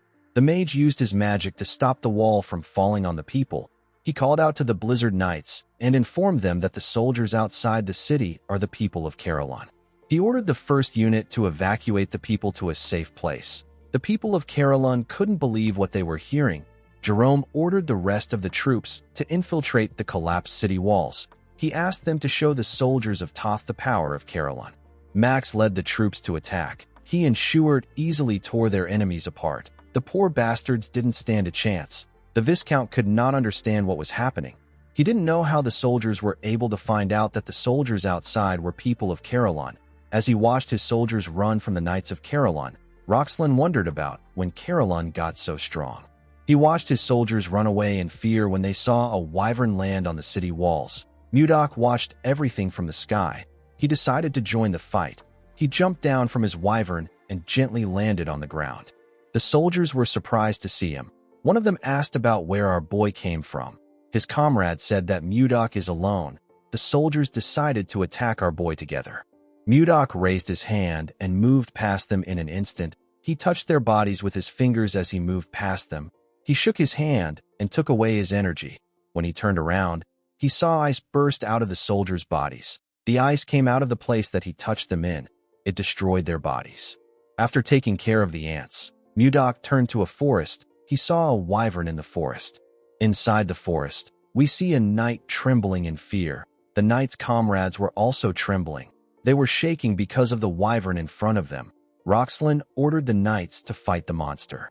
The knights were too scared to attack. Roxlin kicked one of them out of anger. He told them that they shouldn't call themselves knights. The Viscount had already sent someone to request help from Duke Icarus. He was certain that he will be victorious if he can hold out until reinforcement arrives. The knight that Roxlin kicked got angry. He punched the Viscount in his face. He fell to the ground. The knight and his comrades ran immediately. The Viscount fell to the ground. The knight called the Viscount a pig and asked him to die alone if he wants to die. Roxlin was shocked to hear this. He ordered the men to come back. Of course, none of them listened to him. While the Viscount was looking at them, the wyvern moved closer to him. Roxlin could feel her breath in his back. Before Lilith could eat him, someone called out to her and told her that her stomach will hurt if she eats trash. The person turned out to be Mudok. Lilith moved away from the Viscount. When Roxlin saw our boy, he quickly bowed his head on the ground. He told Mudok that he was wrong. He said that this is his defeat. He explained to our boy that he couldn't do anything because of Duke Icarus's order. He begged him to forgive him. While he was begging for mercy, Jake landed next to Mudok with his wyvern. His wyvern was carrying someone in its mouth. Jake informed his lord that he has captured the soldier who was heading to the Duchy of Icarus. Roxlin was shocked to hear this. He realized that he messed up badly. Mudok told the Viscount that it must have been hard for him to lie about things he didn't mean. Our boy released his energy and told the man that he has to repay him with his life for trying to persecute his people. Immediately he said this, Mudok swung his hand at him. A shield appeared in front of the Viscount and blocked Mudok's attack. Jake was shocked to see that the Viscount was able to block his master's attack. With a look of anger on his face, Mudok turned to the side and asked Jerome to tell him what he is trying to do. It turns out that the mage was the one who protected the Viscount with his magic. Jerome explained to his lord that no matter how heinous the crime a noble commits, the authority to decide his life or death belongs solely to the king. He told Mudok that they will be put in a difficult position if they kill the Viscount there. With a nervous look on his face, Roxlin called our boy a senseless brute and told him that Jerome is right. The moment he said this, the Viscount told himself that someone should have arrived. Immediately he thought of this. He heard someone's footsteps. He smiled and turned around. He said that the person has arrived. The person turns out to be his administrator. His name is Volmer. The Viscount laughed and called our boy a fool. He asked him if he really believes that he only sent troops to Duke Icarus. He explained to Mudok that a territorial war must be reported to the king first and must be carried out with a royal observer present. He told our boy that he sent Volmer to the capital because he didn't report it. He said that the king has already found out about the war before he could force him to surrender. He laughed and told Mudok that his arrogance ruined everything. Jerome couldn't believe what he was hearing. He was certain that they stationed soldiers in the path that leads to the capital. He wondered about how Volmer was able to get through the soldiers. Mudok didn't say anything to the Viscount. He simply smiled. Roxlin was annoyed to see this. He asked our boy if he has gone mad. Mudok asked Volmer to reveal his identity now. The man accepted his order and removed his fake face. Jerome and the Viscount were shocked to see this. The person under the mask turned out to be Miller. The Viscount could not comprehend what was happening. He asked Miller about when he took his administrator's place. Miller told his master that the mission is accomplished. Mudok revealed to Roxlin that there is a clause in the territorial war law. The clause states that a noble may declare war if the opponent has violated the royal law. Roxlin was shocked to hear this. Mudok reminded the man that he was selling Carolon's citizens as slaves. He told him that slave trade is banned in the Drake Kingdom. The moment he said this, Mudok covered his hand with his energy. The Viscount became scared. He didn't know what to do. He knew that he was going to lose his city and his title. He realized that Duke Icarus will kill him. He quickly turned around and began to run. He said that he doesn't want to die. Before he could get far, Mudok released his ice from his feet. He froze the Viscount's legs. He charged at him and asked him to clench his teeth. Immediately he said this. Mudok gave the man a bone-shattering punch in his face. The attack sent the Viscount flying. He slammed his back on a tree and spat out some blood. He destroyed the tree with his body. After taking care of the Viscount, Mudok turned around and announced to his men that the territorial war is over. The men smiled when they heard this. In the next scene, we see our boy announce to his soldiers that Toth City now belongs to Carolon. The soldiers began to cheer when they heard this. After the war, Mudok and his people quickly got to work. Roxlin lost everything and got sent out of his territory. A few days later, he went missing. Toth City was incorporated into Carolon. Jerome was appointed as the administrator of the new district, but he rejected the appointment. He explained to Mudok that he is already buried in a lot of work. He told him that he will go on strike if he gives him more work. Mudok asked him to tell him who he is supposed to put in charge. The moment he asked this question, Jerome got an idea. He said that he knows the perfect person. Through Jerome's recommendation, Roxlin's former vassal was asked to manage Toth City. Of course, they couldn't completely trust Volmer, so they assigned 2 knights to him to monitor and report his daily movements. After some time passed, the day of the king's birthday arrived. The capital was decorated with different designs. At the entrance of the capital, we see 2 guards on duty. One of them said that he wants to enjoy the festival too. His comrade asked him to suck it up. He told him that they will get a special bonus for taking today's job. While he was talking, the man noticed that a shadow covered him. When he looked up, he saw wyverns coming towards him. His friend told him that it is a monster attack. The man said that he will ring the alarm. Before the man could do anything, someone asked him to wait. The person turned out to be Mudok. Our boy stepped down from Lilith's back. With his new white Michael Jackson drip, Mudok introduced himself as Baron Blizzard. The men remembered him as the magic swordsman that saved the king. Mudok took out his invite and said that he has come to see the king. In the next scene, we are taken to a beautiful ballroom.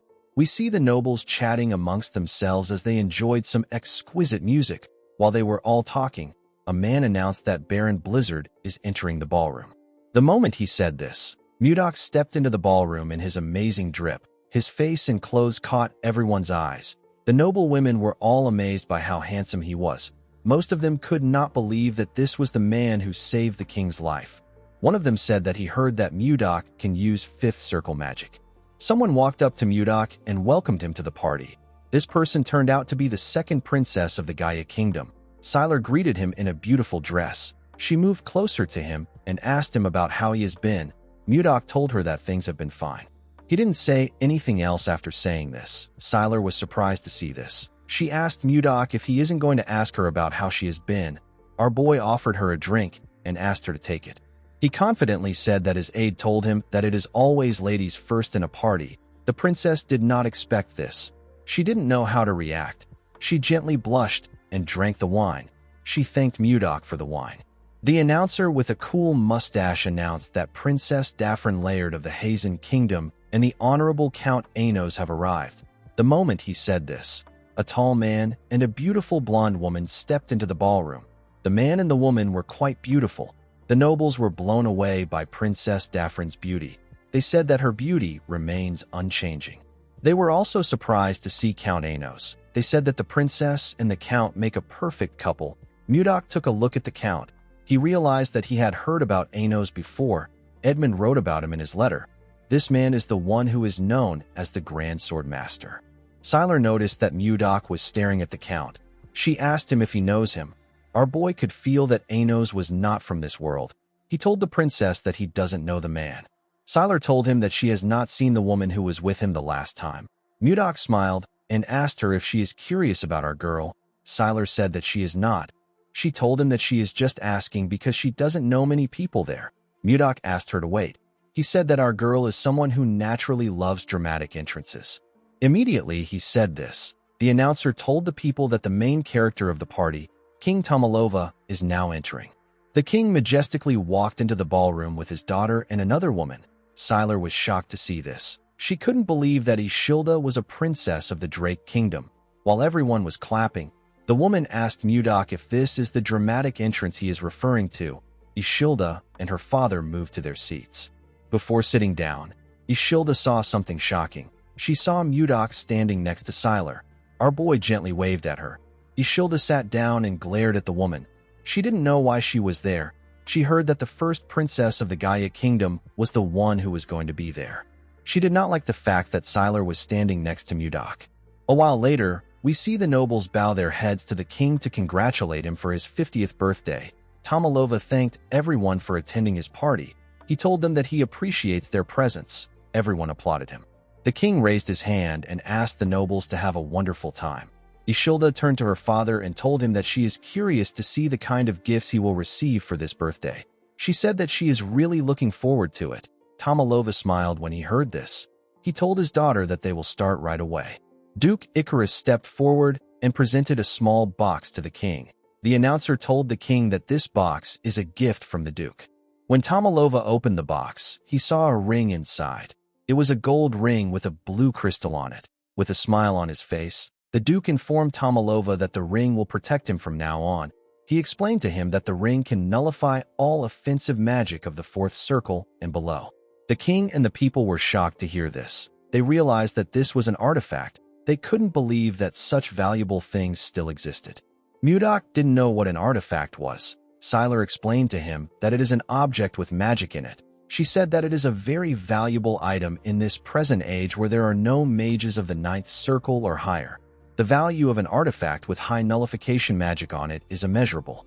The king thanked Duke Icarus for his valuable gift. The duke congratulated the king on his birthday again. He turned around and slowly walked away. The nobles in the ballroom were amazed by the duke. They couldn't believe that he brought something so valuable for the king. Some of them wondered if there was any gift that could even surpass that of Duke Icarus. After the duke presented his gift, other nobles presented their expensive gifts to Tomalova, but they were all overshadowed by the duke's gift. The last noble to present a gift was Mudok. Our boy placed a box in front of the king and knelt before him. He asked Tomalova if he has been well. The king told him that he is relieved to see that he is healthy. Mudok told him that it is all thanks to his grace.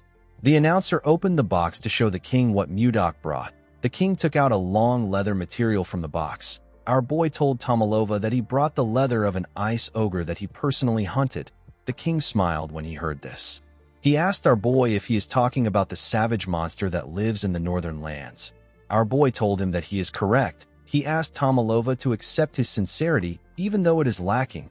Tomalova thanked him for the gift. He said that he will make a winter coat from the hide and wear it in winter. The duke could not believe that Mudok offered this kind of gift to the king. He said that a pathetic gift is expected from someone of commoner origins. With a smile on his face, our boy told the king that he brought another gift because the leather alone seemed lacking. A man carried a box into the ballroom and gave it to the king. When Tomalova opened the box, he saw some eggs inside. He asked Mudok to tell him what he is looking at. With a smile on his face, Mudok told the king that they are eggs from a monster. Tomalova and the people were shocked to hear this. They couldn't believe that our boy brought something like this to a party. The duke told Mudok that he is an insolent bastard. He pointed at him and said that this is an insult to the royal family. He turned to the knights and asked them about why they are just standing. He ordered them to drag the baron out. The knights quickly walked towards Mudok. Tomalova ordered them to stop. Everyone quickly became silent. With a scary look on his face, Tomalova asked Mudok to clarify his intentions.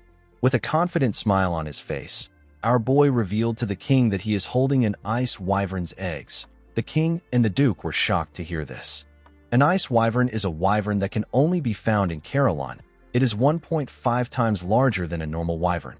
Since ancient times, there have been constant attempts to tame ice wyverns, but their fierce nature made it hard to obtain their eggs, and raising them was extremely difficult. Taming this monsters has long been considered impossible. Just ordinary wyverns would provide tremendous military power if they are tamed well. The small nation of the Zeba Kingdom led its wyvern knights to conquer surrounding countries and rose to become the Great Zeba Empire. This story is well known on the continent. Taming an ice wyvern would mean that the military power of the Drake Kingdom would skyrocket. Tomalova completely understood this. He thanked Mudok for his gift. He asked him if he knows that raising an ice wyvern is even harder than acquiring its egg. Our boy assured him that he is well aware. He said that it is not easy to raise an ice wyvern to adulthood. He put 2 fingers on his lips and gently whistled. He called out to Lilith. The moment he did this, the nobles in the hall began to scream. They couldn't believe their eyes. They saw a wyvern standing outside the hall. Mudok revealed to the king that Lilith is an ice wyvern that he has tamed since she was a hatchling. He told Tomalova that he will teach the royal breeders how to raise an ice wyvern.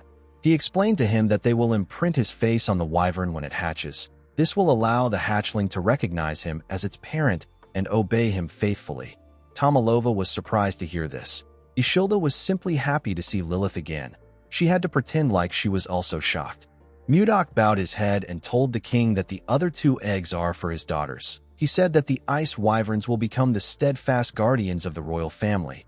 Tomalova was shocked to see that our boy thought of his daughters as well. He told him that he is quite thoughtful.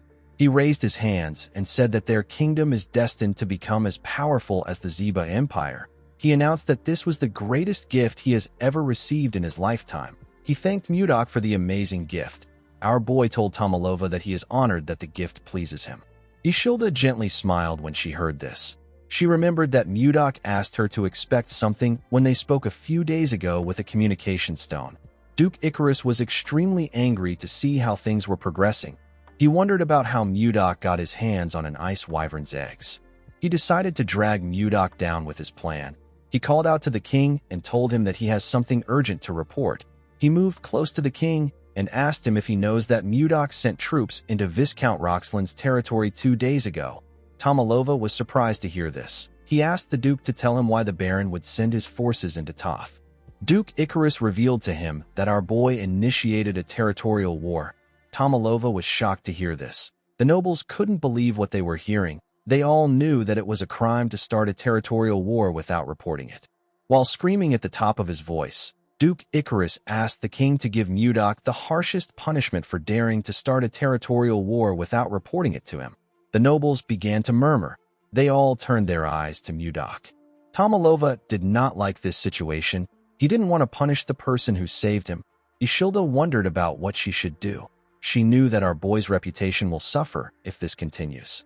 Duke Icarus gently smirked. He was certain that he has taken Mudok out. Our boy called out to the king and asked him if slave trading is legal in the Drake Kingdom. Tomalova said that it isn't. He told Mudok that slave trading is prohibited in his kingdom. Our boy put his hand into his clothes and took out a document. He announced that he is holding a ledger containing the Viscount's slave trading records. Duke Icarus and the king were shocked to hear this. They couldn't believe their ears. Mudok explained to the king that Roxland has been capturing people from his territory and selling them as slaves. He threw the document to the ground and asked the king to tell him if there is any lord who wouldn't be enraged when his own subjects are being sold as slaves. The nobles could not believe that the Viscount engaged in slavery. They were all shocked. Duke Icarus couldn't believe that Roxland got involved in slavery behind his back. He called him a filthy, greedy pig. Ishilda reminded her father that those who violate the royal laws can be challenged to a territorial war without reporting it to the king. She smiled and asked him if she is correct. Since Mudok had a valid reason, Tomalova decided to grant him a special exception and not hold him accountable for the territorial war. With a smile on his face, he announced that Toth will now become part of Carolyn's territory. Everyone began to cheer when they heard this. Count Slave suggested that Mudok should get a new title now that his territory has expanded. The king told him that he is right. He asked Mudok to move closer. Our boy moved close to him and went on his knees. Tomalova placed a golden scarf on his neck and appointed him as Viscount of Carolyn. Mudok stood up and thanked the king for his new position. Duke Icarus watched them as they spoke. He glared at our boy with eyes filled with hate. He promised himself that he will bring him down no matter what it takes. He turned around and walked forward. On the way out, we see Count Anos resting on the wall. He seemed to be annoyed about something. In the next scene, we see Mudok in the balcony. He seemed tired. He felt bad that he couldn't talk to Ishilda because of the nobles swarming him. He smiled when he realized that he had finally gotten this far. He remembered the things that happened when he first came to this world. He remembered how he fought, how he took over Carolyn, and how he got a kiss from the princess. He believed that he and the princess will soon be together. Immediately, he thought of this. Someone came to the balcony. Mudok turned around and asked the person to tell him who he is. He saw that the person was Count Anos. Count Anos referred to our boy as Seol Mudok and told him that he has finally found him. Mudok was shocked to hear his name. He couldn't believe that the man was speaking to him with the language of the Central Plains. The Count closed the door and referred to Mudok as the enemy of his master and his sect. He carefully drew his sword. His sword released a pink energy. Anos told our boy that he has been looking for him for a long time. He placed his hand on his sword hilt. His sword released a scent. Mudok immediately knew that this was the plum blossom fragrance. He now knew who this man was. He remembered the conversation he had with the Manhwa sect leader. While breathing heavily, Zhang Pengjin told him that the outcome of their fight would have been different if his disciple was there.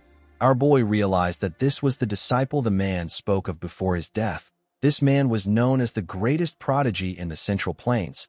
His name is Li Jinxing. Jinxing covered his sword with his energy and took a step forward. Jinxing charged at Mudok at a crazy speed. Our boy easily matched his speed and blocked his sword strikes. Jinxing made his attacks faster, but Mudok was still able to match his speed. The two men grit their teeth out of anger. Jinxing made a huge swing and pushed our boy back. He gathered his energy in his hand and charged at Mudok. He hit Mudok with his palm. His energy pushed our boy back even more. He hit his back on the wall. When he raised his head up, he saw Jinxing in front of him. The man swung his sword at him with a large amount of force. Mudok dodged it and appeared in the air. He carefully landed behind the man. Jinxing turned around to see him. Our boy said that the rumors about him being the greatest disciple in the Central Plains weren't a complete lie. The man was annoyed to hear this. He asked Mudok not to get cocky. With a look of anger on his face, Jinxing revealed to Mudok that he has been searching for him for 3 years. He was successfully able to get on the same boat as him after he found Mudok's location. He watched Mudok's movements on the boat and waited for an opportunity to kill him.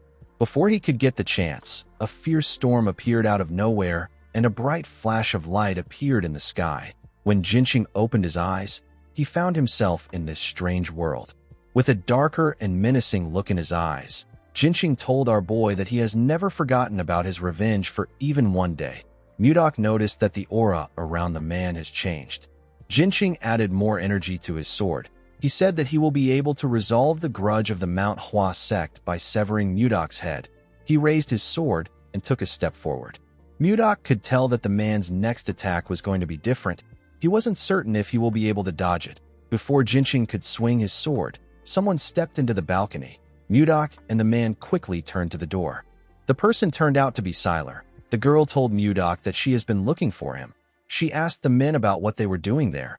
Our boy told her that he just met someone from his hometown for the first time in a while. He said that they were talking and reminiscing about the past. Jinxing quickly recognized the girl. He realized that she is the second princess of the Gaia Kingdom. He wondered if she is close to Mudok. When our boy moved close to the girl, she asked him about where his hometown is. Jinxing watched them as they spoke. He knew that things will become complicated if he kills Mudok in front of a princess. Although he didn't like it, the man decided to back off. He bowed his head to the princess and told her that he will excuse himself first. He asked them to continue their conversation. Sylar gently thanked him. Jinxing walked towards the door. Before he left the balcony, he called out to Mudok in his head. Our boy was able to hear the man's voice in his own head. He immediately knew that Jinxing was using the frequency whispering technique. Jinxing told Mudok that he will destroy everything he cherishes the same way he destroyed everything that was precious to him. He stepped out of the balcony and smiled like a lunatic. He told our boy that he will take his possessions, loved ones, and everything he values without exception. He said that he will first start with the one who is always looking at him with loving eyes. He said that he will start with the princess of the Drake Kingdom. Mudok was shocked to hear this. He called the man a bastard and asked him not to touch Ishilda. He told him that the girl has nothing to do with them. The man said that this depends on how he responds. After saying this, he bid Mudok farewell. Our boy asked the man to wait. While he was talking to Jinxing in his head, Sylar was trying to get his attention. She asked him if he is listening to her. She told him that he looks like he was having a serious conversation with the Count. She asked him if he has something to do with the Count. Mudok walked past her and told her that something urgent has come up. He said that he needs to excuse himself. Sylar was surprised to hear this. She turned around and grabbed Mudok's jacket. Our boy did not expect this. He quickly turned to her. He asked her if she still has something she wants to say. Sylar said that it is not very important. She felt a bit embarrassed that she grabbed his clothes. She wondered about what she is supposed to say. She told Mudok that it is quite rude for him to leave when she came to the balcony herself to see him in person. She gently winked at him and asked him to learn some party manners. Mudok moved close to her. With a cold gaze in his eyes, he asked the woman if she doesn't have anything to do. He reminded her that dignitaries from different nations have come to celebrate the king's birthday. He asked her if it isn't her responsibility, as Gaia's representative, to entertain this people and chat with them. With a serious tone in his voice, our boy asked the woman to tell him why she keeps bothering him. Sylar was shocked to hear this. She couldn't believe that someone like her was being bothersome. Most men desperately try to get her attention with everything they have, but the princess always blows them off. They always try to get close to her to get something, but the princess always turns them down. Sylar wondered why Mudok was different. She asked Mudok not to get the wrong idea. With a sad look in her eyes, she told him that she simply wanted to congratulate him on becoming a viscount. Mudok felt bad when he heard what she said. He apologized to the princess for his harsh words. He told her that something urgent has truly come up. He said that he needs to excuse himself. He thanked her for the congratulations. He left after saying this. The princess was on the balcony alone. She moved close to the glass door to see our boy. When she looked down, she saw Mudok checking on Ishilda. Ishilda didn't understand why our boy was doing this. Sylar watched Mudok worry about the princess. She wondered if our boy would have liked her if she met him first. She wondered if she would have been able to smile like Ishilda. Sylar slapped her cheek to bring herself back to reality. She turned away from the door and told herself that she does not have time for this. She said that she needs to focus on her own life. She knew that the most important thing she needed to focus on was how she was going to survive her older sister's assassination attempts. While she was thinking, Sylar heard a sound coming from the pavilion. When she raised her head up, she saw Princess Daphne talking to someone. Sylar immediately recognized the princess. She didn't know the man standing next to her. When she took a closer look at him, she realized that she had seen his face from somewhere. She recalled that Jerome was a retainer of the Blizzard family. She wondered about what the mage and the princess were doing together at this hour. In the next scene, we see someone informing Jinxing that Princess Daphne has disappeared again. The man was surprised to hear this. His subordinate informed him that the princess said that she wanted to get some fresh air outside. He said that they can't find her even though they searched the entire castle. Jinxing did not like the fact that the woman always makes him worry. He ordered his subordinates to search the castle thoroughly. He asked them to report to him the moment they find her. The scene shifts, and we see the princess sitting in the pavilion. She was looking at the night sky. While looking at the moon, the woman remembered something. She remembered someone telling her to go to the Drake Kingdom with Count Anos as an envoy. The woman realized that she would have never come there if she didn't receive an order from her older brother. She and someone on the other side of the pavilion said that they really want to run away. The princess was surprised to hear a person's voice in the pavilion. She quickly turned around. She asked the man to come out of the shadows. The man apologized to her and stepped out of the shadows. The man turned out to be Jerome. Jerome told the princess that he didn't think anyone would be there at this hour. The princess was surprised to see Jerome's handsome face. She quickly put herself together and looked away. She asked the mage not to apologize. She told him that she was just a little startled. The princess did not think that he would be so handsome. Jerome apologized to the woman for not introducing himself. He shared his name with her and told her that he serves under Viscount Blizzard. The princess also introduced herself to him. Jerome smiled and told her that she has a beautiful name. The moment he said this, he realized that he had heard the name before. He immediately knew that this was the princess who is renowned throughout the continent for her beauty. He quickly went on his knees and apologized to Daphne for not recognizing her. He begged her to forgive his rudeness. Daphne assured him that it is fine. She said that she doesn't concern herself with such things. Jerome told her that he will be taking his leave. The moment he said this, he carefully looked at her face to see her expression. He noticed that Daphne looked kind of sad. He stood up and asked her if it is fine for him to stay in the pavilion too. The woman was surprised to hear this, with a smile on his face. Jerome said that he is waiting for his lord who is still in the party.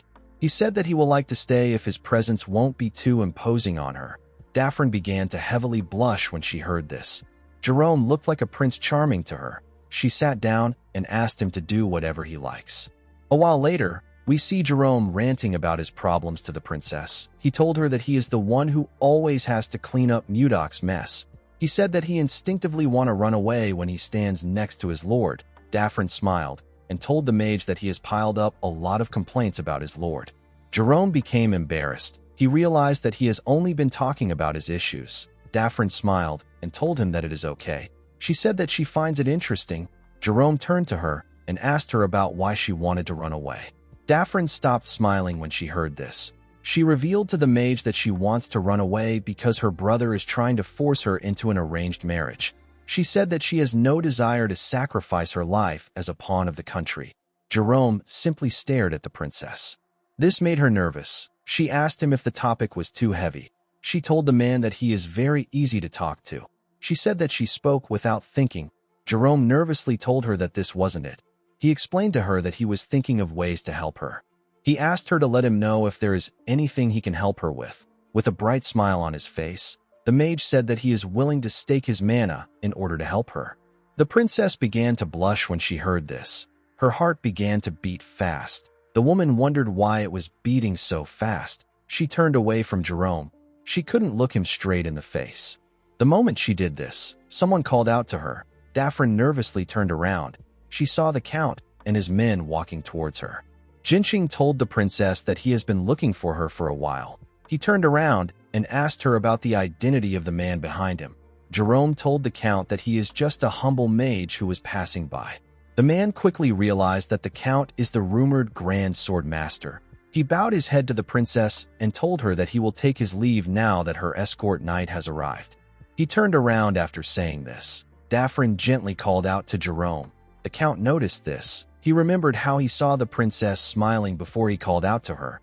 He quickly became angry. He asked the princess if she knows that the king has promised to hold a grand engagement ceremony for them once they return to the kingdom. Jerome was shocked to hear this. Daffrin couldn't believe what she was hearing. With a cold gaze in his eyes, Jinqing asked Daffrin to start opening her heart to him. Daffrin couldn't believe that her brother would do something like this without consulting her first. She walked forward and said that she will be going inside first. Jinqing followed her. Jerome already guessed that Daffrin's arranged marriage partner was Jinqing. Before the princess left the garden, she gently turned. Jerome quickly noticed this. The woman gently moved her mouth to ask the mage to meet her there again 3 days from now. She smiled and asked him to meet her at this hour. Jerome was surprised to hear this. He didn't know what to say. He just watched Daffrin walk out of the garden with Jinqing. The scene shifts, and we are taken to the hall. We see Ishilda laughing and talking to some women. After they were done talking, Ishilda waved to the women. She took a deep breath and let out a sigh. She found it exhausting to always have to talk to people. She felt a bit tired. While she was thinking, someone stretched out his hand and asked her if she wants to dance. The person turned out to be Mudok. Ishilda smiled and told our boy that she would love to dance. The two of them moved to the dance floor and began to dance in an elegant manner. The king and Count Slave watched Ishilda and Mudok as they danced. The king called out to the count. He told him that he feels like Ishilda and Mudok are quite close. He asked him if he is wrong. The count told him that he is correct. Tomalova carefully looked at his daughter. He said that it has been a while since he saw her smile so brightly. He begged the count to answer his next question honestly. Count Slave asked him to say his question. Tomalova asked the man if it is possible that Ishilda has feelings for Mudok. The count became nervous when he heard this. He said that Mudok has definitely been making a name for himself lately, but it is not to the level where Ishilda might like him. He reminded Tomalova that Mudok was just a mere commoner a while back. He said that it is impossible for our boy to court a princess even if he became a viscount. He said that Mudok's skills in combat has its limit. He believed that it would be impossible for our boy to understand the complex web of noble interests. Tomalova became discouraged. He told the count that he is right. He looked at his daughter's beautiful smile and said that he can't entertain meaningless hope. He said that he can't act recklessly. The scene shifts and we see Lilith flying somewhere. When she was about to land, the people below her began to cheer. She landed in front of the Roll Merchant Group. Mudok greeted Edmund when Lilith landed. The man was quite happy to see our boy. Mudok came down from his wyvern. He asked Edmund if he is making a good living. The merchant said that they are making more than a good living. He revealed to our boy that they have become the top merchant group in the kingdom thanks to his support. He said that business is booming every day. He asked Mudok to come inside. He poured our boy some tea and sat down with him. He told him that he heard about how he became a viscount after winning the battle. He said that a lot has happened in such a short period of time. Mudok revealed to Edmund that he came to visit him in order to ask him for a favor. The man asked him to tell him what he wants. He told him that he is ready to do anything. Mudok told the man that he needs a mansion. Edmund did not expect to hear this. Our boy told him that he wants a mansion that will be much more grandeur than Duke Icarus's mansion. He said that he wants something that is on a whole other level. Edmund smiled and said that he understands. He said that he will prepare it as soon as possible. The man was happy to see that Mudok was finally making a move against the Duke. He believed that it was time for him to get revenge against the Akasa merchant group and Duke Icarus. Edmund was certain that he could defeat the Duke with Mudok's help and even rise to a higher position. He knew that the only thing he had to do was to ensure that Mudok never runs out of money. The moment he thought of this, Edmund realized something. He asked our boy about where his retainer is. He asked him about why he came alone. Mudok smiled and said that he has him walking on a special assignment. The scene shifts and we see Jerome in another location. He was wearing a hood that covered his face. While looking around, Jerome remembered that his lord asked him to find out who was behind the massacre of the Kramer family. The man was annoyed that he got this assignment. He felt like Mudok was giving him too much work. He let out a sigh and decided not to think about it. He wondered if Princess Daphne is okay. He did not understand why she wanted to meet him again in 3 days. While he was thinking, someone appeared behind him and told him that he thought he went missing. He did not think that Jerome would still be alive. Jerome turned around to see the dark-haired man. The man whose name is Leon greeted him with a smile on his face. Jerome stood up and shook the man's hand. He told him that he is still too handsome to die. The man laughed when he heard this. He told Jerome that his prince syndrome is still a problem even though he went missing. He sat down and asked the mage about the kind of information he wants to get. Jerome threw a bag containing a large amount of gold and valuable jewels on the table. The man felt like the money was a bit too much for a simple background check. He asked the mage if it is someone important. Jerome explained to him that he was just asked to look into the person. He said that he is not aware of the details behind it. Leon asked him to tell him who the target is. Jerome said that it is Miller Kramer. Leon's expression became grim. He was quite shocked to hear the name. He now understood why the payment was so high. He stood up and said that someone must want him dead. Jerome stood up and asked Leon about what he means. The man asked him if he doesn't know that everyone who looked into the death of the Kramer family always ended up dead. He walked forward and told Jerome that he hasn't heard a thing about the family. He said that he is not interested in the job. The mage placed another bag on the table and told the man that he will double his pay if he gets him the information he needs. Leon stopped walking when he heard this. He said that it has been over 10 years since the incident took place. He told himself that things are probably fine now. He asked Jerome to wait for him. The mage sat down back. He wondered about what happened to the Kramer family. He couldn't believe that even Leon, who is the master of the Information Guild, is scared to get involved in the case. He realized that someone very dangerous is involved in this case. In the next scene, we see Jerome in a room with Mudok and Edmund. He took out a file containing information on the Kramer family. He told his lord that the Kramer family was a count household. Miller was the second son of the Kramer household. Their family was quite prestigious in the kingdom. Edmund was surprised to hear about the Kramer family. Jerome informed his lord that the Kramer family was poisoned 10 years ago. Only Miller managed to survive. Mudok asked him if he found the culprit. The mage said that the culprit is Baron Gideon. Edmund told him that he is wrong. He said that Baron Gideon is not the real culprit. Mudok and Jerome quickly turned to him. The man informed them that the Baron is simply a puppet. The person who gave the order for the poisoning is someone else. Later in the night, we see someone push out blades from his clothes. This person turned out to be Miller. The assassin promised to kill Baron Gideon and complete his revenge. Before he could leave the building, he saw someone coming towards him. He was surprised to see his lord and Jerome. He asked Mudok about why he is there at this hour. Edmund stepped forward and told Miller that he met him when he was little. He referred to him as young master and told him that he has grown a lot. He introduced himself to Miller as Edmund from the Roll Merchant Association. He informed Miller that his father used to support their association. He told him that he wants to tell him the truth about his family's death. The person who carried out the poisoning was truly Baron Gideon. However, The person who ordered for the assassination of the Kramer family was Duke Icarus. Miller was shocked to hear this. He asked Edmund to tell him what the Duke will gain from assassinating his family. Edmund revealed to him that Duke Icarus is the real power behind the Akasa Merchant Guild, which is the largest guild in the kingdom.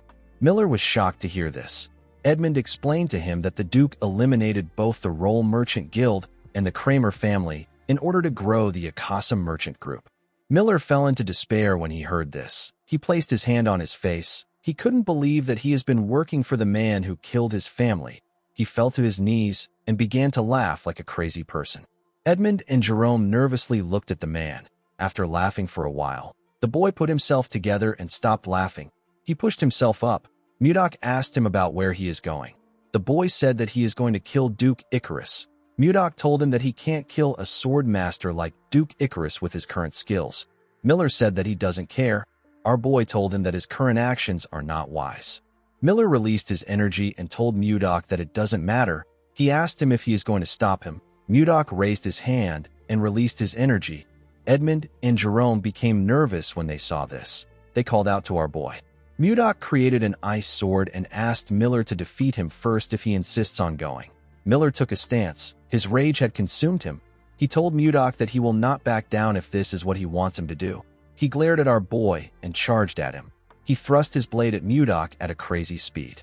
Our boy easily dodged the attacks. He appeared behind the boy. Miller quickly swung his leg at his head when he sensed his presence. Mudok noticed that Miller aimed for his vital points with minimal movements. This was proof that Miller has trained painfully every day. However, he was still not strong enough to face Mudok. Our boy used his fingers to hit Miller in his chest at a crazy speed. The boy coughed out some blood and fell to the ground.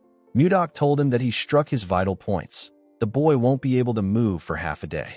Miller forcefully pushed himself up and rested his back on the wall. He used his thumb to hit his vital points.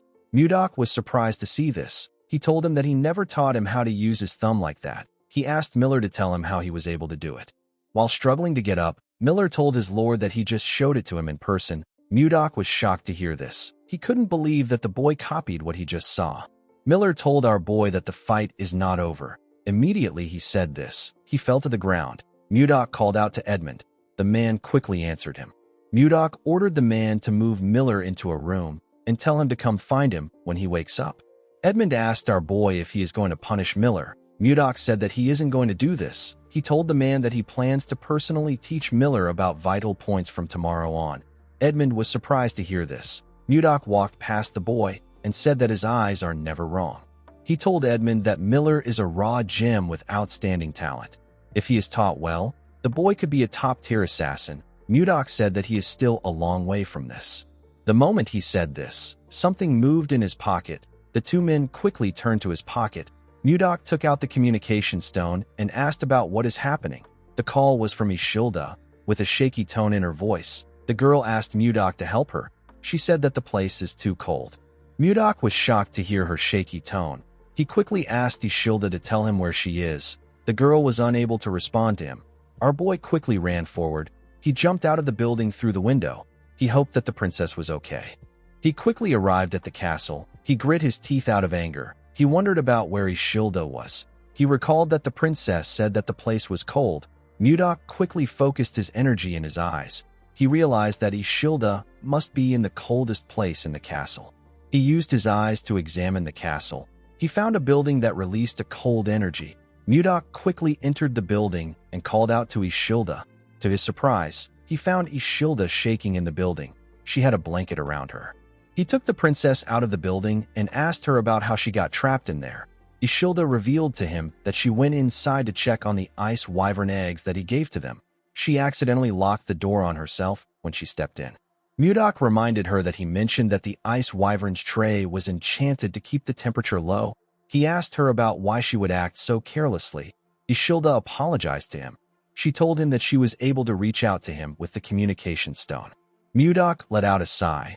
He quickly hugged the princess. While shaking like a scared child, our boy begged the princess to never do this again. He told her that he can't lose her again. Ishilda was surprised to hear this. She gently placed her hand on his back. The moment she did this, they heard a cracking sound come from an egg. Ishilda and Mudok quickly turned to the egg. They stood up and went inside. They saw a baby ice wyvern raise its head up. Its body was covered in mucus. Mudok asked the princess to remove the mucus from the wyvern's body. Ishilda was shocked to hear this. Mudok explained to her that the hatchling will recognize her as its mother if she does this. The princess gladly used her blanket to clean the mucus. She told Mudok that the hatchling's body is so soft. She asked him if he thinks that the imprinting worked properly. The hatchling carefully opened its eyes when she asked her question. Mudok asked the princess to try greeting it. Ishilda greeted the wyvern with a smile on her face. The hatchling smiled brightly at her. The princess was very happy to see this. She moved it closer to her face. She liked the fact that it was so cute. Mudok told her that this wyvern is a female. Ishilda asked him about how he could tell just by looking at it. Mudok explained to her that a person can distinguish the gender of a wyvern through its cloaca. He smiled and told her that the hatchling looks healthy. He asked her to raise it well. With a smile on her face, Ishilda thanked him for the gift. She promised to raise the wyvern well. She asked him about what she should name it. Mudok told her that she is the one who can name it since it belongs to her. While they were talking inside the building, we see a maid looking at the building from a window in the castle. It seemed like she was observing something. After the king's birthday party, the conferral ceremony was held. We see Mudok kneel in front of the king. He was made a viscount of the Drake Kingdom. He was officially recognized as a viscount. Immediately after the ceremony ended, the Grand Council called for a meeting. The Grand Council is a meeting attended by all nobles of the kingdom. It is mainly for selecting members of the small council or discussing noble affairs. The king sat at the center of the hall. He faced the numerous nobles sitting in front of him. He announced that the first agenda of this Grand Council is to elect the members of the small council. He asked anyone with a recommendation to raise their hand and state the name of the nominee. A noble sitting next to Duke Icarus nominated him. Another noble sitting next to Count Slave nominated him for the position. Some people agreed to this nominations and some disagreed. Mudok carefully watched this fierce argument. Even without anyone telling him, our boy could tell which people supported the Duke and which people served the king. He didn't really care for the event because he knew that no one would nominate him. The moment he thought of this, someone nominated him. Mudok was shocked to hear this. Everyone in the hall quickly turned to the person that nominated our boy. The person turned out to be Duke Icarus. The Duke said that Mudok has already demonstrated his ability to them many times. He said that he believes that Mudok is fully qualified to become a member of the small council. He asked the nobles if they object to this nomination. Everyone agreed to the nomination. Tomalova did not understand what the Duke was trying to do. Ishilda remembered that the Duke was the one who sent Mudok to the northern lands. She didn't understand why he was now recommending him for the small council. She wondered about what he was plotting. With a smile on his face, Duke Icarus said that everyone agrees. He picked up a glass of wine and glared at Mudok. He congratulated him on entering the royal court. Since the small council convenes every week, a member of the council cannot leave the capital. Duke Icarus had countless eyes and ears that served him in the capital. He wanted to make sure that Mudok won't get the chance to build power beyond his reach.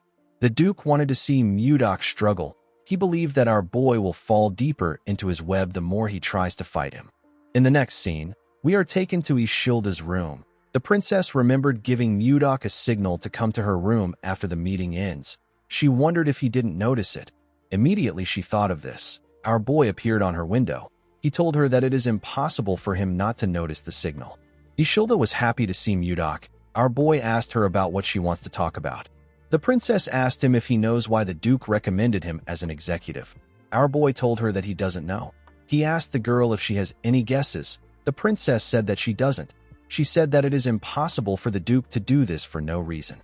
Duke Icarus openly sent assassins to kill the king and even sent Mudok to the faraway northern lands. Ishilda was certain that the Duke was plotting something behind the scenes. Mudok wasn't completely against the idea of becoming an executive. He told Ishilda that he will now be able to see her more often. He said that he needs to thank the Duke for helping him. Ishilda warned him that Duke Icarus is a man who will do anything to get what he wants. She told him that things might not work if he is not careful. Mudok called out to the princess. He assured her that he will handle things as he always does. He asked her not to worry too much. Ishilda was surprised to hear this. She gently smiled. The moment she did this, a maid knocked on her door. and asked her if she can come in. Ishilda quickly turned to Mudok and asked him to hide somewhere for a moment. Immediately she said this, she noticed that our boy was no longer in the room. The scene shifts, and we are taken back to the past. 10 days ago, we see Princess Daphne and Jerome talking under the pavilion. The princess informed Jerome that she wanted to run away. Jerome was shocked to hear this. He asked her if she is serious. He asked her about where she wants to go. Daphne said that the place doesn't matter. She asked him if he can take her somewhere that no one will recognize her. The mage reminded her that he is a vassal for the Lord of Caroline. He said that he can start a war between nations if it is revealed that he helped her run away. The princess asked him if the vow he made to her was a lie. Jerome was surprised to hear this. Daphne reminded him that he swore on his mana that he would help her. With a sad look on her face, she said that this is the first time she has actually been outside the castle of the Hazel Kingdom. It was her first time talking to people outside the castle. After her father passed away, her brother locked her in her room. He only let her out during national events. No matter how beautiful the clothes were or how delicious the food was, it didn't matter to the princess. All she wanted was freedom. When the princess got into a political marriage with the count, she tried to like him, but he was nothing more than her brother's loyal dog. The count is a man who doesn't care about her feelings or thoughts. The princess noticed that the count looked at her the same way her brother did. He had cold eyes that saw her only as a tool. Princess Daphne told Jerome that he is the only person who doesn't look at her with his cold eyes. Jerome didn't know what to say to her. The princess stood up and apologized to the mage for making him uncomfortable. She told him that she was too naive to take his promise seriously. As tears flowed down from her eyes, the princess said goodbye to the mage. Jerome clenched his fist. He summoned his courage and called out to the princess. He asked her to wait. Daphne quickly turned around. Jerome became nervous. He told himself that he can't do anything. He told the princess that he really can't do anything. He called her again and tried to change his words. Daphne became angry with his indecisive nature. She turned around and walked up to him. Jerome was still nervously thinking about it. With a look of anger on her face, Daphne asked the mage if he will help her or not. Jerome told her that he will do it. He wondered why her personality suddenly changed. The princess was happy to see that he agreed to her request. She gently smiled at him and thanked him for his help. Jerome told her that he will share the meeting place with her. He asked her to go to the tavern at the castle's main gates. He said that he will wait on the 3rd floor of the Russian Blue until sunset. He told her that no one must know about this. He advised her to act as if she didn't speak to him today. Daphne smiled at him and told him that she understands. The scene shifts, and we are taken to the present. We see Jerome standing in front of a door. He was thinking about the promise he made. While he was thinking, Mudok asked him to come in. When the mage stepped inside, our boy asked him if something is wrong. Jerome said that he wanted to go to Toth for an inspection. Mudok asked him if he is going alone. With a nervous look on his face, the mage said that it is necessary for them to check if Volmer is managing things properly. Mudok agreed that maintenance checks are important. He asked Jerome to go ahead. He told him that he will join him after his next meeting. Jerome explained to his lord that the journey is a 5-day ride on a horse. He told him that it will be difficult for him to attend the small council meeting. He said that he will go by himself and report back immediately. Mudok asked him about what he means. He reminded him that it only takes a day to reach Toth on a wyvern. Jerome nervously laughed. He said that he has completely forgotten about the wyverns. Mudok noticed that he was acting weird. He asked his vassal if something is wrong. He told him that he has been distracted all week. With a shaky tone in his voice, the mage said that this is ridiculous. Mudok was still suspicious of the man. He told him that he will leave Toth in his hands. Jerome thanked him and walked towards the door. Mudok watched him as he walked out of his room. After leaving Mudok's office, Jerome thought about how tomorrow is the day of the operation. He wondered why he was doing this. He would normally refuse this request. He knew that this was a crazy request. He told himself that he needs to stop while he can. The moment he said this, he remembered how the princess looked when she cried. Jerome began to smile like an idiot. He was completely smitten by Daphne's beauty. In the next scene, we see Ishilda and her father walking to the meeting room. On her way there, Ishilda wondered about what Duke Icarus was planning. She knew that there was no way the Duke would invite Mudok to the royal council without any reason.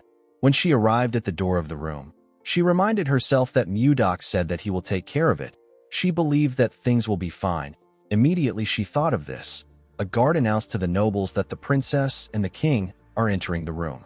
Ishilda and her father stepped into the room when the door got opened. Ishilda quickly turned to the side to see Mudok.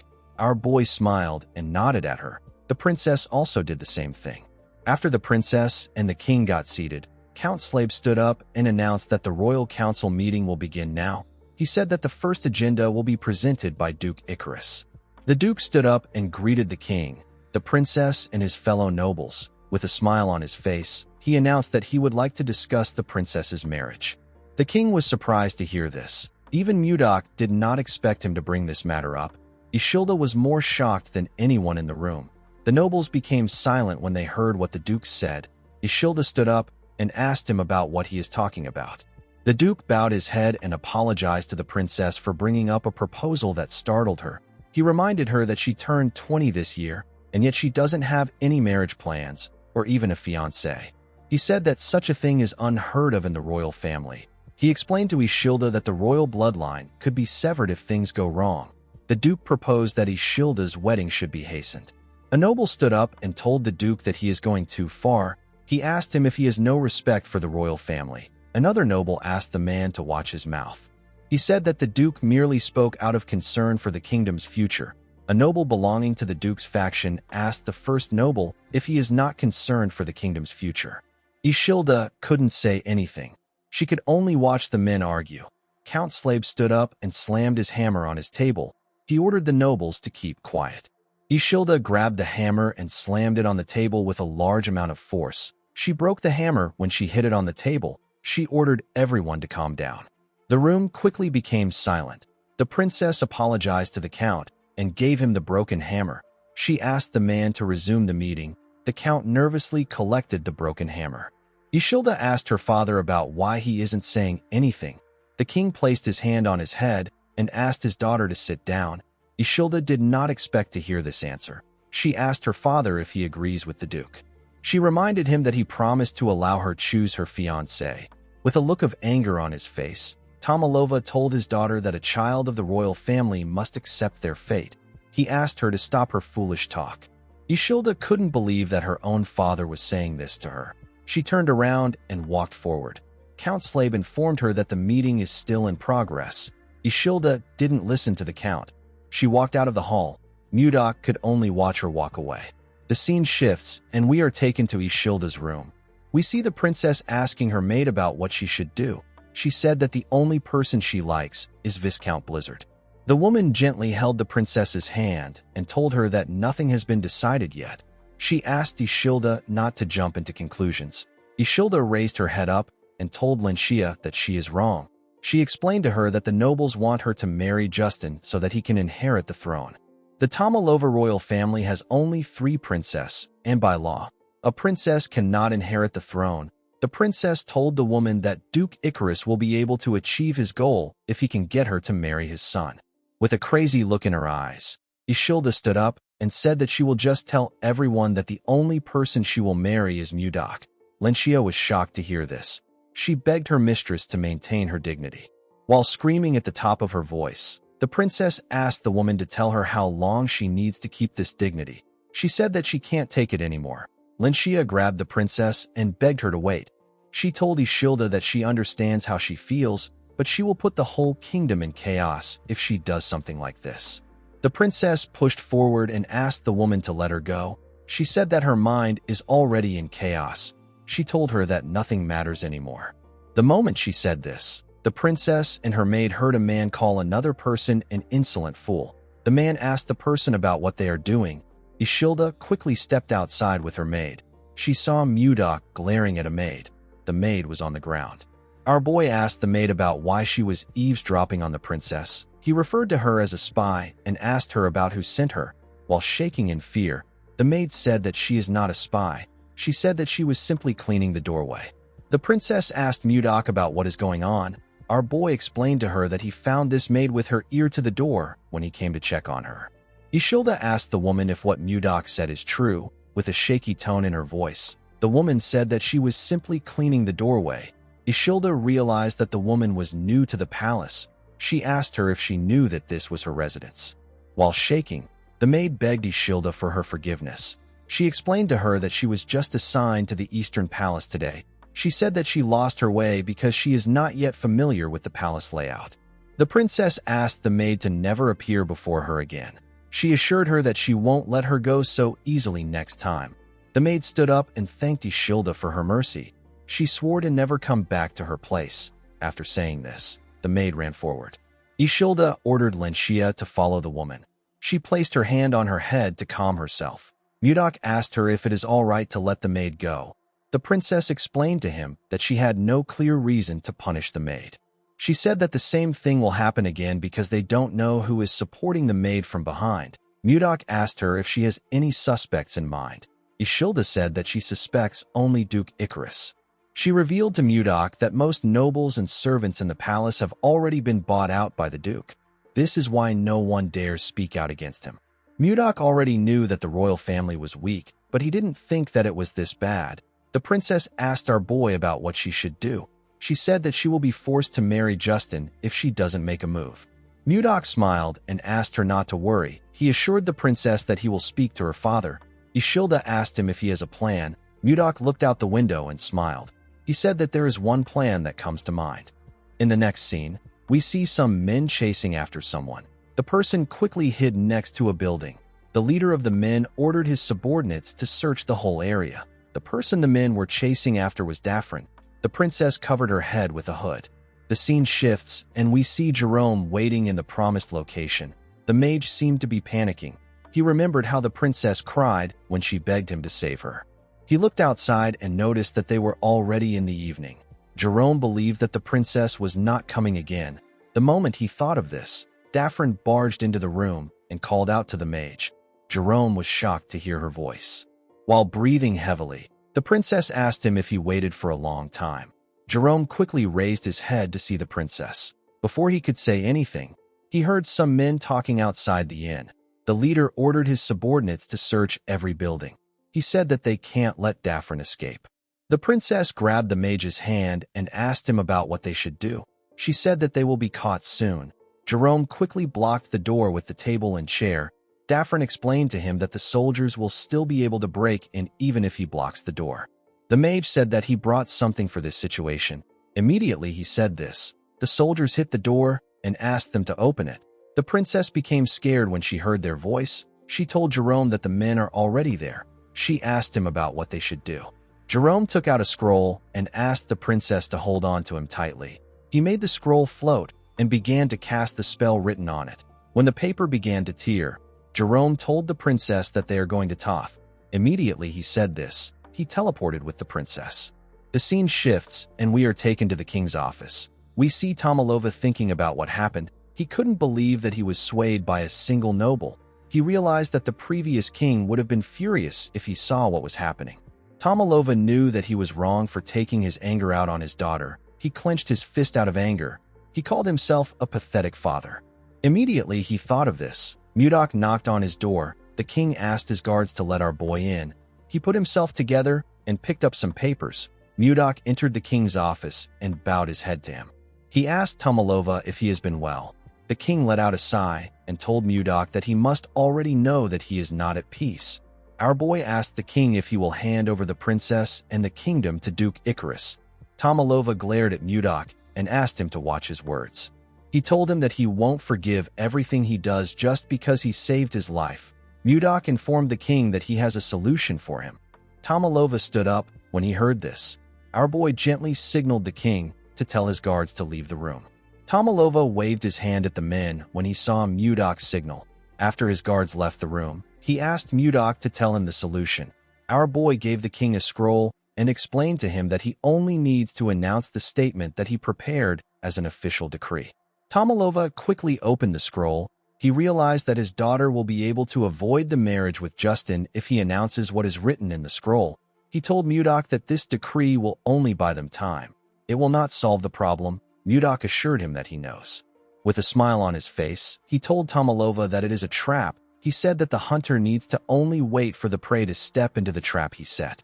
The scene shifts, and we are taken to Toth. We see Mudok entered the castle. Jerome nervously welcomed him. Princess Daphne was hiding behind him. Mudok was surprised to see the princess with his vassal. Jerome nervously told his lord that he can explain. A while later, we see the group sitting together. Jerome explained everything to his lord. The princess told our boy that she doesn't want to trouble him. She begged him to let her stay there. Mudok explained to his advisor that the princess is an envoy of the Hazen kingdom. He asked him if he knows what this means. Jerome apologized to Mudok and told him that he will ensure that nothing harmful happens. He begged his lord to allow the princess to stay. Mudok didn't really like this arrangement. Jerome and Daphne could tell that our boy was not really in favor of this arrangement. To their surprise, Mudok asked them to do as they wish. Jerome and Daphne couldn't believe what they were hearing. Our boy told Jerome that the princess can stay as long as she wants. Daphne asked him if he is certain. She told him that she will repay his kindness. Mudok asked her to forget about it. He told her that he is not so poor that he will demand payment from a runaway princess. He explained to her that he cannot drive her out so coldly since Jerome risked his life to help her. He assured Jerome that their relationship will be kept a secret. He asked him not to worry about it.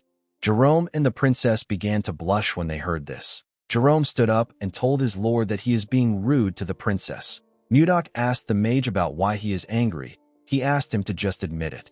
The princess turned to him when she heard this. It seemed as if she wanted Jerome to tell her that he likes her. Mudok told the princess that he needs to speak with Jerome alone. He asked her if she can step out for a bit. Daphne accepted his request and thanked him for his consideration. After the princess left, Jerome followed his lord to his office. He apologized to Mudok and told him that he made a promise to the princess due to a slip of tongue. He placed his hand on his chest and told his lord that he will personally escort the princess back to her kingdom. Mudok asked him about why he wants to do this. Jerome was surprised to hear this question.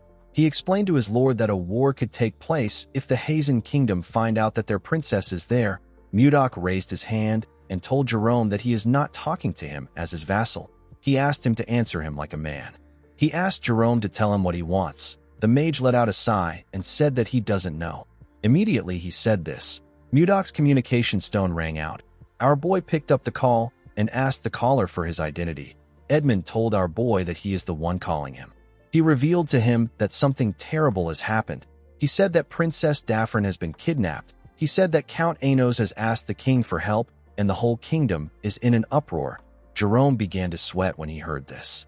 Our boy told Edmund that he is already aware of this. The man was surprised to hear this. Mudok told him that he will end the call since nothing else happened. Edmund told him that there is one more thing to report. He revealed to our boy that the king has announced the conditions for Ishilda's marriage. Mudok told the man that he already knows this. Edmund was shocked to hear this. He asked our boy about how he knows. Mudok told the man that he will end the call since he has nothing left to report. After he ended the call, Jerome asked his lord about what is happening. Our boy explained to him that he is simply setting a trap for a prey. He rested his back on the wall and said that he is waiting for the prey to bite his trap. Mudok has now decided to take control of the kingdom from the Duke. The scene shifts, and we are taken to the Duke's office. We see Duke Icarus throwing every document on his table. He seemed to be quite angry with the announcement the king made. He grit his teeth out of anger. He couldn't believe that the king wanted Ishilda to marry a young noble who will earn his merit within a year. He wondered if the king was allowed to make such terms without consulting the nobles. A man stepped into the Duke's office and picked up the documents on the ground. The man told the Duke that a rat will attack a cat when it is cornered. The man gathered the paper and placed it on the Duke's table. He told the Duke that Justin will not even be considered if he fails to earn merit. He told Icarus that his son does not necessarily need to meet this condition. The Duke turned to him when he heard this. The man explained to the Duke that he simply needs to eliminate everyone who meets the condition. Currently, the ones who meet this condition are John Slave, who is the eldest son of the Slave family, and Mudok. With a smile on his face, Baron Gideon informed the Duke that he will send assassins to take care of John Slave. The Duke asked him about what they should do about Mudok. The Baron revealed to him that he has received a piece of information that he can use to corner Mudok and Ishilda if he uses it well. The Duke was quite interested in the Baron's methods. The scene shifts, and we are taken to the castle. We see a small number of nobles seated in the king's office. Count Slave stood up and said that they need to begin the meeting.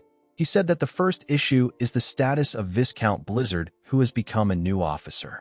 The Count asked the nobles if they have any good suggestions. Duke Icarus raised his hand when he heard this.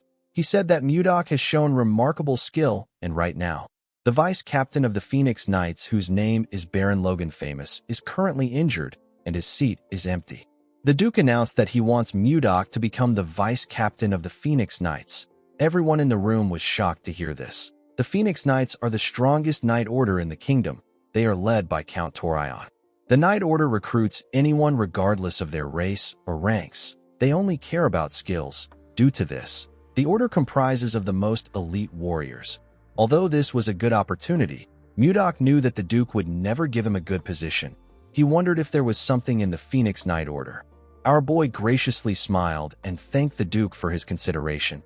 He told him that he will fulfill his duty even though he is lacking. The Duke smiled at him and told him that he is being humble. He assured Mudok that he will do well. He turned to the king and told him that he has something to report. He asked Tomalova if he is aware that there is a strange rumor spreading around the castle. The king asked him about what he means. Duke Icarus revealed to him that someone saw the princess and Mudok coming out of a barn. The nobles were shocked to hear this. Tomalova was horrified. He clenched his fist out of anger. Mudok realized that the Duke was referring to the day he took Ishilda out of the freezer. The king asked Mudok if the rumor is true. Our boy calmly told the king that it is. Tomalova's eyes widened when he heard this. He couldn't believe what he was hearing.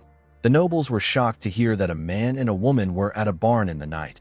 With a scary look in his eyes, Tomalova ordered Mudok to explain himself. Our boy stood up and explained to the king that Ishilda got trapped in the barn when she went to see the ice wyvern eggs. He told Tomalova that he simply went there to rescue his daughter. The Duke asked Mudok if he has anyone who can testify for him. He said that his witness saw them embracing each other. He asked Mudok if he denies this. With a scary look in his eyes, Mudok advised the Duke to refrain from insulting the princess and his honor. He told him that nothing happened between him and the princess that night. Duke Icarus glared at our boy and told him that he would also like to believe his words. He said that mere claims cannot convince people. He turned to the king and said that this rumors can spread to other nations, or people might begin to doubt the princess's purity. Tomalova slammed his hand on the table when he heard this. Everyone quickly became quiet. Tomalova stood up and announced that the small council meeting will end now. He left the room after saying this. As he walked towards the door, the Duke called out to Mudok and told him that he can never escape his sight as long as he is in the castle. He walked out of the room and slammed the door on Mudok. The scene shifts, and we see Ishilda wake up somewhere. She found herself in another place. She was in her nightwear. While she was looking around, someone moved past her. Ishilda quickly called out to the person. When the princess turned around, she saw some people talking about how a woman abandoned her parents and sided with the barbarians. They said that the woman doesn't even know how to repay her father's kindness. Ishilda didn't understand what these people were talking about. While she was looking at them, she noticed that everyone on the street was staring at her with their sinister eyes. The people were talking about how she spent the night with a man in a barn. One of them called her a princess with no dignity. They said that she was dirty. Ishilda became scared. She told them that it is not true. Suddenly a hand grabbed her arm from behind. Ishilda was shocked to see the hand. The people held her down and told her that she is dirty. Ishilda begged them not to come close. She struggled to escape their grip, but she could only scream. While she was screaming, the girl woke up from her nightmare. She looked around and tried to catch her breath. She noticed that she was covered in sweat. The princess was quite scared. In the next scene, we see some carriages heading to a very luxurious mansion at night. When the people in the carriage came down, the servants opened the door and allowed them to step into the mansion. These people were nobles. The nobles were shocked to see how beautiful this mansion was. The architecture was marvelous. A party was being held in the mansion. A noble carrying a glass of wine walked up to his friend, whose name is Arista, and greeted him. Arista looked around and asked Pasway if this is really Mudok's mansion. Pasway laughed and said that everyone has been discussing this topic. Arista said that this mansion was formerly owned by the Croyn family. Another noble said that the king might have just temporarily lent the mansion to Mudok as a reward for saving his life. Pasway said that this must be the case. He told his friends that it doesn't make sense that Mudok bought a mansion that even the Duke can't afford. While wearing a dashing suit, Jake announced that his lord is entering the hall. Everyone quickly turned their heads to the stairs. They were shocked to see the clothes our boy was wearing. Mudok wore a Western suit that matched the fashion of the Central Plains and wore the ornament that people in the Central Plains wear. He referred to the nobles as distinguished guests and thanked them for coming to his party. He said that this event was held to celebrate him becoming a viscount. He said that he also organized it to introduce himself as a member of the kingdom's small council. He raised his glass and introduced himself as the Lord of Carillon, the vice captain of the Phoenix Knights and the master of this mansion. With a smile on his face, Mudok introduced himself as Viscount Blizzard. After his introduction, the party continued. The nobles couldn't believe that Mudok was actually the owner of this mansion. They wondered about how someone who was formerly a commoner was able to achieve this. One of them said that Mudok is the sponsor of the Roll Merchant Guild. Our boy gently smiled at his guests. He realized that he made the right decision by leaving his housing issue to Edmund. The nobles changed their attitude towards Mudok after seeing his mansion. It didn't matter if they belonged to the royalist faction or the noble faction. Mudok knew that he needed to show that his wealth is superior if he wants to change the minds of the noble faction, which is centered around the Duke. This is because power, wealth, and authority is what moves them. A noble known as Roine walked up to Mudok with his friend and thanked him for inviting him to the party. Our boy thanked him for attending. Roine told him that he hasn't seen the princess in the party. Mudok explained to him that the princess informed him that she will be unable to attend the party because she is unwell. With a smile on his face, Roine said that something might have happened yesterday for her to be unwell. His friend laughed when he heard this. Mudok glared at the man when he heard this. Roine told him that there has been some rumors about him and the princess. With a disgusting smile on his face, the man asked Mudok if the rumor is true. Our boy crushed his cup with his hand when he heard this question. Before he could do anything, a huge man appeared in front of him and asked Roine to take back what he said. With a scary look in the man's eyes, he told Roine that he is mocking the royal family by insulting the princess. He told him that he won't get a light punishment if this news reaches the king's ears. Roine and his friend became scared when they heard this. He turned around and said that the man should mind his business and focus on taking care of his territory. The man explained to Mudok that Roine acts this way because he hangs out with Duke Icarus and he thinks that he is someone important. He asked our boy not to worry about the idiot. Mudok took a look at his hand and thanked Baron Vincent. He told him that he would have lost his temper and shot the men if he didn't interfere. Baron Vincent laughed and told Mudok that he is an amusing person. He believed that our boy was joking. Mudok didn't understand why he was laughing. Baron Vincent explained to him that he cannot stand idly by and listen to words that insult the princess as a member of the kingdom. Mudok smiled when he heard this. He asked the Baron if something happened in his territory. The Baron realized that Mudok was referring to the comment Roine made. He revealed to Mudok that monsters have been attacking his territory for several months now. Even with the fences and the preparations made, the damage has not stopped. Baron Vincent said that he can only feel bad for his people. Mudok asked him if he has tried requesting for help. The Baron smiled and said that even the kingdom's soldiers can't defeat the monsters. He said that he is the one who should solve the problem since it concerns his territory. Mudok told the man that his first mission as the vice captain of the Phoenix Knights has been decided. He informed the Baron that he will help him subjugate the monsters in his territory. Vincent was shocked to hear this. He couldn't believe that Mudok wanted to help with the monster subjugation of a small territory. He believed that our boy might be able to do it with the support of the Phoenix Knights. Vincent bowed his head and thanked Mudok. Our boy told him that it was his goodwill that moved him. The moment he said this, something in his clothes began to blink. Mudok turned around when he saw the thing. He told the Baron that he has to leave since something urgent has come up. He told him that he will see him later when it is time to leave. Mudok moved to a corner and took out a communication stone. He asked his subordinate about what is happening. Jerome informed him that they have captured someone. He said that the first target was truly the eldest son of the slave family. Mudok asked the mage to tell him where they kept the assassin. Jerome revealed to him that the assassin is in the basement of the annex building behind the mansion. In the next scene, we see Mudok walking down the basement. When he arrived there, he saw Miller and the assassin. The assassin was tied to a chair. Mudok removed the sack on the assassin's head. Miller informed his master that he has paralyzed the man with the technique he taught him. He assured Mudok that the assassin has been properly restrained. Our boy asked him if he removed the assassin's poison sac. Miller told him that they took out the man's suicide poison from his molar. Mudok covered his hand with a unique energy when he heard this. He placed his hand on the assassin's head. The man began to shake. He looked like he wanted to scream. A minute later, our boy let go of him. The man's eyes turned red. He went on his knees and referred to Mudok as master. He asked our boy to give him his command. Miller was shocked to hear this. He asked his lord about what just happened. Mudok let out a sigh and asked the assassin to tell him his name, the name of the person he served, and any useful information he possesses. The man introduced himself as Sis. He said that he received orders from Duke Icarus to kill John Slabe. Mudok let out a sigh. He already expected this. He released a dark energy and ordered the man to tell the Duke that he successfully assassinated John. He ordered him to report the Duke's every move. The man accepted his orders. Miller asked his lord if he is using brainwashing magic. Mudok revealed to him that he used the demon's soul arts. He said that it is a soul-controlling technique. Miller was surprised to hear this. He begged his lord to teach him the technique. Mudok told him that he can't teach him.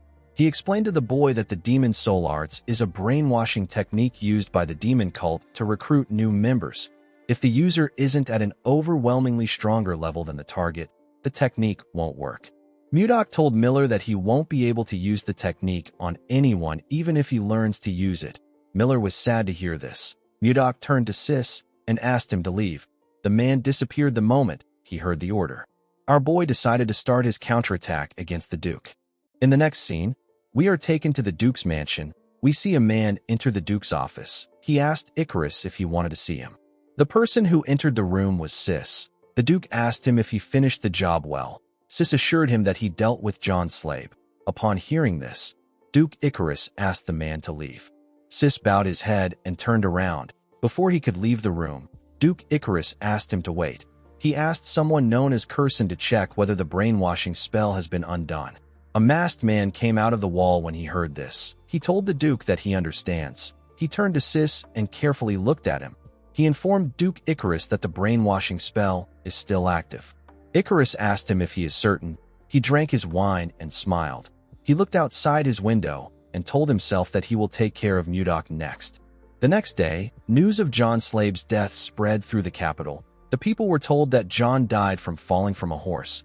This type of death is very common in this era. However, the timing was far too convenient. It didn't take time for rumors to spread like wildfire. Unfortunately, no one knew the truth. They didn't know that John was alive, and everything that was happening was Mudok's plan. The scene shifts, and we see Mudok and Miller walking through a snowy forest. Miller told his lord that the capital will be in chaos right now. Mudok smiled and agreed with him. He said that the only candidate who could challenge him has been killed. He told Miller that this is what everyone will be thinking. He said that everyone will be wary of the Duke. Miller told his lord that there is something he is curious about. He asked him about why he isn't announcing the truth right away. He explained to Mudok that he can get the Duke arrested right away since he has evidence of his crime. Mudok told him that he can't do this. He explained to Miller that they need to make sure that they are able to completely take the Duke out. He told him that Duke Icarus is a meticulous man, so they need to prepare more thoroughly in order to stop him from escaping. He revealed to Miller that there is an even more important reason why he allows the rumors to spread. With a smile on his face, Mudok told his subordinate that rumors about Ishilda have completely disappeared. Miller was shocked to hear this. Mudok explained to him that fire is always suppressed with a bigger fire. Now the one who will get caught up in a scandal is Duke Icarus. Miller nervously looked at his lord. He couldn't believe that his lord was looking into the future while he was only thinking about the Duke. Some minutes later, Mudok and Miller found a house in the middle of the snowy forest. Our boy told his subordinate that they have arrived at Vice Captain Logan's house. Miller asked his lord if he took Logan's position in the Phoenix Knight Order after he injured his leg. Mudok told him that he is correct. Miller found Logan's residence to be quite modest. He expected the former vice captain of the kingdom's top knight order to be living in a better place. Mudok agreed with him. He revealed to Miller that Logan got discharged in disgrace. He was discharged on an insubordination charge. Right after his leg got hurt, he attacked his superior.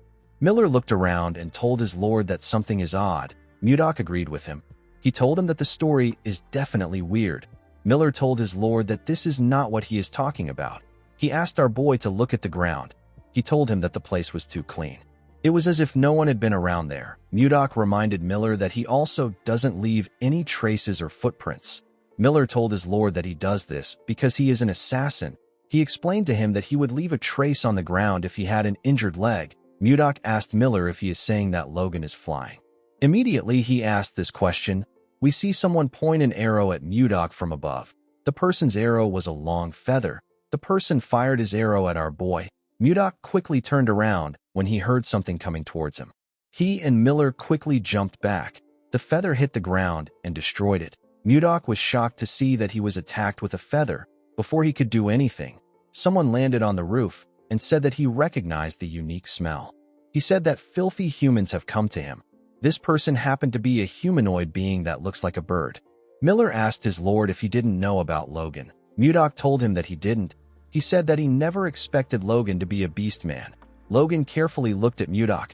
He recognized the emblem on his clothes. He knew that this was the emblem of the vice captain of the Phoenix Knight Order.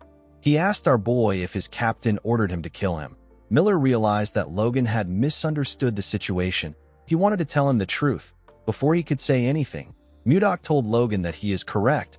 With a creepy smile on his face, he asked him about what he is going to do about it. Miller was shocked to hear what his master said. Logan was quite angry with Mudok's response. Miller asked his lord about what he is doing. He asked him about why he provoked the beast man. Our boy revealed to him that he is testing him. He said that he wants to see if Logan is strong enough to serve under him. The moment he said this, Logan jumped off his roof. He moved to the air and pointed his arrow at Mudok. With a crazy look in his eyes, he told our boy that he will kill him. He fired his arrow at Mudok at a crazy speed. Our boy ordered Miller to quickly get back. The assassin quickly moved away from his lord. Mudok raised his sword and released its cold energy. He was excited to see how this fight would go. He wanted to see how it would feel to fight a new kind of human. Before the feather could reach him, Mudok decided to tear all Logan's feathers apart. Miller saw that his lord was going to swing his sword at the feather. He quickly asked him not to do this.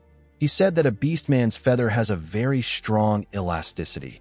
He told him that his sword will bounce off the feather. Unfortunately, Mudok already swung his sword at the feather. Just as Miller stated, our boy's sword bounced off the feather. Our boy was shocked to see this. He quickly bent his head to dodge the feather. Logan didn't expect him to dodge the attack. He took out 2 feathers and fired them at Mudok. Mudok recalled that the recoil he experienced just now was insane. He decided to do something else. He carefully tapped the feather with his sword and changed its trajectory. He was able to completely deflect the attack. One of the arrows got fired at Miller. The assassin was shocked to see the feather coming towards him. He quickly jumped out of the way. The feather pierced through the forest and destroyed everything it touched. Miller stood up and asked his lord to inform him beforehand if he plans to deflect the attacks. Immediately he said this. Logan fired 2 more feathers at Mudok. Our boy realized that the beast man didn't want to give him time to rest. The moment he thought of this, he noticed something odd. He saw that 1 arrow has disappeared. He was certain that he heard Logan fire 2 shots. He wondered about where the other shot went. Immediately he thought of this. The arrow appeared next to his head. Before it could pierce his eye, Mudok caught it with his hand. The powerful arrow left a huge cut on his hand. Our boy quickly threw it aside. He fired an attack at the second arrow and used it to change its trajectory. He couldn't believe that his pure snow blade couldn't cut the feathers. He never expected Logan to use a strategy that takes advantage of his blind spot. He smiled and told Logan that his combat ability gets a pass. Logan asked him about what he just said. With a look of anger on his face, he asked Mudok if he was evaluating him. Our boy put his sword away and told him that the evaluation is over. He disappeared in front of Logan when he said this. Miller and Logan were shocked to see this. Mudok reappeared in the air and smiled. He told the beast man that it is time they sort their hierarchy. Logan was shocked to hear our boy's voice behind him. He quickly turned around. Before he could do anything, Mudok gave him a punch that shattered his longbow and pushed him down. He charged at Logan while he was falling. He charged at him with the light air void foot arts. It is a light step art that lets him freely move in midair. He moved close to Logan and told him that his longbow is gone. He clenched his fist and asked him about what he will do now. Logan became nervous. He quickly used his leg to block Mudok's attack. He released a unique energy from his leg when he blocked our boy's attack. he felt a large amount of pain in his leg. Mudok was surprised to feel the unique energy Logan released. He watched the Beast Man fall to the ground. He took a look at the odd energy in his hand. He said that something feels off. He asked Logan to tell him how he got his leg injured.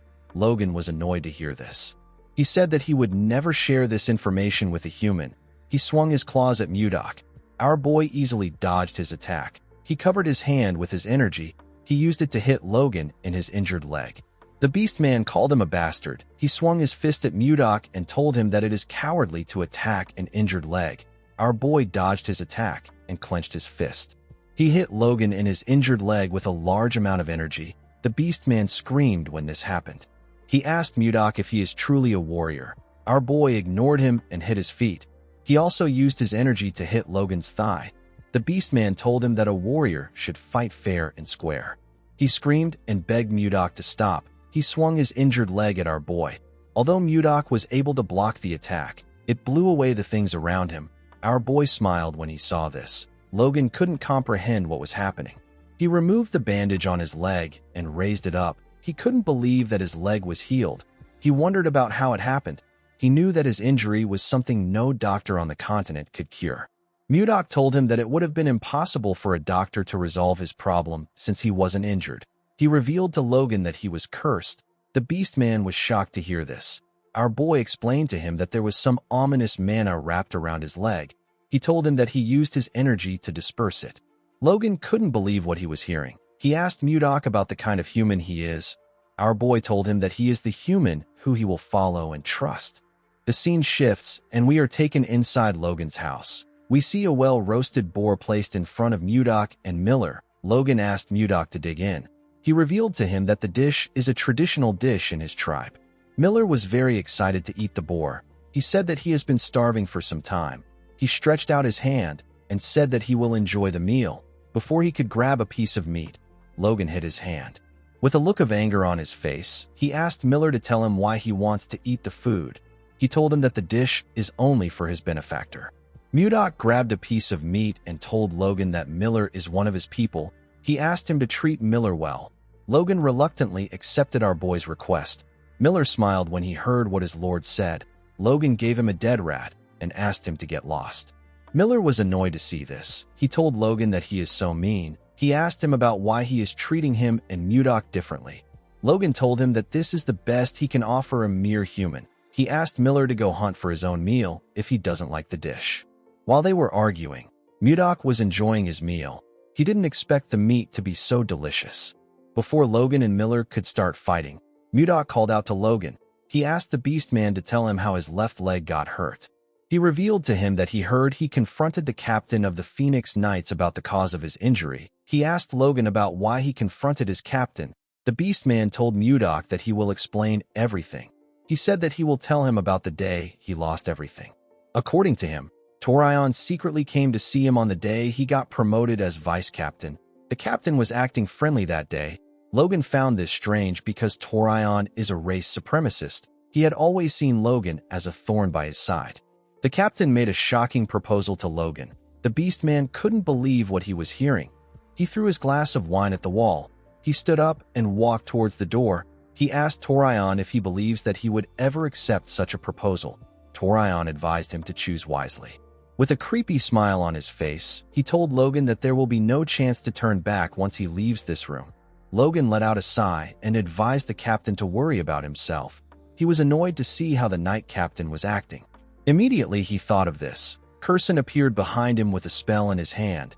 He fired the spell at Logan's leg. The Beast Man felt a large amount of pain in his leg. His eyes turned red. He instantly passed out. When he came to his senses, he found himself lying on a bed in the infirmary. At first, he thought that everything that happened was a dream, but when he took a look at his leg, he saw that his leg was truly injured. Logan couldn't comprehend what was happening. He screamed his captain's name out of anger. A while later, we see Torion walking in a hallway. He turned around when he sensed something behind him. Before he could do anything, Logan used his claws to scratch his face. He landed a huge cut on Torion's face. The scene shifts, and we are taken back to the present. Mudok told Logan that he understands what happened. The Beast Man bowed his head and thanked Mudok for helping him. He didn't expect our boy to heal him and tell him that he was cursed. He said that he will find the person who did this. Mudok asked him not to bother. He told him that he already knows who it is. Miller and Logan were shocked to hear this. Miller asked his lord about how he knows this. Mudok explained to him that he doesn't know the curse user, but he knows his employer. He asked Miller if he remembers Sis. Miller assured him that he remembers the assassin who tried to kill John Slape. Our boy revealed to him that he felt something foreign when he casted the soul harvesting technique on Sis. He told Miller that this was the same energy he felt in Logan's leg. Miller was surprised to hear this. He said that the injury must be connected to Duke Icarus. Logan was shocked to hear this. He asked our boy if he just said Duke Icarus. Mudok asked him about why he is reacting like this. Logan revealed to him that the proposal he declined was related to the Duke. Mudok asked him to tell him what the proposal was about. With a nervous look on his face, Logan revealed to our boy that the proposal was about rebellion. He said that the Duke wants to overthrow the current royal authority and establish his own dynasty. Miller was surprised to hear this. Our boy smirked when he got this information. He realized that the Duke has finally stepped into his trap. He knew that this information was going to change the game. The scene shifts, and we are taken to the Duke's mansion. We see Icarus standing in his office. He welcomed the captain of the Phoenix Knights and asked him about how his injury is. Torion told him that it is getting better. The man was now wearing an eye patch. He asked the Duke about why he called for him. Icarus turned to his wall and reminded Torion that Mudok has recently joined his Knight Order. He stabbed the map with his dagger and ordered Torion to lure Mudok to the location he hit. He told the captain that he will become the next Duke if he can lure Mudok to this place. Torion was shocked to hear this. He bowed his head and assured Duke Icarus that he will complete the mission. Icarus was happy to hear this. He believed that he had set the perfect trap. He promised to make the place Mudok's grave. In the next scene, we see a beastman bleeding on the ground. Mudok was standing in front of this beastman. His fist was covered in blood. Torion stepped out of the shadows when he saw this. He smiled and asked Mudok about what he is doing. Our boy turned around and glared at him. An hour ago, we see Baron Vincent welcome Mudok to his territory in his armor. He thanked him for coming. Our boy told him that there is no need for him to thank him. He reminded him that he promised to resolve the monster problem that arose in his territory. He walked forward with the Baron and told him that he arrived late because he had some urgent matters to deal with. He said that he asked the Phoenix Knight Order to come there a week ago as a stopgap. Vincent said that they have been able to resolve their immediate crisis thanks to the help of the Knights. The moment he said this, Mudok noticed something odd. He asked the Baron about why he looks worried when the immediate crisis is already resolved. Vincent turned to Mudok and told him that there is something he has to share with him even though he is indebted to the Phoenix Knight Order. He asked Mudok if he knows what is happening inside the Knight Order. He said that cruel acts are taking place internally. He told our boy that there is a hate crime aimed at excluding other races in the Knight Order. Immediately he said this. We see Mudok rushing towards the Knight's building when he barged in. He saw something awful. He saw a beastman receiving a beating. His body was covered in blood. Two other beastmen faced their heads to the ground. Their bodies were covered in blood. These beastmen were getting bullied by the humans. Mudok watched the humans laugh at their fellow knights. He noticed that Torion was looking at him. He charged at the knight, beating the beastman. He used his palm to hit the man in his head. Blood gushed out of the man's nose. The attack sent him flying. He let go of the beastman he was holding. Mudok quickly grabbed him before he could fall to the ground. The humans and the other beastmen were surprised to see this. The humans didn't understand what was happening. They couldn't believe that Mudok took out the man known as Butler and saved the owl beastman in the blink of an eye. Mudok placed the beastman's body on the ground. He saw that the beastman's body was covered in blood. He was certain that he received a crazy amount of beating from the man.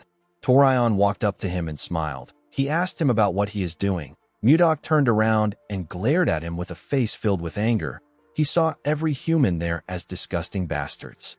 He asked Torion if he hasn't gone too far. Torion took off his eye patch and showed Mudok his scar. He told our boy that this is what a beast bastard did to him.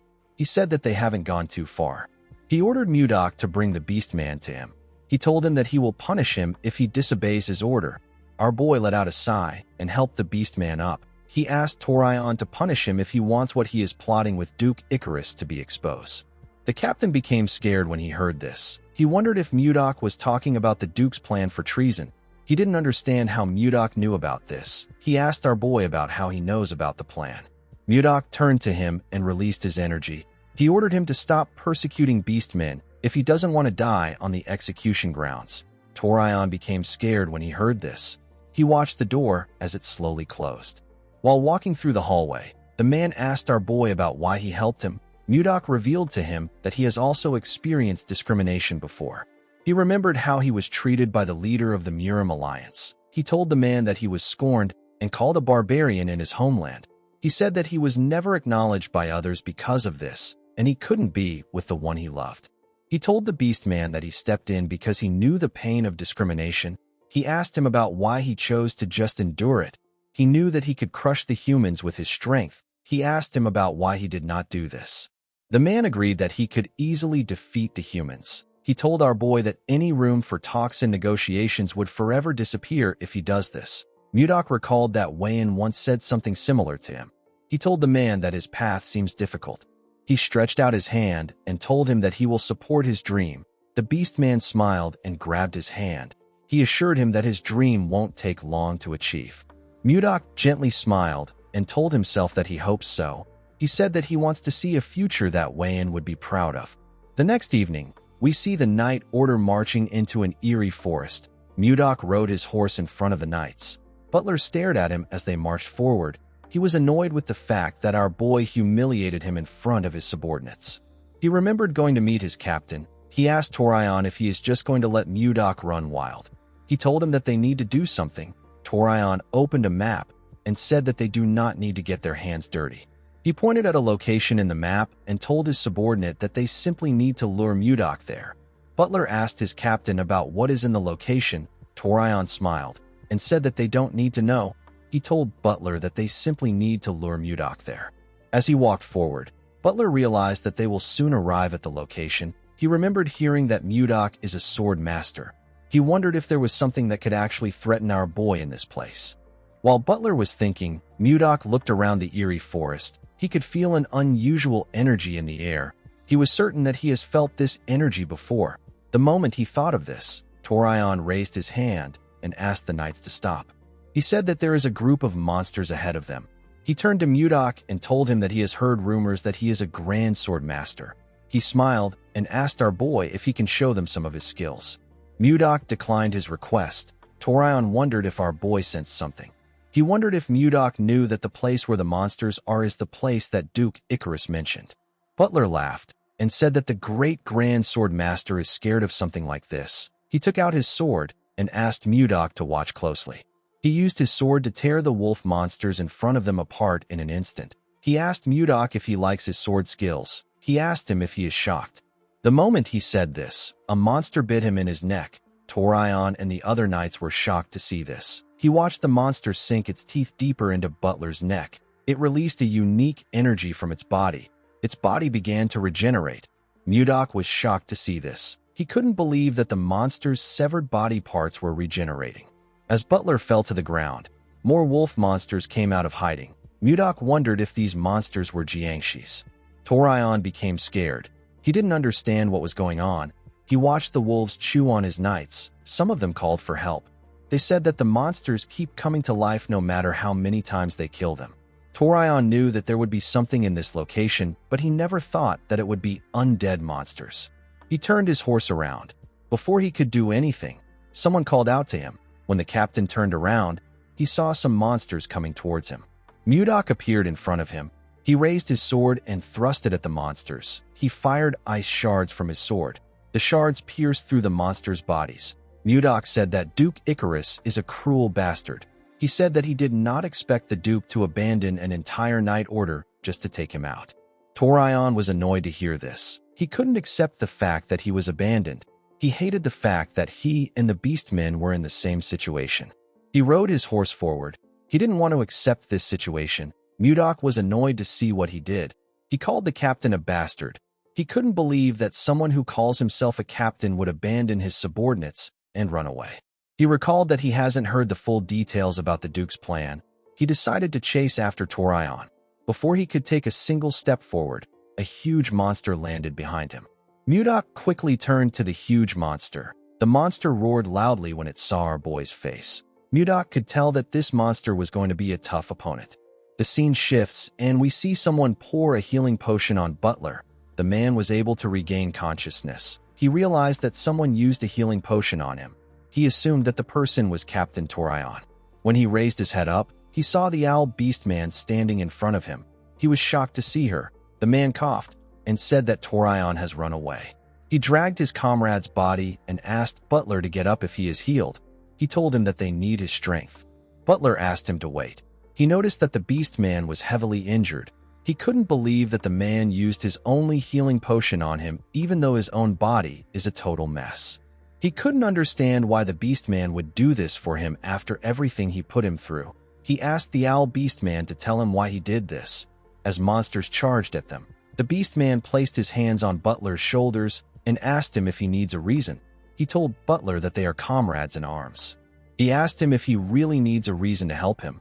Butler was moved to tears when he heard this. He grabbed his sword and charged at the monsters. He tore all of them apart in an instant. As tears poured out of his eyes, Butler told his comrade that he will definitely survive. He said that he will spend his whole life atoning for his sins. The beast man smiled and told him that he is looking forward to this. The moment he said this, more monsters charged at them. On the other side of the battlefield, we see the huge monster block Mudok's sword. It swung its arm and sent our boy flying. Mudok quickly pushed his sword into the ground to stop himself from slamming his back on the ground. He watched the monster regrow its fingers. He called it a persistent bastard. No matter how many times he lands a cut on it, the monster keeps regenerating. Mudok knew that he will end up exhausting his internal energy if things continue like this. He and the monster charged at each other. Mudok cut off the monster's arm with a single slash. The monster was able to land a cut on him before its arm got cut off. Our boy gathered his energy in his hand and told the monster that he has got it. He fired his attack at the monster. The huge monster was able to dodge the attack by jumping out of the way. Our boy's ice only hit it in its severed arm. Mudok noticed something odd. He attacked the monster with his ice to reduce its mobility. He didn't think that it would have another effect. He saw that the arm he cut off was not regenerating. He appeared in front of the monster and gave it a kick. The monster slammed its back on an ice wall. It became scared. Mudok smiled and asked it if their weakness is ice. In the next scene, we see Baron Vincent and his soldiers riding their horses somewhere. The Baron received an urgent report late at night. The report stated that the Phoenix Knights were attacked by some monsters that couldn't be killed. The Baron told his soldiers that they are almost at their destination. He hoped that the benefactor who stepped up for their territory was safe. He raised his mace and announced that reinforcements have arrived. The moment he said this, Vincent saw something shocking. The entire place was filled with frozen monsters. Mudok told Vincent that he is late. The Baron quickly looked up. He saw Mudok standing on the arm of the huge frozen monster. Our boy held the monster's head up triumphantly. He smirked and told Baron Vincent that he just finished dealing with the last monster. The Baron couldn't believe his eyes. His body was trembling. It wasn't because he was scared or because he was cold. It was trembling because of a shudder. After this incident, Mudok was granted an epithet. He was known as the king who froze everything, even death. He became known as the Ice Lord. There are 3 royal knight orders in the Drake Kingdom. The first is the Phoenix Knight Order, the second is the Giant Knight Order, and the third is the Storm Knight Order. As soon as Torion returned to his residence, he summoned the 2 knight captains of the other 2 orders to his mansion. He watched the captains whose names are Gordon and Roberts arrive at his mansion from his window. He remembered Mudok saying that Duke Icarus was willing to abandon an entire knight order just to kill him. Captain Torion told himself that he won't be thrown aside. He said that he will prove his worth no matter what happens. Once the men got seated, the Count cleared his throat and apologized to them for calling them out so late at night. The captain of the Storm Knight Order, whose name is Gordon, asked the Count to not worry about it. He told Torion that they will come anytime he calls. Baron Roberts, who is the captain of the Giant Knight Order, asked the Count to quickly tell them the reason he called for them. The Count was not surprised to see how cold Roberts was. He knew that the Baron was a royalist who swore loyalty to the king. Torion told himself that Roberts will become one of the Duke's people from today onwards. He took out a bottle of wine and smiled at the Baron. He asked him not to be so tense. Torion planned to make Roberts an offer that he can't refuse. He asked the two captains if they have heard about John Slabe. The two men flinched when they heard this. Torion filled his cup up and said that Count Slabe is so pitiful. He said that the Count ended up losing his beloved son after covering for the incompetent king for so long. He told the men that this wouldn't have happened if the Count had followed Duke Icarus. Gordon and Roberts were shocked to hear this. Gordon lowered his voice and asked Count Torion if it is okay to speak so bluntly. The Count also lowered his voice and asked him to calm down. He said that he already thought this through. Baron Roberts clenched his fist out of anger. He asked the Count about the trick he is trying to pull. He asked him if he is threatening him. He asked Torion if he is saying that he will die if he doesn't obey the Duke. Torion smirked and said that he never said anything like that. He told the Baron that he is the one assuming.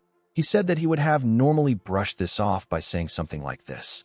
He poured his wine on the table and told the Baron that he is right. He told him that he is threatening him. He revealed to Roberts that a rebellion will break out soon and the current royal dynasty will be overthrown. He said that Duke Icarus will take the throne. He revealed to Roberts that the Duke has already promised him and Gordon positions. He asked Roberts to choose wisely. He asked him if he doesn't already know that the current king has no power. Count Torion already knew that Baron Roberts holds a considerable amount of influence within the royalist faction. If he joins the Duke's side, other royalists will follow. While Torion was staring at Roberts, he saw that the man faced his head down as if he had accepted the situation. Torion believed that the Baron had switched sides. He told him that he made the right choice. He assured him that he will speak well of him to the Duke. Roberts raised his hand and slammed it on the table. He destroyed the table and made Gordon fall to the ground. The Baron stood up and asked Count Torion to tell him what he means when he said that the king has no power. He said that he and the Giant Knight Order are still around. He walked towards the door and asked the Count to surrender before dawn. He told him that he might be able to save his family from annihilation. The Count was annoyed to hear this. He didn't think that he would fail. Immediately the Baron left. Count Torion and Gordon heard someone laughing behind them. They quickly turned to see who it was. Someone slowly rose out of the spilled wine and told Torion that he is quite pathetic. The woman asked him if he has failed again. Torion quickly went on his knees and bowed his head when he heard this. He apologized to the woman known as Lady Curson. Gordon was surprised to hear her name. He realized that this woman is the black magician who is the Duke's close aide. With a nervous look on his face, Torion begged Curson to give him one more chance. He assured her that he will live up to her expectations. Curson raised her hand and smiled. She told Torion that this is perfect. She told the two men that she needs them for something right now. Immediately she said this, she fired something at them. A bright light shined in the room.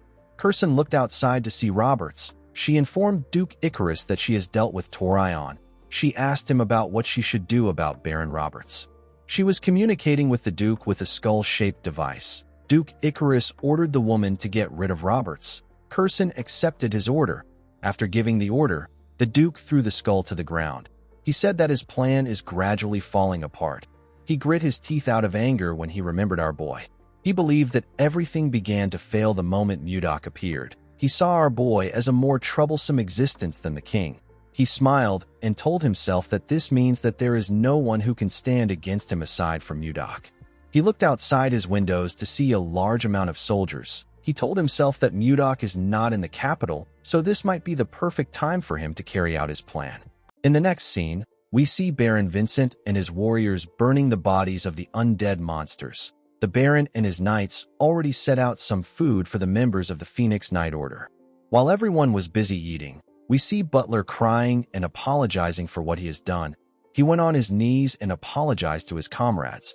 He told them that he is sorry for discriminating against them and harassing them just because they were beastmen. He told them that he knows that an apology won't be enough to get their forgiveness. He said that he will spend his entire life atoning for what he has done. Mudok placed his cup on his table and told the Owl Beastman that he was correct when he said that it won't take long for him to change people. The Beastman placed his hand on his head and told Mudok that he is still far from his goal. He turned to his comrades and said that they still need to push forward to get more than a brief moment of happiness. They need to get a lifelong relationship. Mudok didn't say anything when he heard this. He remembered Wayne when he thought about achieving a lifelong relationship. He finally understood the reason why the woman insisted on talking and negotiating. He now realized that Wayan wanted more than a brief moment of peace that is gained through force. She wanted to grow old together with our boy. Mudok asked Wayan to forgive him for only understanding her now.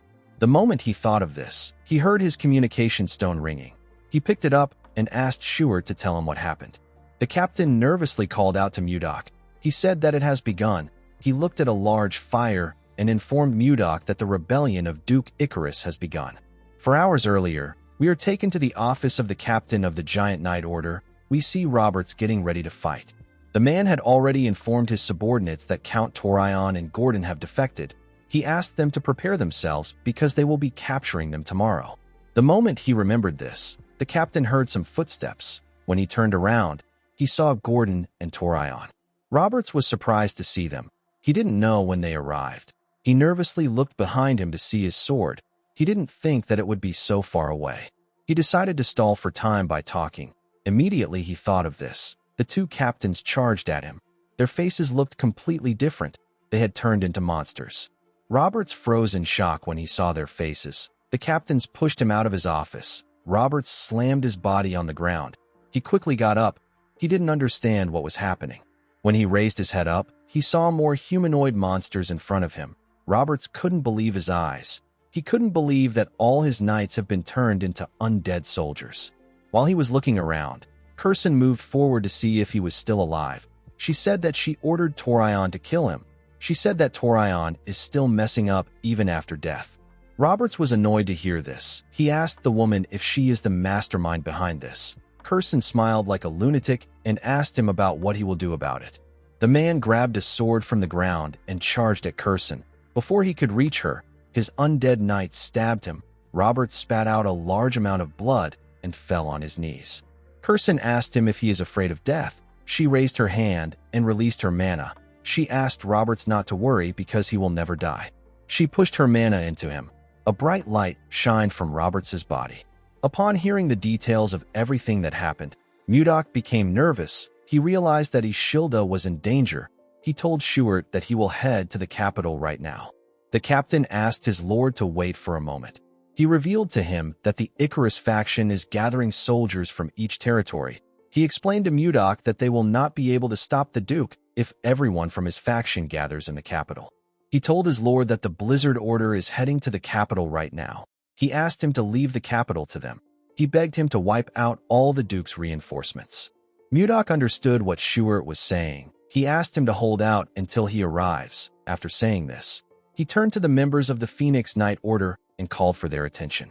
He revealed to them that Duke Icarus has started a rebellion. The knights were shocked to hear this. Mudok told them that they are going to wipe out the reinforcements one by one. He put his fingers in his mouth and whistled. Immediately he did this. His wyvern landed behind him. Our boy told himself that he will finish things quickly and head to Ishilda. In the next scene, we see Ishilda wake up when she hears her communication stone ringing. She picked up the call and asked Mudok about why he is calling at this hour. Mudok informed Ishilda that Duke Icarus has started a rebellion. The princess was shocked to hear this. Our boy revealed to her that the Giant Knight Order was annihilated some hours ago. He told her that the Duke will soon attack the castle. The princess quickly got up and ran out of the room. She said that she will inform her father about the situation. Mudok revealed to her that he already sent the Wyvern Knight Order to the capital. He told her that Jerome and the elite soldiers will be arriving there very soon. Ishilda asked Mudok if he is not coming. Our boy told her that he would have rushed to her side if he was following his heart. He revealed to her that the Duke's reinforcements are gathering from every corner of the kingdom.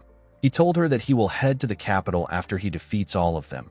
Ishilda was shocked to hear this. She asked him if he is serious. Mudok asked her not to worry. He said that he won't take too long. He looked down to see an army marching forward. He said that he will resolve everything within half a day. After saying this, he ended the call. On the ground, we see the soldiers looking tired. One of them asked about how much longer they have to walk. The moment he asked this question, someone hit him in the head with a whip and called him a lazy bastard. The man fell to the ground. The person asked the man to stop complaining. He told him that he needs to diligently move his feet. The man who hit him is known as Count Crancy. He belongs to the Icarus faction. He is one of the Duke's reinforcements. As soon as the Count got the Duke's order, he left his territory. He wanted to arrive at the capital first and earn some achievements. He saw his soldiers as fools who were dawdling and making him lose his opportunity. Count Crancy raised his whip and ordered the soldier he hit to get up right now. Before he could move his hand, Mudok appeared above him with his wyvern and asked him to stop. The Count was shocked to hear someone's voice above him. He quickly raised his head up to see Mudok. Our boy asked him to surrender. He told him that he doesn't have time to argue over the details. He said that he will not show mercy to anyone who doesn't surrender. The Count immediately knew that he was screwed. He knew that he stood no chance against Mudok and his wyvern unit. The moment he thought of this, the Count noticed that everywhere was so quiet. He was certain that the place would have been loud with wing beats if the wyvern unit was nearby. A knight called out to him and informed him that their scout did not spot any ambushers nearby. Count Crancy grit his teeth when he heard this. He realized that Mudok was alone. He laughed out loud and told our boy that he almost fell for it. He said that Mudok was bluffing with a wyvern unit that doesn't even exist. He covered his whip with his energy and hit it on the ground. He asked Mudok if he is planning to fight 1,000 men alone. Our boy didn't like this situation. He wanted things to end quickly. He jumped off his wyvern and said that he doesn't have time for this. The Count was surprised to see our boy coming down. He ordered his soldiers to get him. Count Crancy smiled brightly. He believed that this was an opportunity for him. He knew that their victory will be guaranteed if he is able to offer Mudok to Duke Icarus. Immediately our boy got close to the ground. The knights got in position. The moment Mudok's leg touched the ground, he released a large amount of energy. His energy was blinding. The Count had to cover his eyes. When he opened his eyes, he saw that him and his horse were frozen. It wasn't just them that was frozen. The entire area froze in an instant. Mudok carefully drew his sword and asked anyone who wishes to surrender to drop their weapons and lie down now. The moment he said this, he covered his sword with a large amount of ice. The soldiers became terrified when they saw this. Mudok said that anyone who remains standing will be cut down. The soldiers quickly dropped their weapons and bowed their heads. They all announced their surrender. The Count realized that he has messed up. His legs were frozen, so he couldn't even lie down and surrender.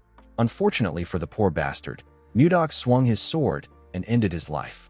Some minutes later, we see our boy sitting on his wyvern. He informed the soldiers that the Phoenix Knight order will arrive soon. He ordered them to stay right there. He asked them if they understand. The men told him that they do.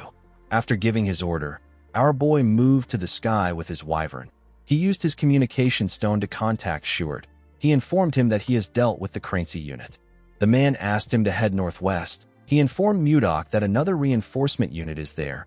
He told him that there are about 1,000 strong combatants in the unit. He asked him if he will be alright alone.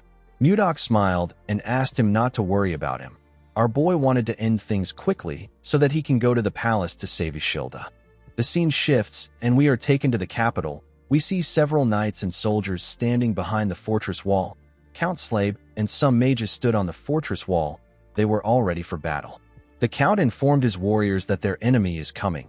He said that the Duke's undead knights are getting close. The Count was shocked to see the amount of undead knights that the Duke created. He realized that he would have been helpless if he did not plan beforehand. However, the situation is different now. He ordered the mages to get ready. Mudok had already informed the Count that the Duke will launch a surprise attack on the capital with undead knights. Our boy also told him about the weakness of the undead knights. Immediately, the undead knights got close to the fortress gate. The mages activated their magic and froze everything beneath them. All the undead knights got frozen. The Count was happy to see this. He told his warriors that they can do this. Immediately he said this. The undead knights destroyed the ice that held them down and jumped over the fortress wall. Count Slabe was shocked to see the undead knights coming towards him. He wondered if ice was not their weakness.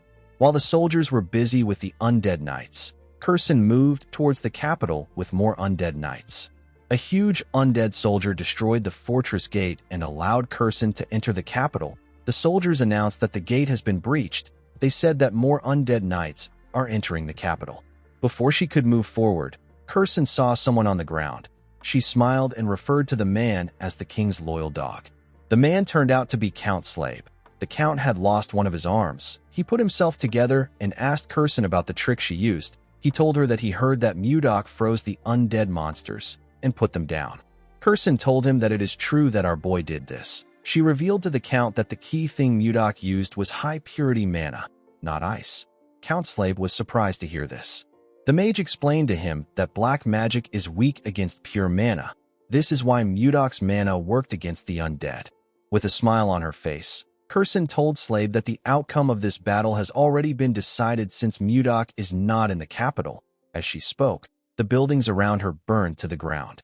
The Count was annoyed to see this. The huge undead next to Kurson raised its hand and swung it at the Count. Slave apologized to the king for his failure. He closed his eyes and said that this might be his end. Before the undead could hit the Count, someone with white hair raised their hand and attacked the monster with the white ice divine palm. The person fired a large amount of ice at the undead and sent it flying. The Count and Kurson were surprised to see this. Kurson quickly turned to her undead. She saw that it was defeated. She knew that only our boy could do this. She turned to him and asked him about how he could get there so quickly. The person in front of her smiled and said that she is not the Viscount. The person turned out to be Savina. The girl's hair had begun to turn white. She said that she is Mudok's first disciple. Kurson was shocked to hear this. She could tell that Savina wasn't lying. She noticed that the girl had the same mana purity as her master. The moment she thought of this, she heard a loud sound behind her. Kurson quickly turned around to see the large amount of ice that appeared behind her. Savina told Kurson that she is unlucky that pure internal energy is the weakness of her undead. She said that her master already taught them the rejuvenation of body and mind. She told the mage that the undeads are nothing more than punching bags to them. Immediately she said this, we see the other disciples standing on the frozen bodies of the undead. Their hairs were also slowly turning white. With a smile on her face, Savina said that her master doesn't need to intervene. She told Kurson that the Blizzard Knights are enough to handle her.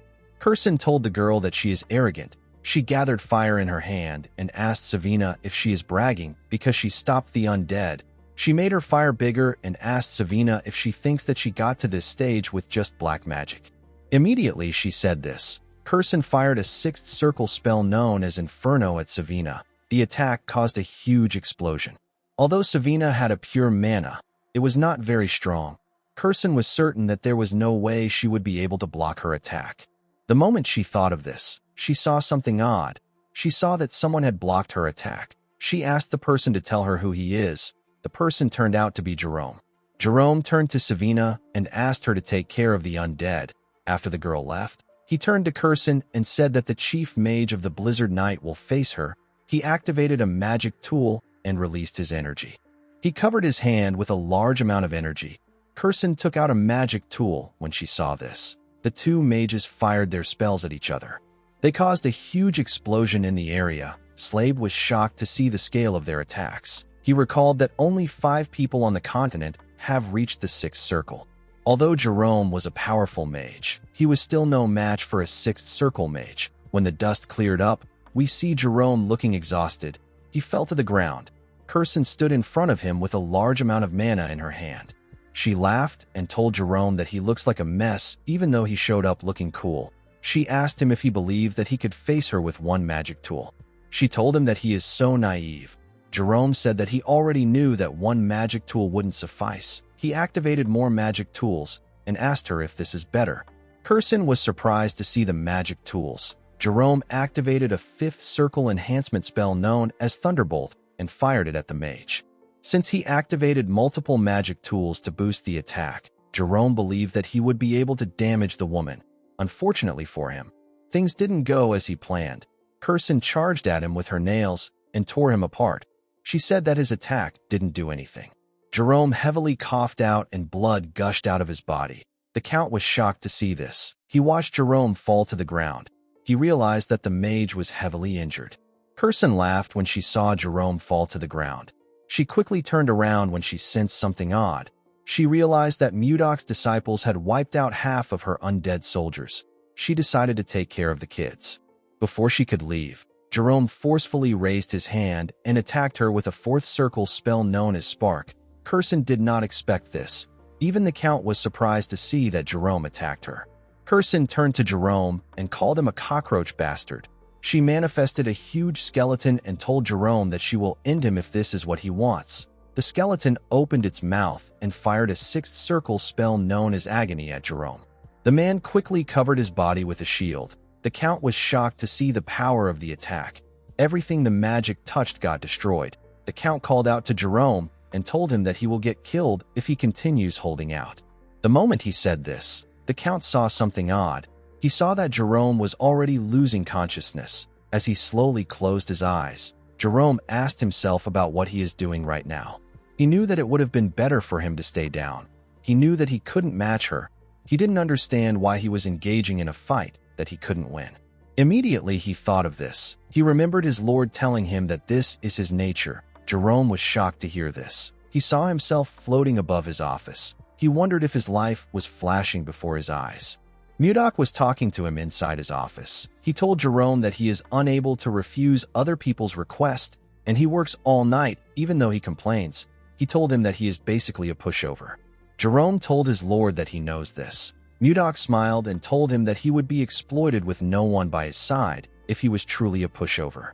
He asked Jerome to look around to see the people that stand beside him. The mage saw the beautiful princess, Ishilda, his comrades, and his friends. Mudok asked Jerome to remember his words. He told him that he will be able to move on to the next circle when he knows who he truly is. Immediately he heard this. He got pushed out of his mind. He opened his eyes. His eyes had transformed into something else. Jerome released a large amount of mana. Kirsten was surprised to see this. She noticed that Jerome had the same eyes as her. She said that this is impossible. She couldn't accept that Jerome reached her level. She couldn't believe that he entered the sixth circle. Jerome manifested a huge man with beards. The huge man and the skeleton quickly charged at each other.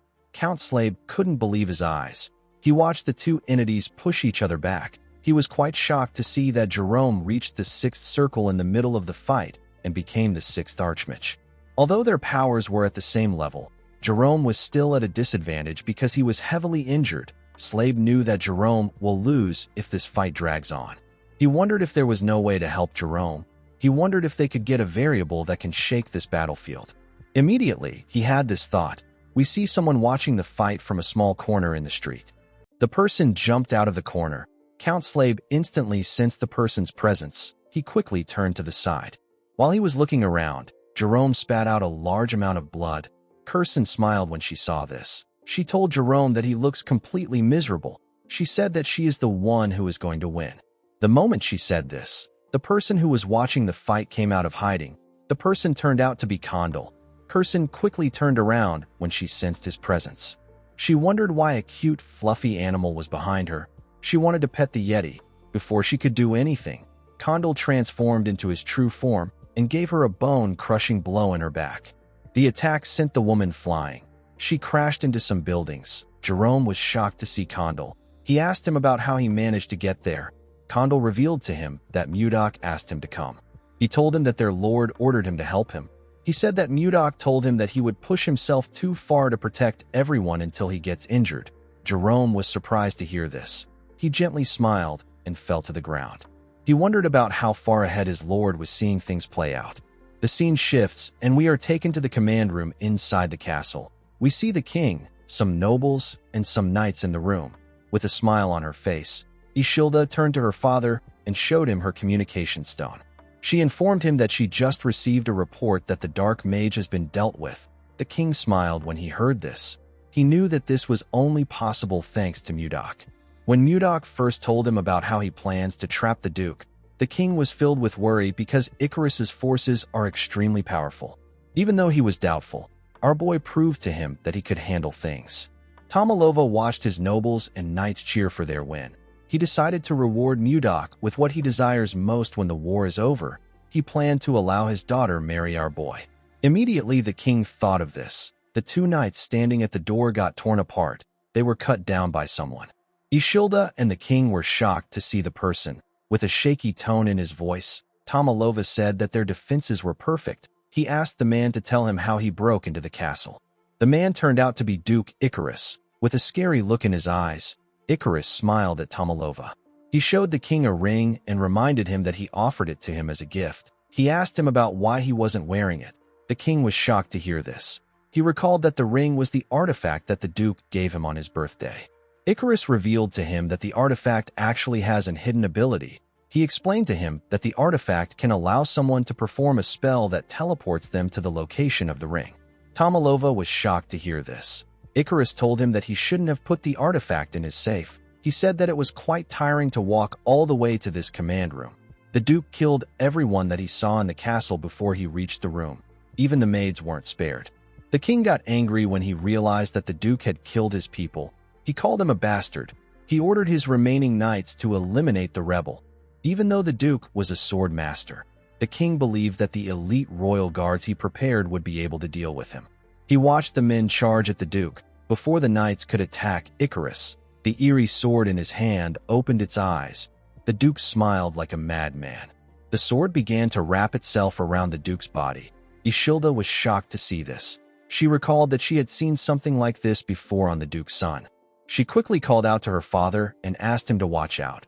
She informed him that Duke Icarus is holding a demon sword and wearing a demon armor.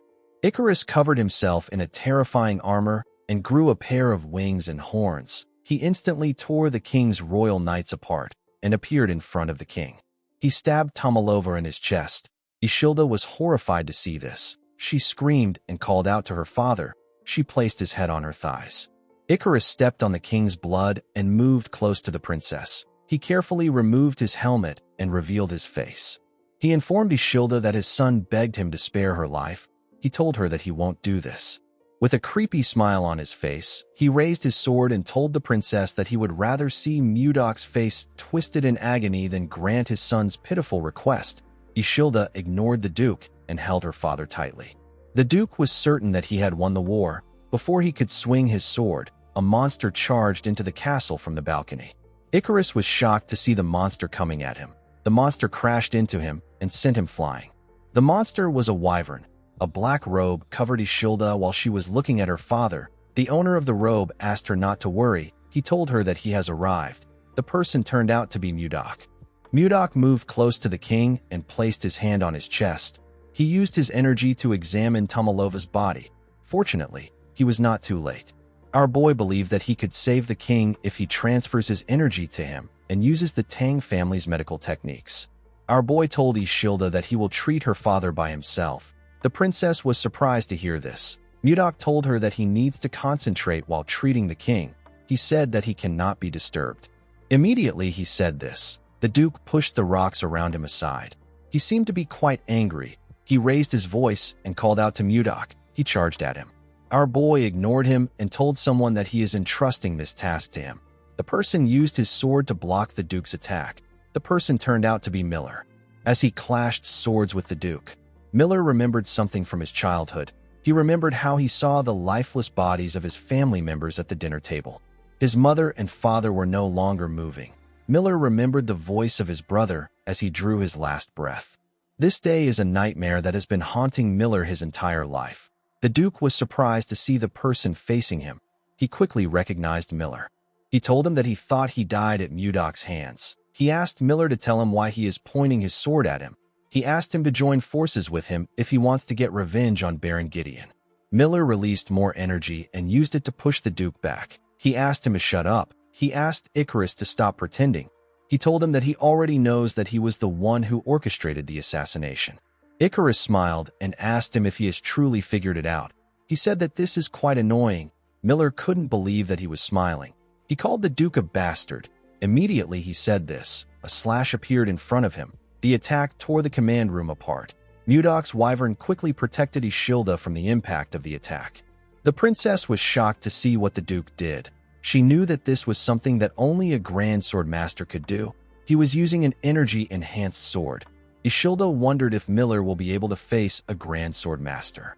Miller was able to go low before the attack could reach him. When he raised his head up, he saw the Duke swinging his sword at him. Mudok smiled when he heard what Ishilda said. He asked her not to worry. He said that he taught Miller by himself. The moment he said this, Miller used his energy to enhance his body and block Icarus's sword. The Duke was shocked to see what he did. Miller gathered his strength and used the energy-enhanced full body to push the Duke back. He created two blades with his energy. The Duke couldn't believe that Miller was using energy-enhanced sword. He said that this should be impossible for trash like him. He couldn't accept the fact that Miller was on the same level as him. Miller moved close to him and fired several strikes at him. As Miller pushed the Duke back, Mudok revealed to Ishilda that Miller has a divine martial body. He possesses a body born specifically to learn martial arts. Mudok remembered how Miller was able to instantly copy the acupoint sealing technique even though he knew nothing about martial arts. He said that Miller's talent is even greater than his own. He revealed to Ishilda that Miller has already entered the level of an advanced master. He told the princess that a fake grand sword master like Icarus who used dirty shortcuts to push himself up can never compare to a real martial artist like Miller. Immediately he said this, Miller charged at the Duke. Icarus tried to use his sword to block the attack, but it shattered when it touched Miller's energy blades. Icarus couldn't believe his eyes. He didn't know what to do. With a serious look on his face, Miller told the Duke that the fight ends now. He beheaded him with a single slash. Icarus was unable to even react to the attack. Mudok turned to Miller to see what he had done. He gently smiled as he looked at the man. Mudok believed that revenge was a stupid thing, but he understood that it was a path to liberation for some people. As he stood in front of the Duke's body, Miller shed a tear. He remembered how he always saw his dead family every time he closed his eyes. However, those images were now gone. Miller smiled and prayed that his father, mother, brother, and his past self all rest in peace. While he was trying to put himself together, Mudok informed the princess that the initial treatment is complete. He told her that her father is no longer in danger. Ishilda was happy to hear this. She quickly ran to Mudok and gave him a hug. She thanked him for his help. Mudok asked her not to worry about it. He told her that he is just relieved that everyone is safe. While he was talking to the princess, the Duke's severed head suddenly opened its eyes. Some minutes earlier, Mudok thought about how he needed to end everything before his energy runs out. Since the root of the problem has been dealt with, our boy believed that he could finally rest. Unfortunately for him, the Duke opened his eyes. He began to gather an eerie energy. Mudok quickly turned around when he noticed that an evil energy was moving towards the Duke's head. When he turned to the head, he saw that it had increased in size. The Duke said that he will destroy everything if he cannot have it. He said that he will wipe out the Drake Kingdom. Miller informed his lord that the Duke is planning to blow himself up. Mudok could tell that Icarus was gathering enough energy to erase the entire area without leaving a single trace. He gathered his energy in his hand and told Icarus that he won't let him do as he wishes. Unfortunately, Mudok was too tired. Something in him shattered. Mudok felt a large amount of pain in his body. He quickly realized that he was experiencing energy deviation.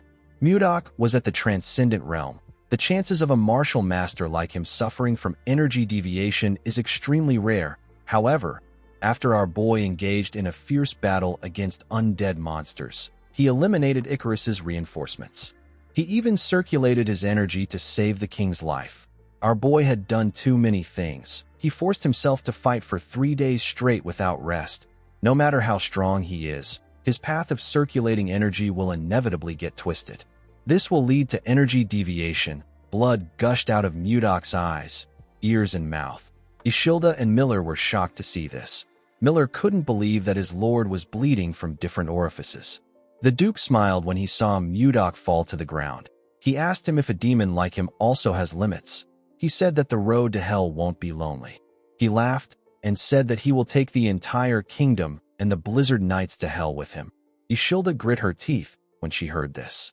Mudok forcefully gathered his energy and glared at Icarus. He said that he will not allow this to happen. He got on Lilith and used her to carry Icarus's expanding head outside. Ishilda and Miller were surprised to see this. With tears in her eyes, Ishilda called out to Mudok. Our boy and Lilith moved to the sky. Everyone in the capital could see them flying with the Duke's head. They moved away from the capital as fast as they could.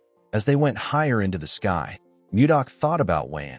He said that the two of them can't be together in this life. He said that he still hasn't lost hope because he now knows that reincarnation exists. Mudok promised himself that he will find Wan once again if he gets the chance to be reborn. He said that he will go to her even if he has no memories or his appearance changes. He told himself that anything will be fine because he believes that she will remember him just as he has remembered her in this life. As he thought about this, the Duke's head began to swell. It released a ridiculously large explosion in the sky. This was how his rebellion came to an end. 10 days later, we see the king open his eyes. He saw his daughter by his side. Ishilda was so happy to see her father, she quickly gave him a hug. After hearing about the entire situation from his daughter, the king bestowed commendations upon the Blizzard Knights as those with the greatest merits. No matter how many titles and riches they received, no one felt any joy. There was something bothering them. After the king was done gifting the Blizzard Knights, a knight announced that the one with the greatest merits in suppressing the rebellion has arrived. He said that Viscount Blizzard has arrived. Mudok entered the hall with the help of Miller. Our boy was heavily injured. His spirit seemed to be broken. A few seconds before Icarus's head blew up, our boy informed Lilith that it is time for the Duke to explode. Immediately she heard this. She pushed Mudok off her back. Although she didn't say anything, Mudok understood her feeling. He remembered how he held Lilith in his hands when she was born. He couldn't believe that he had to watch her die. He asked her to forgive him. The moment he said this, the Duke exploded. Mudok was able to survive. However, due to his energy deviation, he became no different from a cripple. He was unable to walk on his own. He gathered his strength and knelt before the king. Tomalova turned to his daughter and told our boy that he originally intended on giving him a great reward. He told him that he was going to allow him to marry his daughter. Ishilda was shocked to hear what her father said.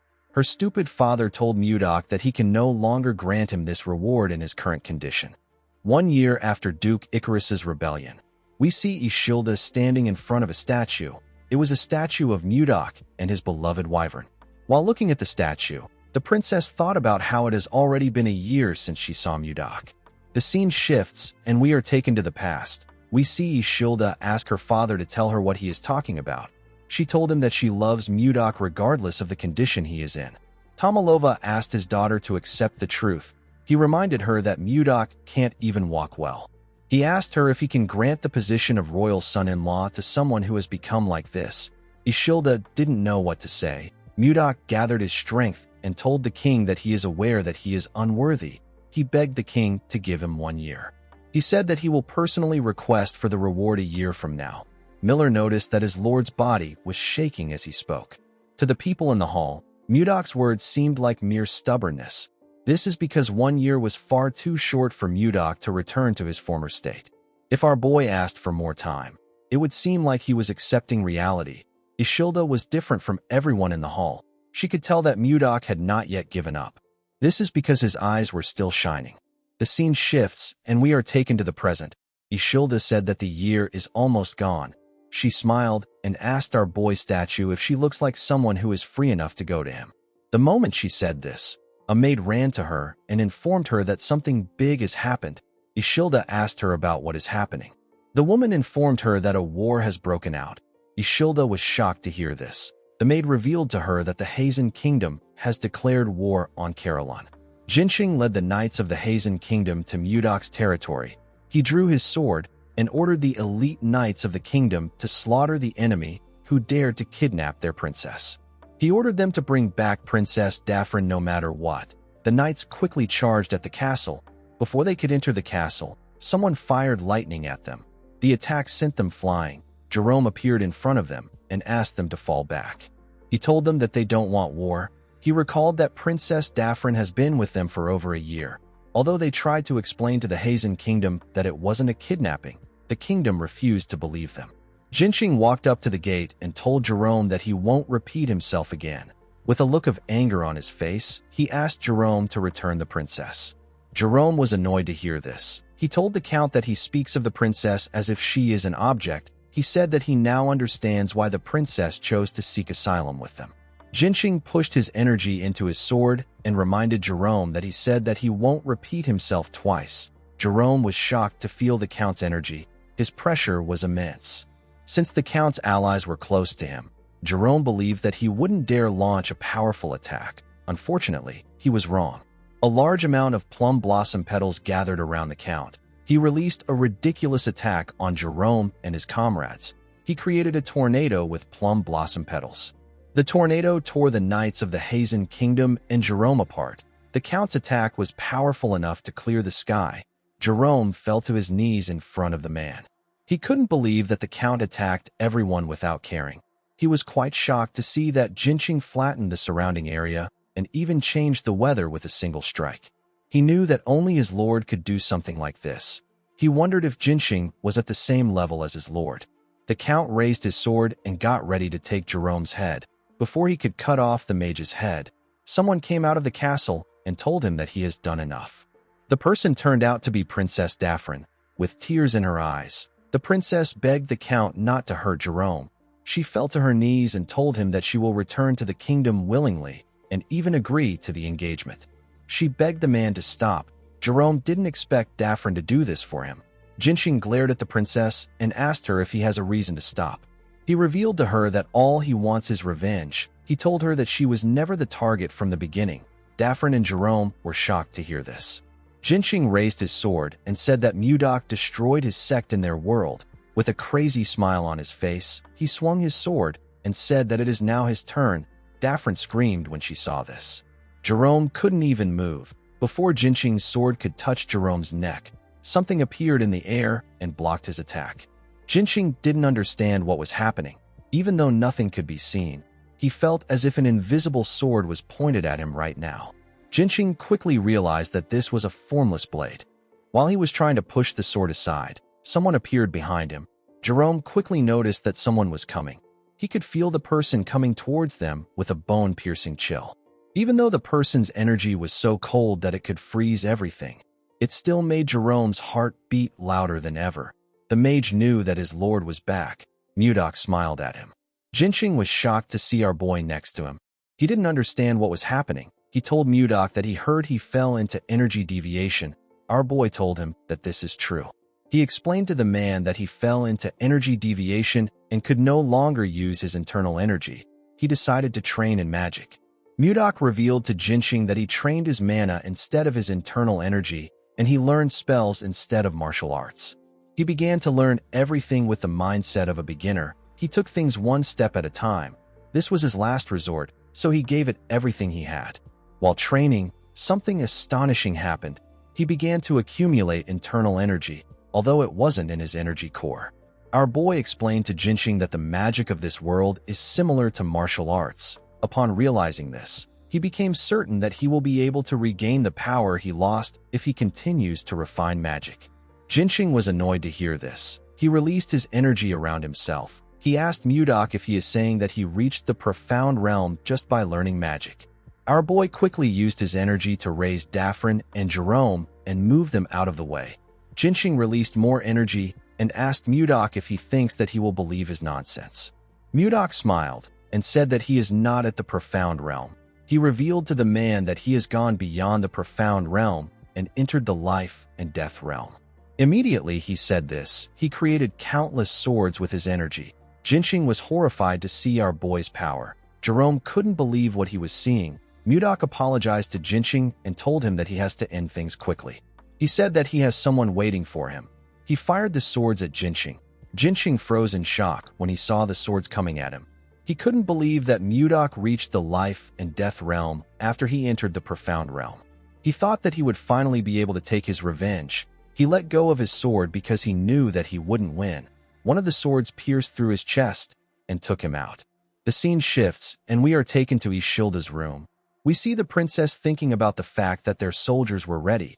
She knew that it will take them half a day to reach the White Castle even at their fastest pace.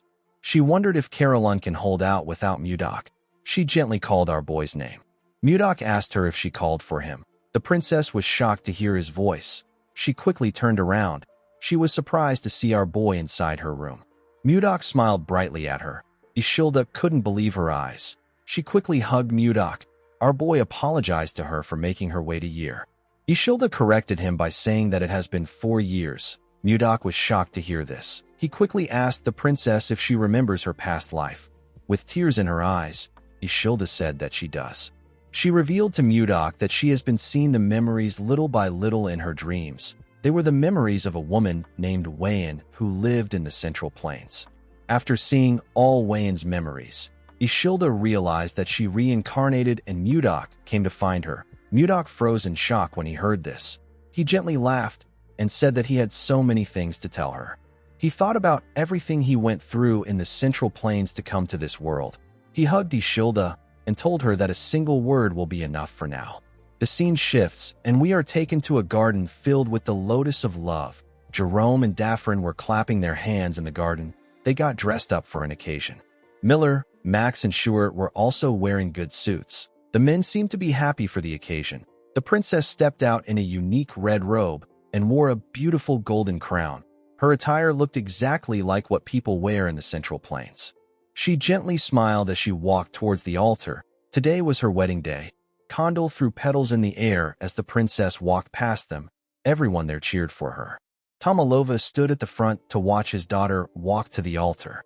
At the top of the altar, Mudok waited for his bride in a dashing suit. When Ishilda stood in front of him, our boy took out the pendant containing the lotus of love and put it around her neck. With a bright smile on his face, Mudok told the princess that he loves her. Ishilda smiled brightly when she heard this. She moved close to Mudok and gave him a kiss. As she did this, a lotus of love bloomed and shined brightly. Every lotus of love in the garden bloomed for Mudok and Ishilda. Guys, we have come to the end of Ice Lord. Thank you for allowing me to make this recap for you guys, and thank you for supporting the channel and always liking my videos. Let me know how you feel about the manhwa in the comments section. Don't worry guys, I have many more amazing recaps coming for you guys. Don't forget to like and smash that subscribe button for more recaps. See you guys later.